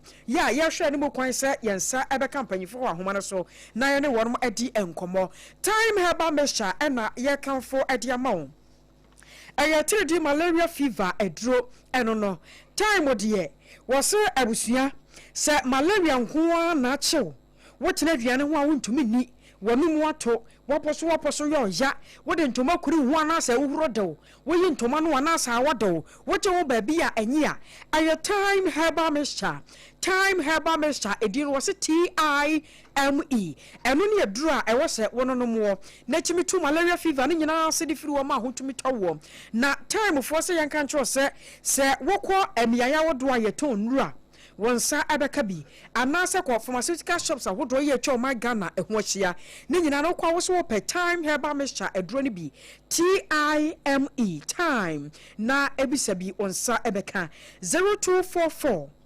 4176669 0244 4176669 na wona mpanyifo ani ho enkomo na say stroke yade so na ha wo ana wo sisi waposo na etwa junjunjunjum wojo ba bia enye wokoto dware na mu kekase ani ama wo sode ya wontumi na ntechire okita poma na poma no kora pono bo achebedin ne nyina no hwese obebo mode a na wama wo na ye ntiantia ewo medimafo aba center enchen Dr. Time da so Dr. we na ye kana samua ye ni de ye kanti ye timi kese so dua se kɔ na wonfa time ento yade no so emfama wo wo so obosom ya empa ho na wotwe entwam afe entwam enti yade be na ha wo eyemo jabro so ana kidney mu hawo ana abusua wakwakote bia na komedimafo aba center enchen na won mo hwentu ase emfama wo se yade ba ko won pa bia tie awo na tena ye ene se doctor me ni mekunu ana me yero tena ye mfinhie dunia awo mai mfinhie aduonu ne ye ntumi ngo wo se no kura de wo tene te ade firi ho na wo ye oba wo ba no wo ba wo ba mu odura me na wo amene ne se eguna awomache dumienu eno anu na ukunu nhia boso me beso na kyese edam aboso me kunu so pepepe wo ba wo fa ho no wo fa wo ba wo mpawe na apedie ayamedimafo aba center Dr. Time da so asem ne ye kana sa no na typhoid ene yade nkai a eye kwankwo yade ye aba bedwa wo so ama wo wo ba bia anye no eno so wo hwe eto ose pa bibia ne afranemum hye no so se Accra owo pokua se mayira kuma senso wo wo kwa gogo wona government school no ana edi enhwani mu bibia ne amomfra e wo 0244 77 4282 0244 77 4282 na wona mpanyufo eni ho enkomo medimafo aba center na wase Dr. Time da so enono abusia ye kwa omano so na ya kwa kodi enkomo ade afiri honom ya ne wopanyipa ye bano bambo mu a wapene mu Yera Francis Ahovi ekwa akokasa na ya hwese anyambia no eba ne bambo mu a ekasai se obi eye posini a wakona homgie mu na sabio yese national security operatives eno no de ye tete se won mo afiri ho se wo mu mfiri ho no de enya de a empempre ya no ye betumi akere won betumi akwakoto hye opanyipa yi so na ye sibam ne sibam trofo no na se asam no wankasa no emu eden ye kwa oma no so na ye ne mpanyifo akwakodi enkomo ede afa ho Yera Francis Ahovi otimi nka ye mo ajo so mpa so nie Yomita metin kampa mejuso emi se mohuye nyame adom na won so we hello opanyi mate wonka otimi nka Yera otimi nka hello otimi nka warama hello ontiminka yenhwese yensa ebesanso akane biem awusia ye pusu ahoma no wasa yensa beka Yera Francis Ahovi ewo ahoma no so na ye ne no edi enkomo na yahwese anyambia no se yankasa ena bambo mu ensemu eka se wopanyini pa ya wode ne dwuma ewo post adwumako no musa no nipa bi no mutimi kwato hye ne so na fe wo sibam ne sibam trofo video no de ye de atosho dada enti fa wadwo nkyira no afa Sompa 106.5 Accra Sompa 106.5 Accra Facebook de no ana YouTube no enso ye Sompa TV na yehwe ankenkan emunsam emfa emawo wo beka se we kura no a wonim bambo mu no empo ne ya buru no yi esimpo ne na araba ene no no de ye besibam ne pa yensan kwa wo no so biemu ai Yera Francis Ahovi ekodi nkomo wo panyinka se afede wotemenka emi so so timinka de mo wodam wodoroma yani wodi nkomo kakra adiafa video bia ene na monte so menim se sa video no wanya bia hwa wopanyipa bia wo sha atare fitanti yana kira se wo ya post ni chief inspector ya wakona homegie mu na ni pabiri mu ayesusu se wo mo ye national security operatives won makwoche no na wo mo de handcuff bi egu ne nsa na kese pekere wopanyi kura no ho ba bi atwetwetwa wanya video ni bia hwe na edie na beba ama wo mo ayesusu se wo mo ye national security operatives si jumadi ati say ye won makwakodie yo minia mami kaniteo unse yebeka say when those entrusted with national security become a source of fear, the very foundation of state legitimacy is shaken. So unpofwa ye the online out ahumbo ye can say omumbo ye hubai ye the same kofobinsa ye hu say sa kofunana omwankasa omundi emrano so omudisa mrano se omunsem de omupe omoye biano e be ka say omano na ye problem. So that is one. So it is very unprofessional. Say, yeah, who said that alleged what video and okay. Irrespective of whatever this and say as a national security operative, and not to say security here, over to Sanamon. So it needs to be condemned by all and Sunday. Okay. You are Francis Aravie.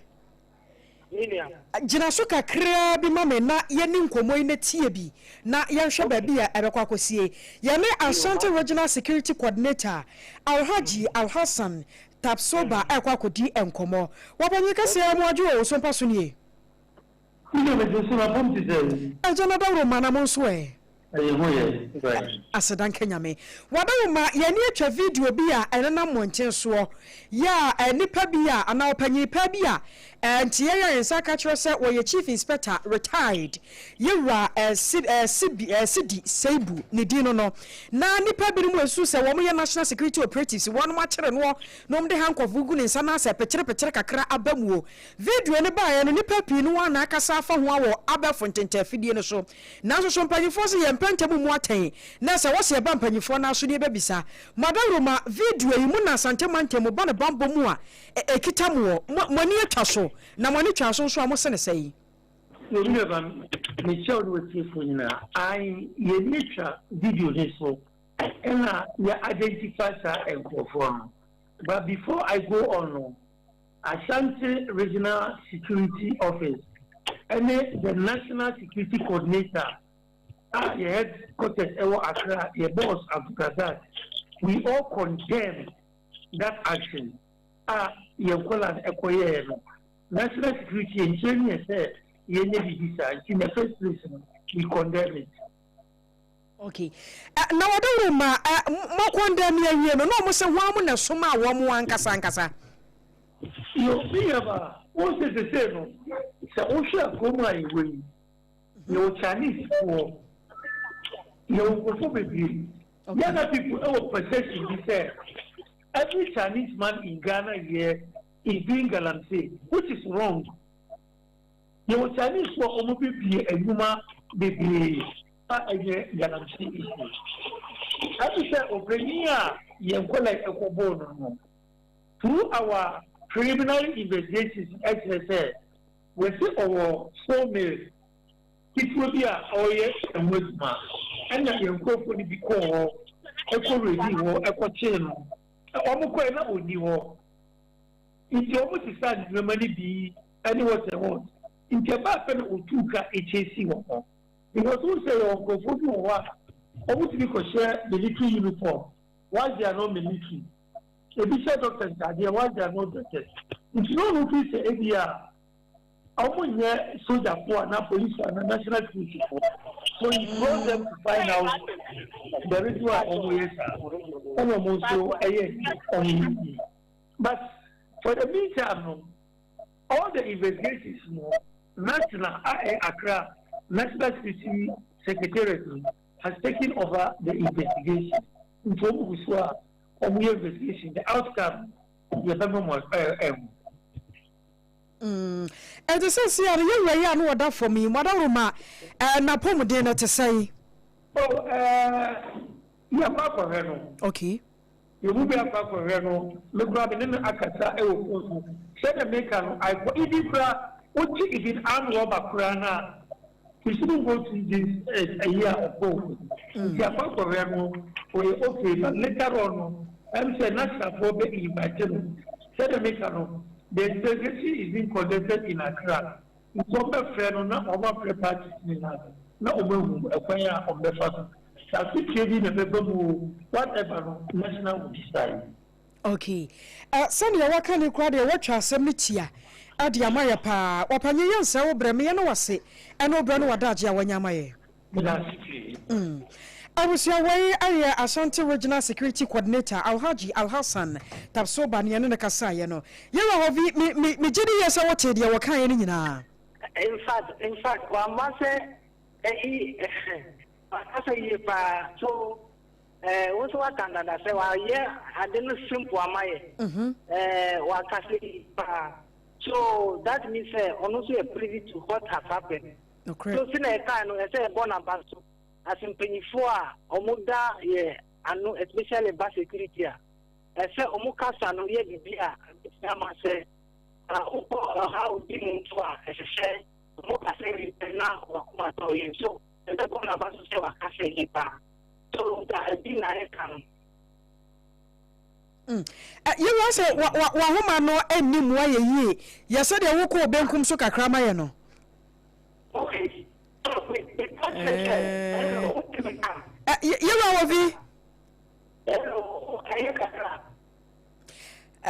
wa homa no awe kire mama hama me na ya ne yura Francis Ahovi ensanso ndetwe enkomo yura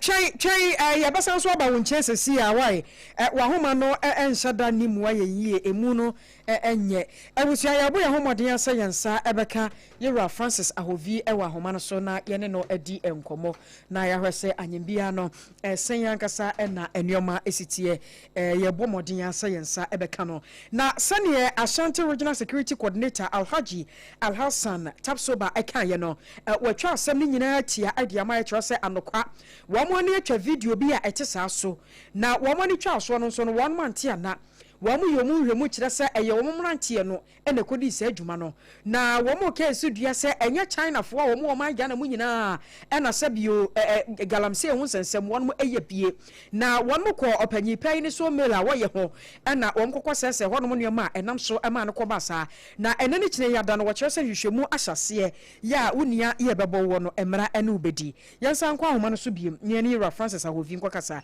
wo panyi wutumenka meeting campaign say mu ye fine mo afede edemu pa edemu na wo kasa na wo de afutuo emma efa kwan a obi wonu mu aminim asa atade na ehye wo mu a ana se eduruma bi a ebimo enye wonu nyina ye wo bi mu a wo mo de ye adwuma pa ya eboa ma Ghana nkanko etimi tumpon na ye hwe wo mu so wankate bone no aba befra no ekwo do so ne betumi de wo mafa so mi da wa say kwa betimi di omo faso de di kan se de sisi ano omo kasaku a omo kodisa asemboni no ese omo chi omaso so ese obi derate enye se omo koyo kokwem ese omo timi nemu omo punishment bi ana so chi pape bi a wo no omo di ma omo abetimi ama se echina obi fufro no onkoye sa de bi okoye pe obeka se emi se kudu mensa koye no so that's why it's very important say omuyenisa say omunso who say an assault on a retired police officer is symbolically an assault on the integrity of the entire security architecture because maybe chemu now also come to sa anamo omuchire no if it's civilian you shouldn't take such a decision and also say to sa anamo the omuye no enye so they can say asuchi mapa and say ba na omwa omusheye emran so say obi sabra munima you have to make sure say the biasemo dan hu fanto emepi no na omukofa enuama se na omu ka video etire ho na asuchi papa say omu di ma omu no omu ti fama omu so omu betina ye one of the factors are be deterrent enough say obetina ma say sade na bra for na the mode of recruitment how yet meeting for your security sector and also can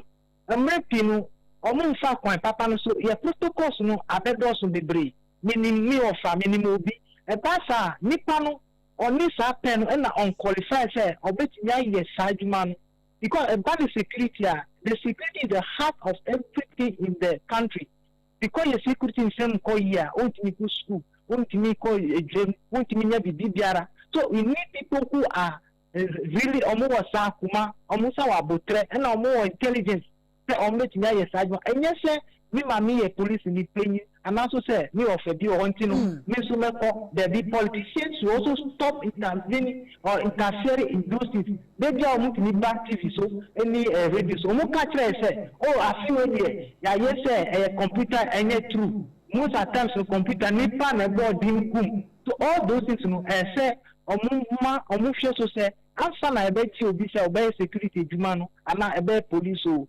whatever it is no say nipa no ye hu say obi a odim or sa open say obeti na ye djuma no obeku ni hu ama oman no obi mu sa omu tu sa na mo ankofo bi you say when omukotu omuntu sana mo yo babia wo de sia na me gina na mabisa wasem wo yenim se enei ababa ye fene da ho amanyoko eba wade ne nkrofo na ewura muo amanyoko bi nso ba no no so ne dia ababa wuro na so wo position dia wo hunu sane ade na ekọ no wo ka no sade yatie no a ebetumi asesa emre bi adi animuo ana amanyoko emienu no kire ye hwa wo mo so ansa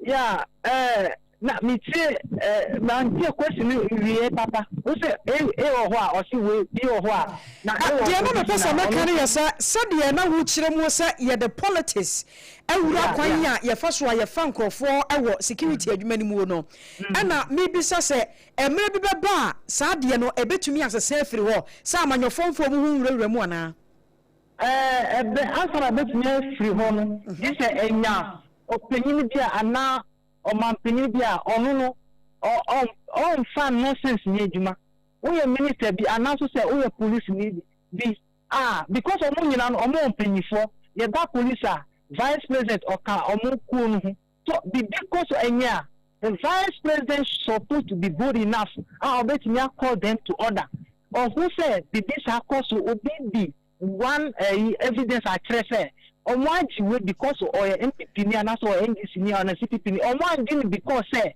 or was an Indiana Sani pano SSA ya da suchimomo but MPP no I see that what is the problem that we face in Ghana and say impunity is glorified. Impunity is highly glorified. Yet nima unkofo amudi at the bonino. Yet nima almost say ya ji omusu dodo. Ya dia uye pinino uye Francis Ahovi and also say whoever you are omudu to be say ye ABCD what in the super no onu de ebebo abaso one this one as the same mrano no wudi now so MPP no entisa the only thing that if you start to tarnish impunity meaning say sudden all your politicians or whatever and the security sector must also be independent but the independence as we are speaking currently ban IGP ni your manema president so only ni sa omo asana ebetimi ayi so all of those things emra constitutional review yes no obi no person contempt ebetimi amankofo bi say omo was independent omo authority no say omo kasa betimi manage omo yi so but then society system say MPP no omo was authority no because of corruption ni other things now also won konye there say we like we are speaking currently on the brace so they be can say free hold here maminia nim dada ebeche the only thing I be here ni say omo be share na tare fufuro so why unye smart no why you say asisa na so kom fire so they be say omamufo journalists to research organization we need to keep on talking against this menace ya kasa found ya kasa against adina and him say ene dia ensisa na so one day no ebetimi ayede abrase kakra Agyeiwaa ye nimu na yede wo sikura no asemtia wobai na obeka adiafa ekwan a sebia bamboni bia kwakwakire wo bie sene wonsi bi handle nipa no ani nipa no so ya kire no no ye obo no so a wo kire no ana kokoti kakra wom eno so ka ho bi mo do won sa omu satimi keka ho senya nkasa na eduru ma bi a se ye chi wo bie wa ye chi wo no ene de no so kwakwachi wo bi no omu sibi fanye so make us ye beka say as a matter of fact omo kochi microphone omo timi ka say microphone omo kochi omo no san microphone omo anasa ni pana na ho de be bro omo so now so make can be say e ban say arrest ni other things yes security phone omo bo mo di ho kra ani kakra bi na omo di omo san count na omo ye say ade ase say omo ye we no the SCC no omo ye ma retire omo even insulting and also say where is your professionalism? So they can say, no matter what the situation is, you need to prove your professionalism. That's why, because of certain thing, I work or share Karen. Also, Koya, I need to say, Obia, or no one court is size. What is the difference? So Rebecca say, no matter the situation, SSA, Omunya Abutre, ye police for an for yes, I do man, national security operating, whoever it is. They have to actually be patient enough. They have to use strategies. Every MP now must use maximum force. Obimpo ebia nipa nkasati o nipa na ntimi nanti omo use maximum force nipa na ntimi to make omo use all those things. Those things are not things that you have to accept today.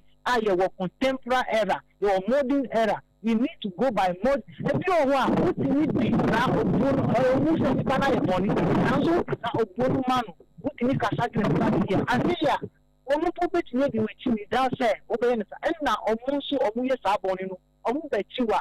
Emi say utmi ye hambo ubre hwasia emi say ebetimi ama say okufumpo a ebia omeka say oh ye call no wanye gidigidi bia o that look can also give you a little ebia ombe ma 10 years ombetimi ama say ebia koye 9 years and koye 8 years. So all those things are very important say, but men make us say no matter what the security operative and not security form say they need to exhibit professionalism. They can't wait because minimum pa they be omuye sa omu so akoye omu say e ban every political answer omu akoye omu politician the same police ni no ene omu say na obi na omu opposition na omu how can you say so what I want to say is that your police me and I say your security operative you need to be professional enough. We are professional and found say and I say Kochia and found say Nitami Arabal, but if you are professional enough,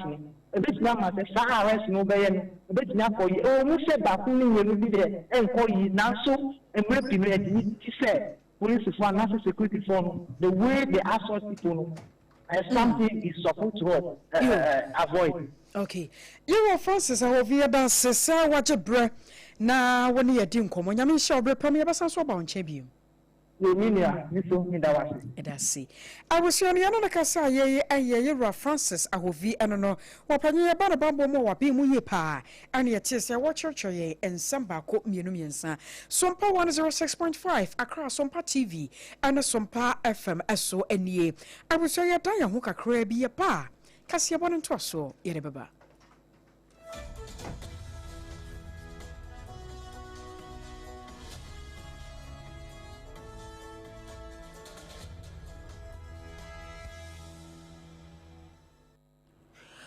Abusia sabreya nonsia abone die ensema hodo a yede to hot bite kase bono so ede amamno nie babedi mu akotire ni bi ene se Ghana Immigration Service fo akire enipa beye ahensia ene akira wo mu nyina ya ma hodo so adehye a wo mu egu emonten so ewo kumase Abado Jose Abronte ye Francis Frederick Kumidro no abone mane se abutire kase bra ye kase kwat no amanibel Chairman wontumi ene ne mra nimufuo appeal a wo mokọ yesa de beyanka na samua eda court efa Samra Boy mining trial no ehunu wo mbetimi atwentwa niema so kakra no court no abatu egu sanso no don kuma ye wo man ma shebe de fie so de abasa attorney general Dr.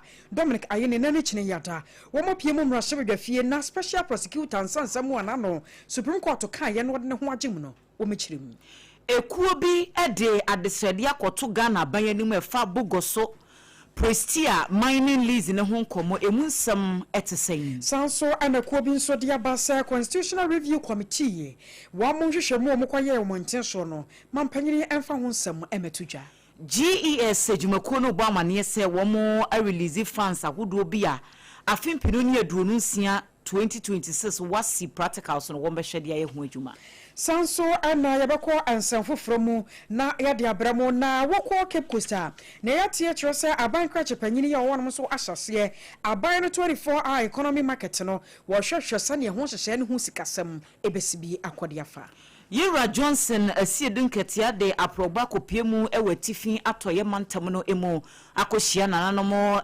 mpanyimfo a ewo area ho nyina na ensam dodo no a ene wode atudwa Ebeka wena mo honi aboabo no ebra krofrom adehye enso so ebosudwetire ekyeresa aban de won madwene di agropa na fuwe de won mtenase ema ebi ensibio Yewia yede obekwa amano ni Iran mino emu womu ebo amane yesa fe ni wombesi ginaye se womu epe delegation betu agina na womde womani akire mu ewo Islamabad na womakwa kodi enkomo ede afa ensem mako mienu bi ane nyina eka kasebo hu ene enwumre wakenkanfo no mimidin ede Adwoa Asare mene AKOSUA Agyeiwaa KODIE boating. Afei ensem no nenchiremu ankasa enie. Ghana Immigration Service for ebo amane se ahomachin womo koye operations ahodo bi ewo Kumase Montene so asante mantemu nam so ema enipa beye ahensia ne akira womo eye amahodo so adehye a enkoda kura na edoso ewo mu ya kyesa nkrofo no nyina na ahomachin beye no miensa kosi nonum entem ena womo hye operation no ase ya regional commander ya oda immigration adwumakuo no ano DCO1 Fred Amankwa wono enedi team no edim a wo kyerɛ sɛ dodo no a womo egu kwan ho ene womo sresre ade e wo ka kwan ho nkoda ne kase pa ene womo ekotu womo so sai na operations no womo koye bi e wasonase ebi koso wo Alaba Akwatia line Dagomba line Zabuzongo ena fei Aboabo areas a womo ekoye sa operation wo ho na womo se enkrofo a womo sa so mumu eye 606 enko wiase emu nkoda ye 381 emu ma aduoson mienu 72 ena mema eye oha aduonu miensa 153 na womo kiremu se dodo no aye Niger adehye ena woma bebo mu ho adwa ewo Kumase ho na beye emfie nson bi atwemu die omanfo eti empotem ho woma bosobo pa kasa ho se womo eti womu krum ye ne yete ye Ghana na enkrofobia ba womo banso a chese wo sheka kwan ho ne adwuma womo ye ho na ha dwen dodo no akora na wo bekom no kro no bo ene womo ye obi wo akora wo sra na de no wa wo sra wade no wa ma no otimi tam dua no wo de ahwe oka mu na enema we ye ekoso wo mai mu no wo se wo motena se a no wo koma no tuma enyeye enti wo masuhu ana ye di ka ba chi ebi mu de wo mu kɔ wo mu krom wo masan aba enti wo mo ba back no operation ye ne wo koye wo hono ya kyesa nkrofo nyina a wo mo kirem se ye beka wo matiko na ye de wo mo asan akɔ babia wo mu efiri baaye na Ghana Immigration for ebo anohoba se eye illegal se wo bi emfa mra kwan so no ba bepie mu e wo Ghana ha se wo ba ye den nanso etoda o meya yetimu ankasa no hye da hunu de yekoso we ya ye ka wo matiko yi mesime ma oba ebosom baako mienu miensa wombesa ba begu o memu nso ye mo Ghana Immigration for no abaso se wo matime di dwumaso bi a etisei General Jurisdiction 2 Division Adama Accra High Court akwasetana ne na wonmo koya na branch friend say Frederick Kumi do no abonmane say abutire kasebra ye kase court say wamane bill sikabotene ya wotwade ato ne tiriso no eye 30 million Ghana cedis afewie kira nipa mienu ene wo se wode wo mba ba kire wo kina bi ye rasa branch ye ne ehunu a nipa mienu ya hwe na kira kwan ade afiri wonmo enchen ne nyina no eye December bosome ne mu wa fempi mienu ane aduonunum ya Brantie yin sam hyase se boboba efiri America mamu a na won mo ekire mu se woka won mo tena ba fonten afidie no so aya won wo twempena wo yoba na won wo twempena be wie na wosika botene wo hwem ni nyina de efiri won sam wo no sa fraud no ebi ena no wo ye ewo eye eho no mo a ene Ghana ban ensa aka no na ebra sam no kopie mu court etwa sika botene 30 million Ghana cedis eretu ni tire so no ne mera nimfo anya daje ebra court no kwasetena wie ye wo mo nsɛmtrɔfo ekasai na owura sani Abdul Salam wono eka mmeranimfo a won moboa na won mo twitwa de age abranche France Fred Kumia do no abonmane abutiri kai eho bi won nsɛmtrɔfo ekasai ekiro sɛ wo mo hwɛ kwan ya sɛ bail conditions a ye de ato wo mo client ni tiri so no won betumi emiti. Okay, so the High Court granted the applicants or the accused pay today. And as part of the conditions, we are to ensure that we get two sureties with 30 million Ghana cedis as part of the conditions. So currently, that is what we are currently working on to see how best we can meet the orders and the conditions. Pending before the court, and in due time, we address the media with the details of the current steps we intend to take in that concern. I was your way a lawyer Sani Abdul Salam waka adeshia ne alaya fo won mutucha ediaje branch Frederick Kumi ye bonmrane se abutire kanu yeda so ejina court enkomo no emu na asante mantemu dwemtreni ema NPP amanyuko no yɛwura Bernard Ntwibu esia kwa dodo no wa efre no chairman wuntumi ene wo mo san akọ court biem na court of appeal en wo mo ekọ yesenka wo mo de nkrata bi ekọ akodan court no se de be ya ensema hodo ya high court no di kan de ba ye fa Samra boy mining case no ho se wo no ne ma akwan se yenkonko tu efuma gudi a emfa mra kwan so wo honom ya asem no eda court no high court no wo mo de a wo mu adie na wo mo sign the court of appeal se wo ma di kan a challenge ruling bia Justice Audrey KWAKU Vitae ede baaye na sa ruling na wo mo a challenge no wo mo a lawyer for na mpese wo mbedi asem no mienu ebre kro no a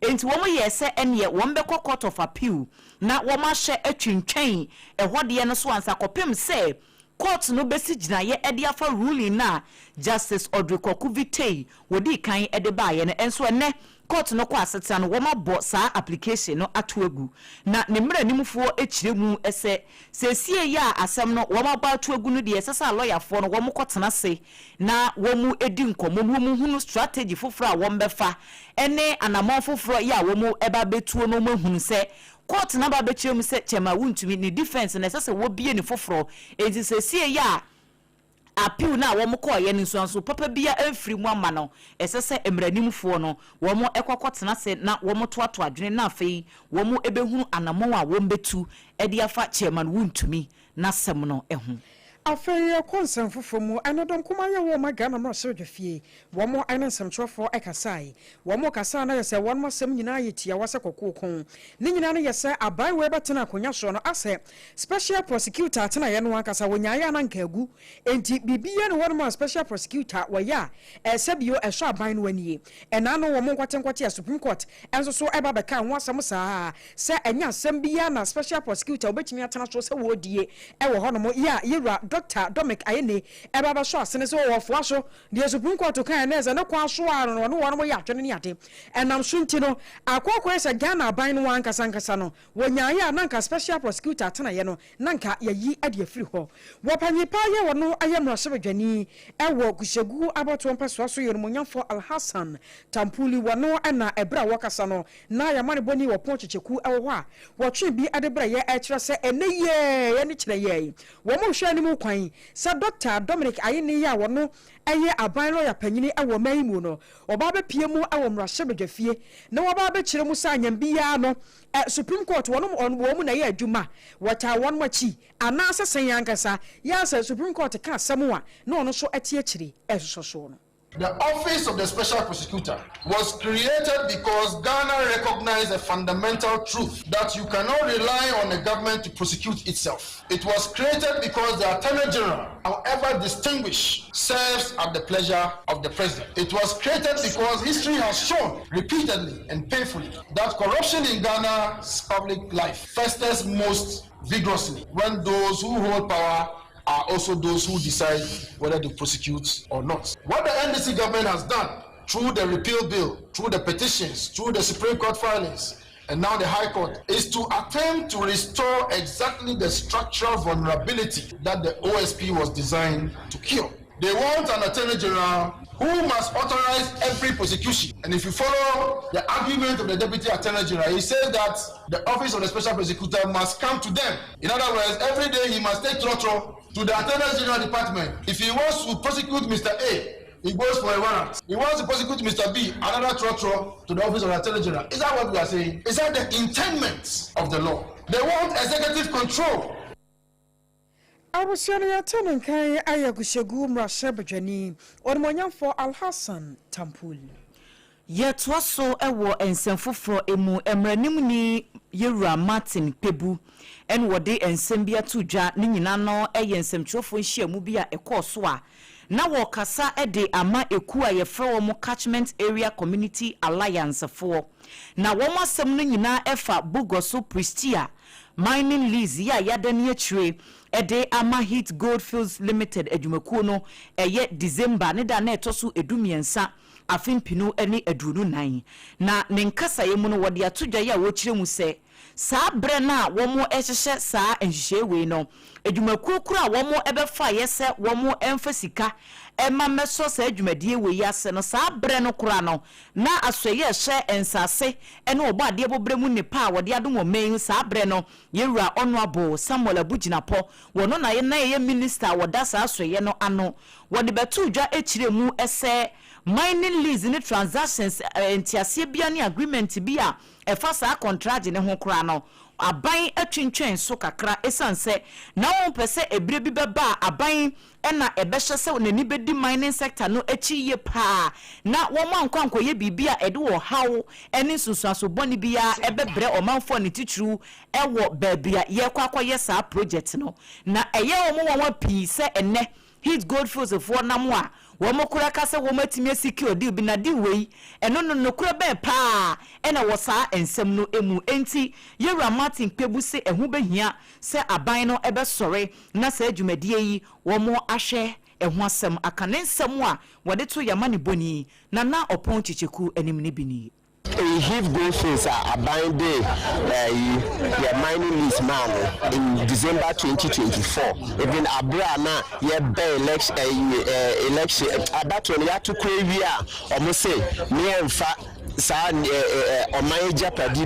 bia emu drum me enfa mo bia me enton mo bia me ensign contract bia enfa bia mo bi no aban bunoni eguso ede sa mining mines no Christian bogos no ede ma Hif Goldfields na ne enti aban de ma Hif Goldfields say Hif Goldfields ehye boss omo no ombenye sika $500 million in Ghana sika $500 million into the battery mebe bebrekwa hancho so mo de behim ombeto ifidie foforo ombetua work so say work na previous mine you know a friend is operator no ye na odi kan to mine no na odedeka workers ka GRA slate no so be treat you kan nyina ma nyina afi ho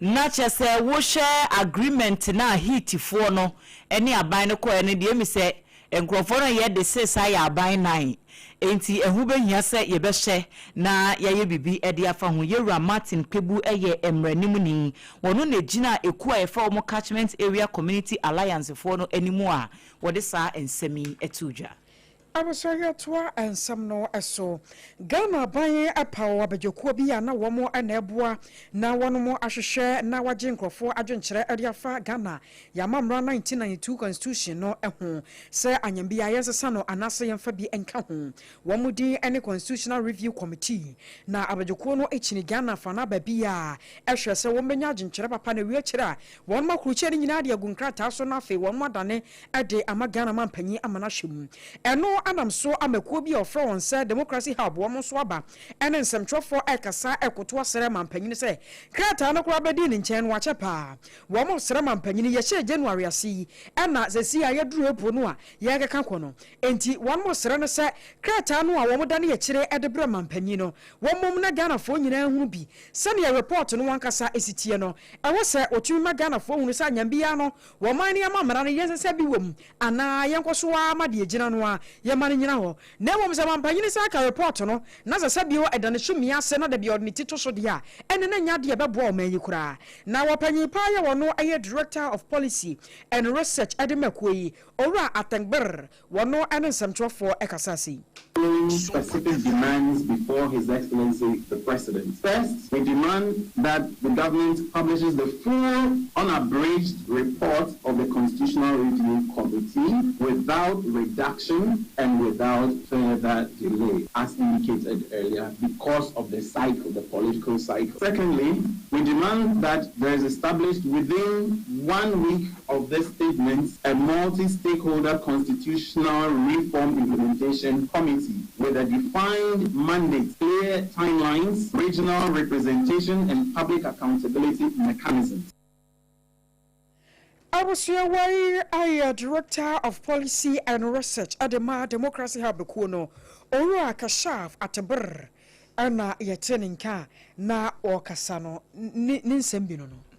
Ebusua yetoa kase bono so na yede wakọ ehumasua ensemu na empenifo eda Ghana Education Service no en wo de nkrata ba wo masema wo mokanyina eyetiawa se senior high school sahodo any technical ya ewo omai emuno 2026 wasi practical ensohye ya wo mokọ akotena se no wo maso no wo release funds a ye be hye na practicals a wo mokọ akọ ni nyina no yetimi ede aso wo masene na wo kiremu esesa funds ya wo monsa asosui wombe hwese mensi na hodo eye regional for no district for ka ho ene mpenifo hodo a eda schools no anonso no obia ebetimi ensa kanede no woma hwese supervision ya esese ekoso efa desuafo no womo so hwe na womo kwakotro no so no mpenifo ahye ayene sa pepepe enti school bia wonsa ka wode a na woma hwese adwuma na esese sa sika no ekoye no womo emfa enye eno na enye bibifofo kra Ghana Education Service for Obamanie se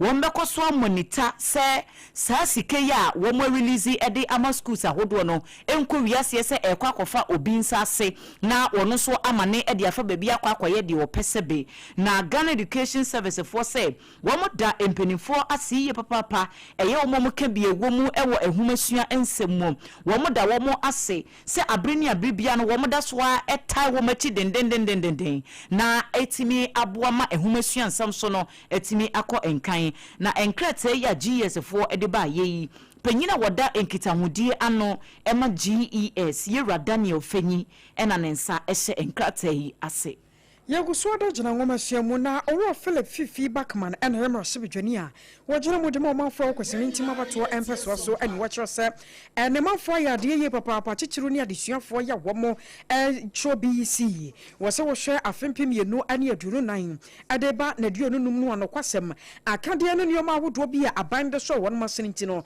ema enkoda ne timi pass so hwa no a ya won free 75% kura ba wura mu 82% kyerese na eso ani ye Utimu se wamo munya pass mark na ya dia na eso ani nam so ntini wo hwe no mu kwan se afi 2026 nso ne mofra ne beye ne sa pepe woro so hye ne ho bo se anuoma bia da ne mofra ne behia se won betumi dia chro BC no ama won matwa no enya dia wo betumi adan netiko e dia ama wo mo.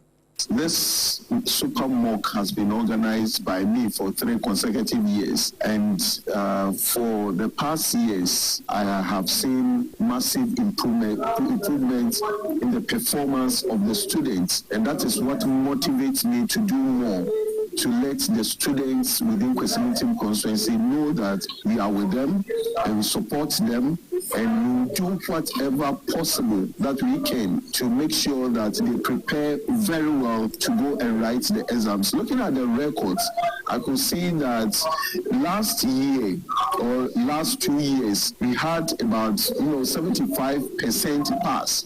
Last year was 82% pass from aggregate 6 to aggregate 36.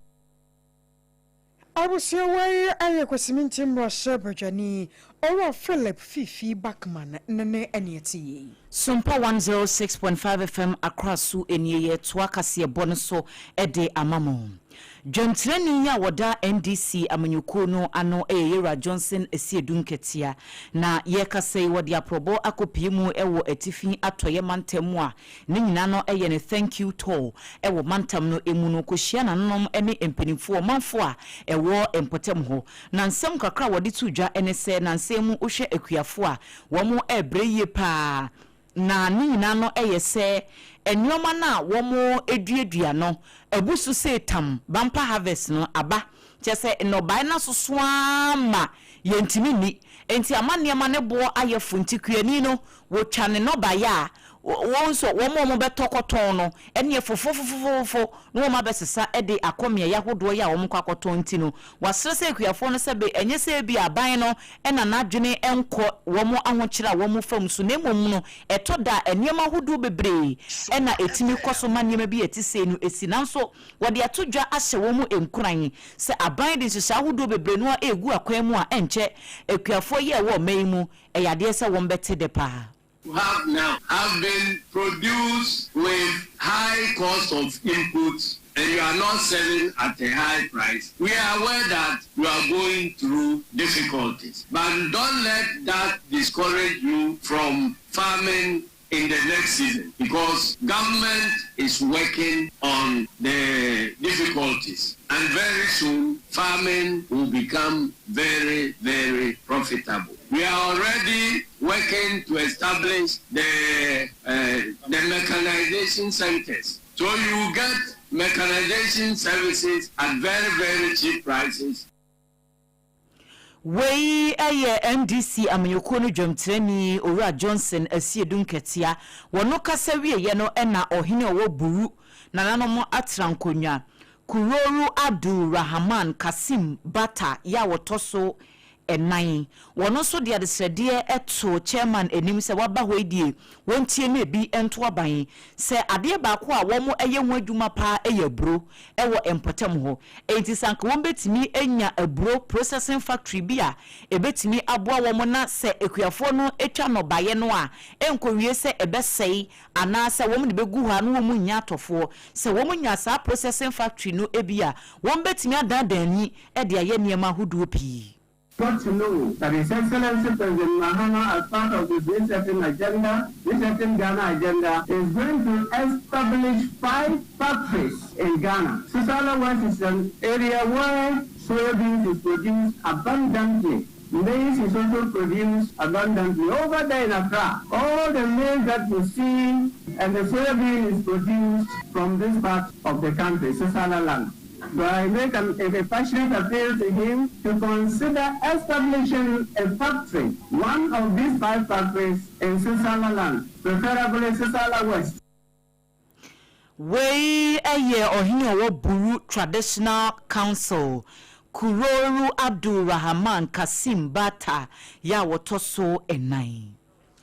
Ana yaman boni Eric Anana Adna Proboko PMO ewo Cape Coast ya no wonfimfim mantemu won monyamfo George Justice Arthur Nenaso wono ana ya ban krache panyini ewo Cape Coast na ebro kodru ye no na onimonyamfo ya asase a woko aprobo ewo aban no 24-hour economy edwa kese ye opese wosie edema manfo no eho na enumu no ana wonu onimonyamfo twetwe nkomo ene wo ba be kire mu se aban no de na ni so de wono soso pa eya kese a se Ghana Washa siasa wamo tenase a wombe hunu enyo apaye wode mane manfo na rene kura mpo no womo pese womo tire dwane mu sane ebe ya manfo pinu abetumi abedi dwa najo de hiem enso so de be se don kokura ahomache na se bi wontumi na eno ane so so de se mekwa kodimi dware ya babeguo adeche ya no pa no nsia na se wo ye waduane ni nyina no ye nioma aban no washa ase a wo hyehye na wama bambo mu nsam so wotumi ayirimuo edinya se bi aban ne 24-hour market no no wajeja ne sa ye George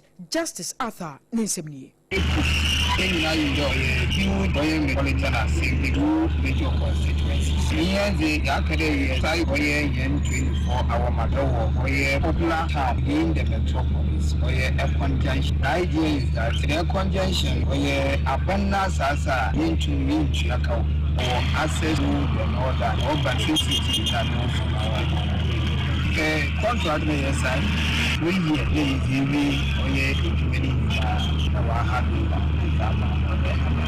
funding source district assembly conference. I'm going to see the photographer or a look at Kumasia or market debris honestly no contribute by assembly more idea. Internal Abra your photographer na Adam. Don't forget that Cape Coast is one metropolitan assembly.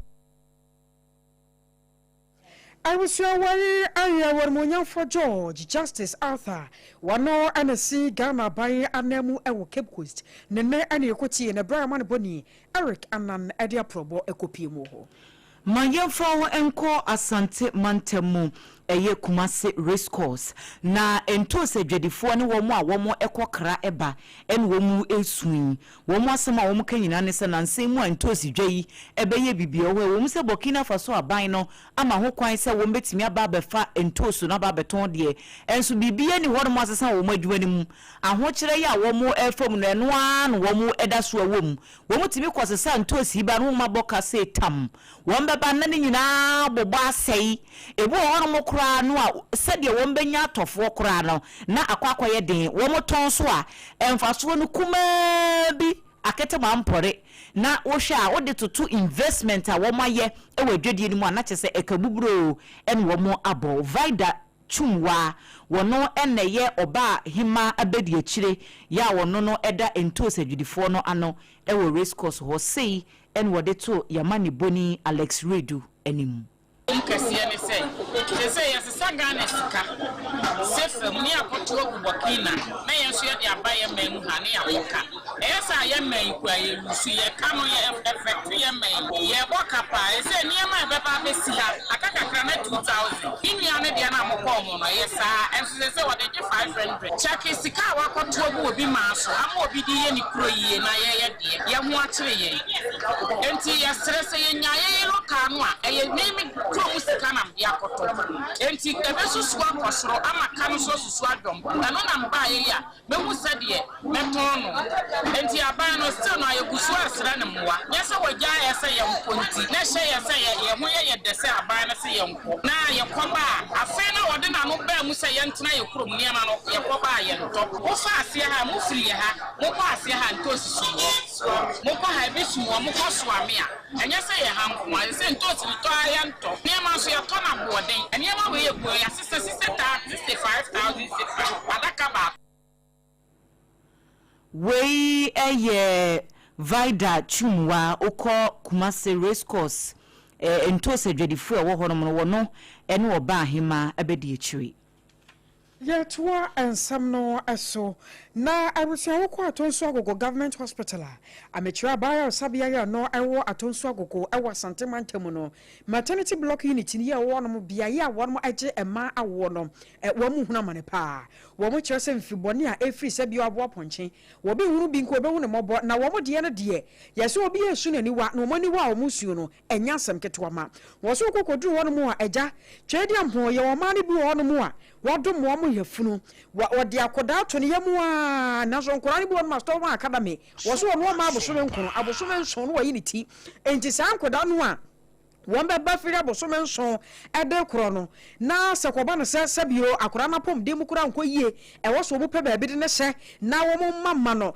enuane awodo obedie ho meni ade a incubata ko mu de nkura na beto mu nkura no ne no akwa akwa bibie ho enam so ama won mu koto asra de hye no pa se won mu nya bi mfa mo sebio sa aban no antware ni amfa mehwe wo mo a ankronkron so betumi aye ama no ayeye Dr. Rita Fosu Yeboa wono ana eye in charge wo atonsu agogo government hospital ebrama ne boni bo wa beidu ekopie mu ehwo no sei eno ne chei I say machines no isa ena dem nankasa no isa eno ntin say machines ne so ache the radiant women no be 10 years into of course with time na no de motherboard wetin aka say no so ya men function into am your hospital engineers na behwe but he thinks that we need to replace it eno ntin say your best amount for bedroom ya betting am radiant woman obi so na o fele say bia ye twan fun betting am my replacement of part no so asay na we beje ho pa isan say we don kwa me nsa nyina to ade ba ko asen aya na ha drinka Dr. Rita Fosu Yeboa Abusia na chese anono wai aye Dr. Rita Fosu Yeboa ane atene nka no ko atonsu agogo government hospital one in charge ho na no chi no Dr. Samuel Asante wano aye chief executive officer Edema Kumasi hospital wano so ane ekuo bi ekabomu ya wo mo ekọ ho no mo ekohwehwe sane ayarosabia no wankasa na tebia sitie wo mu wieye ena wo de aye de eka ho eno so sei ena doc esenensem Eba Kumasi South Hospital. Hospital me doctor. Me training kwa free ha. Me house of. Na send me award next no if say me free ha me who is sign the bia. Na hospital e bi Kumasi Hospital no. You refer nkra say bi woman do fee or say omo ba MP from mami mo isusa. Ana say nkra e woman no ni Agyeiwaa na nkra e woman asase na no. Na omo bo ayehye no. Ye ta refer omo de omo ba. Na mami bi a ot hospital e ho no eye nika. Baba bi baby say ya no ta complain it's a by the new abehwe mu say empower that soon be bro ba tete for the na bia say you can asema you better ba that so you say yes can be so the benefit to be say it's yes you try okay the sister company quality food if it's you know what you come on quality food and you this can account say there's can be beauty and then ama e ho na ye be bia akwa bia duba e be ye enika na me also IF. I was away a Dr. Samuel Asante and your turn can where Chief Executive Officer at the Makumase Hospital. Yedaswa ewa Asante Mantam no emu na empenifu edamase RC Junior High School ano ya enono ewo Offenso South Mensi no emu womo ebo amaniese niema bi ekoso wompotem ho a eya hadwene na nsem womo honwan womu se school ni fa bi obi pese wo beje boso na womo edisi asore dan na womo se efiri sesa asemi ba ya oba ahema wo maase na nadufie ankra ena ekasei wo se womo eye traditional council no womo amma so free warning any asore ne se enye school ni ho en womo ba be fa ba bia dia boso ba be si aso dan womo aka so enra yese sofo no e de nkrofo ko site ho se womo nkonko ye adwuma ye kasai womo tutu fom a womo asase eto blocks enti se wo hwe wo Facebook ni so a site na ne da ho no ba bia school no woni nie ena school fo na pia bontin na chese sofo nso esi asore no atare school dan no enti ehwasom na kwakoye bebre na du fie ene amane boni ba wa beidu edi nkomo chirem se si ababie duro no de se traditional council pa ba mu na nanom na se sofo si wontia agye se assembly no ana aban edi ne ho jimbi on yet is school asase obi to foundation also na me ne mpanyimfo nyina ye trim ka bae na de bi kan asase no ya baso ba for time planning officer say me abaso me no oba bi ne mpanyimfo ni bi ba be stop akwa no ma kwa di ma tem say me mu me ho ensem bebre ene ye koye ene na man hene ni na busu apanyini won so be stop akwa no say no ma e ma me ye adwuma wo ha na asase ne school asase ya kan bibi akwa no wontie enu aye ho ne bobo ya mane say o to foundation de kan ye ni nyina fi asase no ne dia enti adekonte ye ne dia no empanyifo ko hia wo ho na ye hu adekonte wo asase ne school asase ne ye ne dia ye ba mtu asase ne be bibi wo ha ebi ankora pese esi bibi ana won pese esi ba bi ebi agora na bibi sa asase ne bi ne ho bi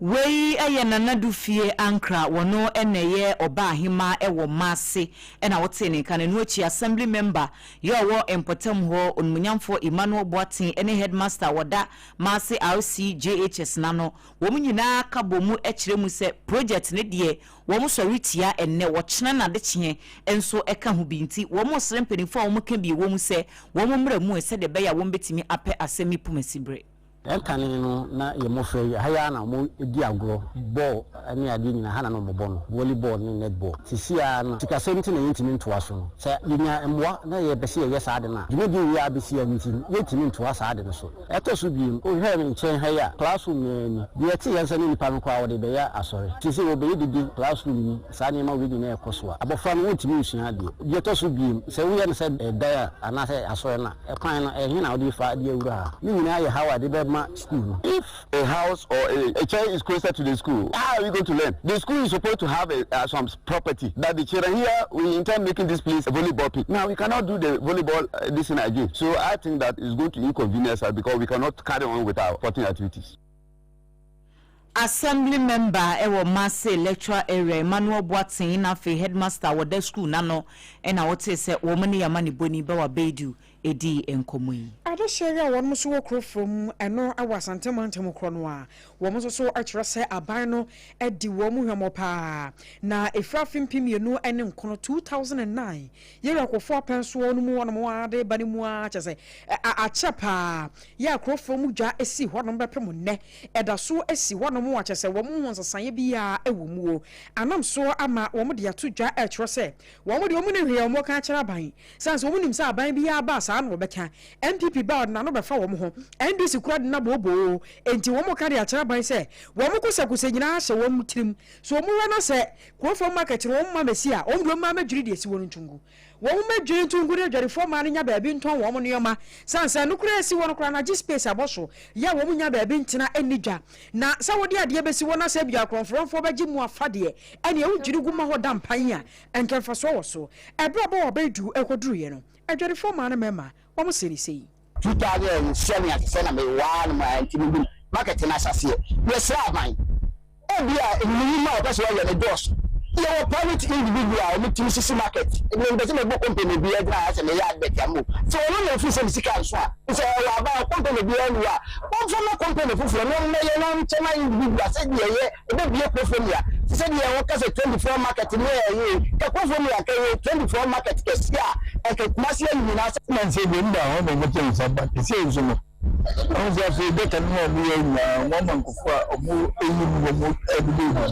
Then they say about so be you so be yamaye. E be say so be yamaye. Abai bai no. Say first why president Obama me say one advice is super be say if you want to be chance in be every card you marketing here ya omodi reader na inside home. If you chance am BNC ha e be say na what you need the moon say rule and be Abusia warrior crofo wajerifo e man merman yete woman kana bawa beidu ena dia man boy ebesumye meduma for about center the time at woyade so de ma ona fe time aba mr so wose malaria duro no kwana kotobie na ho enkentene worso ne yegina ye dan ho tew ye ba ye dia man no nsem ebetoso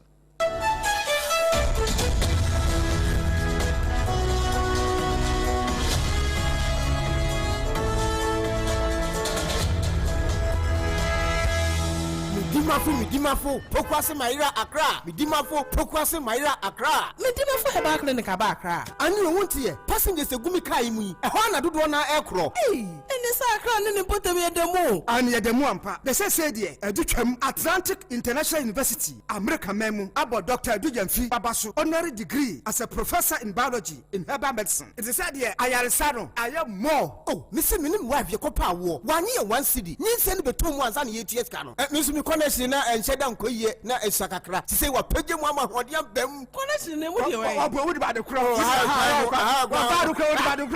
Stroke, so dear, what found small. Just say, I did you who any dear Siano. Yaria Bia Tatia, our Dr. Tamdasu and so. Diabetes, hepatitis B, prostate, hypertension, malaria. Yaria Bia. Kumasi say, oh, opposite government school. And then Krahanso, Ober PM, our Pokuase, Maira Kwanoso. For a doctor, 0244 774 282. And that's 0500 727215. Midimba for Herbal Clinic. Woodima for Newa. In the stillness of the morning, before the noise of the day begins, there is a sound rising, a sound of prayer, a sound of power, and a sound of victory. Yamawakwaba was Sompa First Service. I was Sompa TV, Sompa Radio. Your early morning altar of encounter. Join Bishop Albesaki Kwampo. Onyankopon di fa wastrano ewiye brim and am nensaso ama onyankopon we ya hon wade pi. Through this prophetic platform, destinies are aligned, burdens are lifted, and lives are transformed. We need to teach you some perfect service. Our home a TV program keke. A bra or so near Sasisia.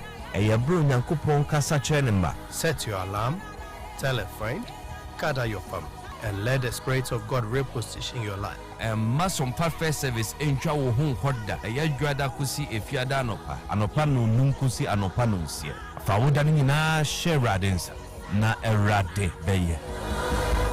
21st clinic aye sciatica expert sciatica no o nerves na wo to ase na fa wo siremu na fa wo nansia besi ase ho no se ho techema eno ene ye fa ne sciatica na etimi bubu o to ase ka wo se dwe wo siremu wo je ho ba bia enye na no na 21st clinic ba ye adwuma pa wo mu ye ntia basobo o magye no Ghana ha ene amono ne enyasem ketewa wo mu je international awards ahodo wo mu je local awards ahodo na anu nso na wo mu bie the only sciatica research and treatment center in Africa bibrem ha no ebi ni ba bia je 21st clinic nkwa wo mu de bibiduro ene besa o yare no masa de machine aka ho yare sabia yare bia wutimi de ko ne mama ade ba ko a wo magidi wo mu pa no sciatica ena stroke nso de kwa diabetes ne hypertension ne ade Ghana ha ba bia wo mu ho enkran ha sese ye wo Tantra Hill runabout se wo free enkran ba ye wo wonsa ni fa so wo frama saman so na ba nso a wonsa bonkum so ho na wo behu ye 0540 311 311 0540 311 311 next 21st clinic still woman is sciatica expert.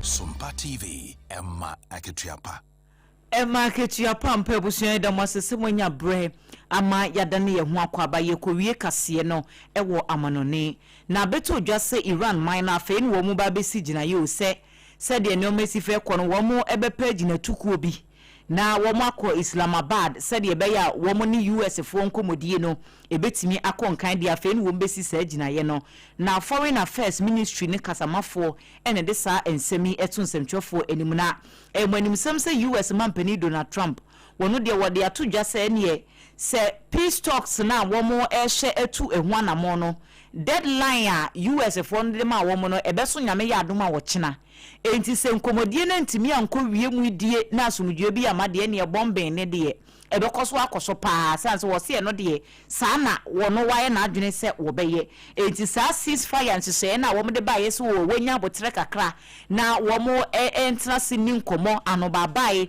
na asomdue ntimi nya adwuma no se wanya botre enti ne wa ma mo bre nyame ya dom ochena ne duru na expire no ntimi ensi gina yesie papa bia se asomdue abua no aman ahodo no emienu wo mbe no mo de a enie na nia dada no amu en wo mbekoso akona chesento kwane de enya de se eba wiye enimanimu ya eno so ena yegina na yede kasebo no asi ede amamusa fei en waso wafidie no ewo Sompa 106.5 FM Accra ensema hodo yede bai na de dimu akotene bi ene se Ghana Immigration Service for actually enipa bebro ahensia wo mu nyina eye amahodo so adehye a wo mu gu Kumase Montene so eno eye operations a ekoso ene ahomache sanso ana Central Regional Security Council no so adiaba se video bi ene namwo se eye Chief Inspector retired Seibu City National Security Operatives for akwa bro no brotro no wo mo ne atwa so na hwehwemu ahyase a ekoso Chairman wuntumi ene ne mranimfo ekọ Court of Appeal senka wo mutimi enhye na Samra Boy mining trial no wo mutimi entwentwen so kakra kopem say nia eda high court honom no wo mudi ruling ne ebeba no ene sa ensem no court no aboato egu dom kuma ye wo mai ma shebegafie so akasai atresa na ne kyerɛ yada wo mu hia Attorney General Dr. Dominic ayene so ba bepie mu e wo mai ma shebegafie Ghana Education Service for the to just say wo mo release funds said ye beya 2026 wasi and social practicals na ekoso no wo mo edebeye hu adwuma na ye bo amane wo kasebo mu se ekuo bi efo ho se democracy hub so de akwakoda aban se na ne kyen ya da constitutional review committee wo mo review no mo kokoye no wo mo fa ho report no empieja Saran so ne de wo ekọ etifi atoye mantem no se NDC amnyoko no dwamtire ne Ura Johnson asiedu nkete akopie mu ewo hono mu a wo se enche akuafo wo mbete de afei kwesenti no ahyebadwani wono so akasare manfo ho kyerɛ sɛ wɔwono sɛ frɛ afempem ye no ne aduno nan de ba na duno num so sɛne aban no ɛsɔsɔ manfo wɔno kyerɛ bi si asene nti no ama manfo mu twa ensɔhra na ekɔ nanim ti afewe wɔn bɛsa yɛ ne saa Yewie ene edo ekọ amanone Iran mine emu na panyina wokasa ema amanone asoye no wode atudwa echire mu se afei ena Iran mine wo mbesi ginaye se wo mu ebepaji na tukuo bi na wo makọ Islamabad said ye beya wo ni US fo enkomo a wo mu ekwakodi said de beya somdwe betimi aye adwuma no sa adwumadie no so ebetimi awie peye Kasia boy free ha no fa Sompa 93.1 na ewa santemantemu ayeko 100.9 Adam for Radio Paris France abochimemo one mo fa bi takwa eno ya Sompa 101.1 wo kwa takra dia Kasia boy na yedam ya Sompa 103.3 na Feta Chiman aya 106.1 Sunyana 98.9 Nkranza 90.7 Sompa Nkranza krono no ena doma 101.3 enso FB doma 100.7 ewo doma FM one so FB ena Kingdom Mankasim 106.1 wodi ko da no so ne nam so Facebook no aya Sompa 106.5 Accra YouTube no so sa afaya be fontenta fidie no so www.sompaonline.com Yewa Prince ataboaten na da romenti ensem no dodo no a wonya bi ekenkan edifri ho medimafo aba center what the time that so so yasene enafe time heba mixture enso the malaria fever dro etayechi asonfo banu ya yensamfo panyide ma ye ma yebetena second kind de ma wonom eyeme AKOSUA Agyeiwaa KODIE buaten mene Adwoa Asare yadamu nyina se amamumu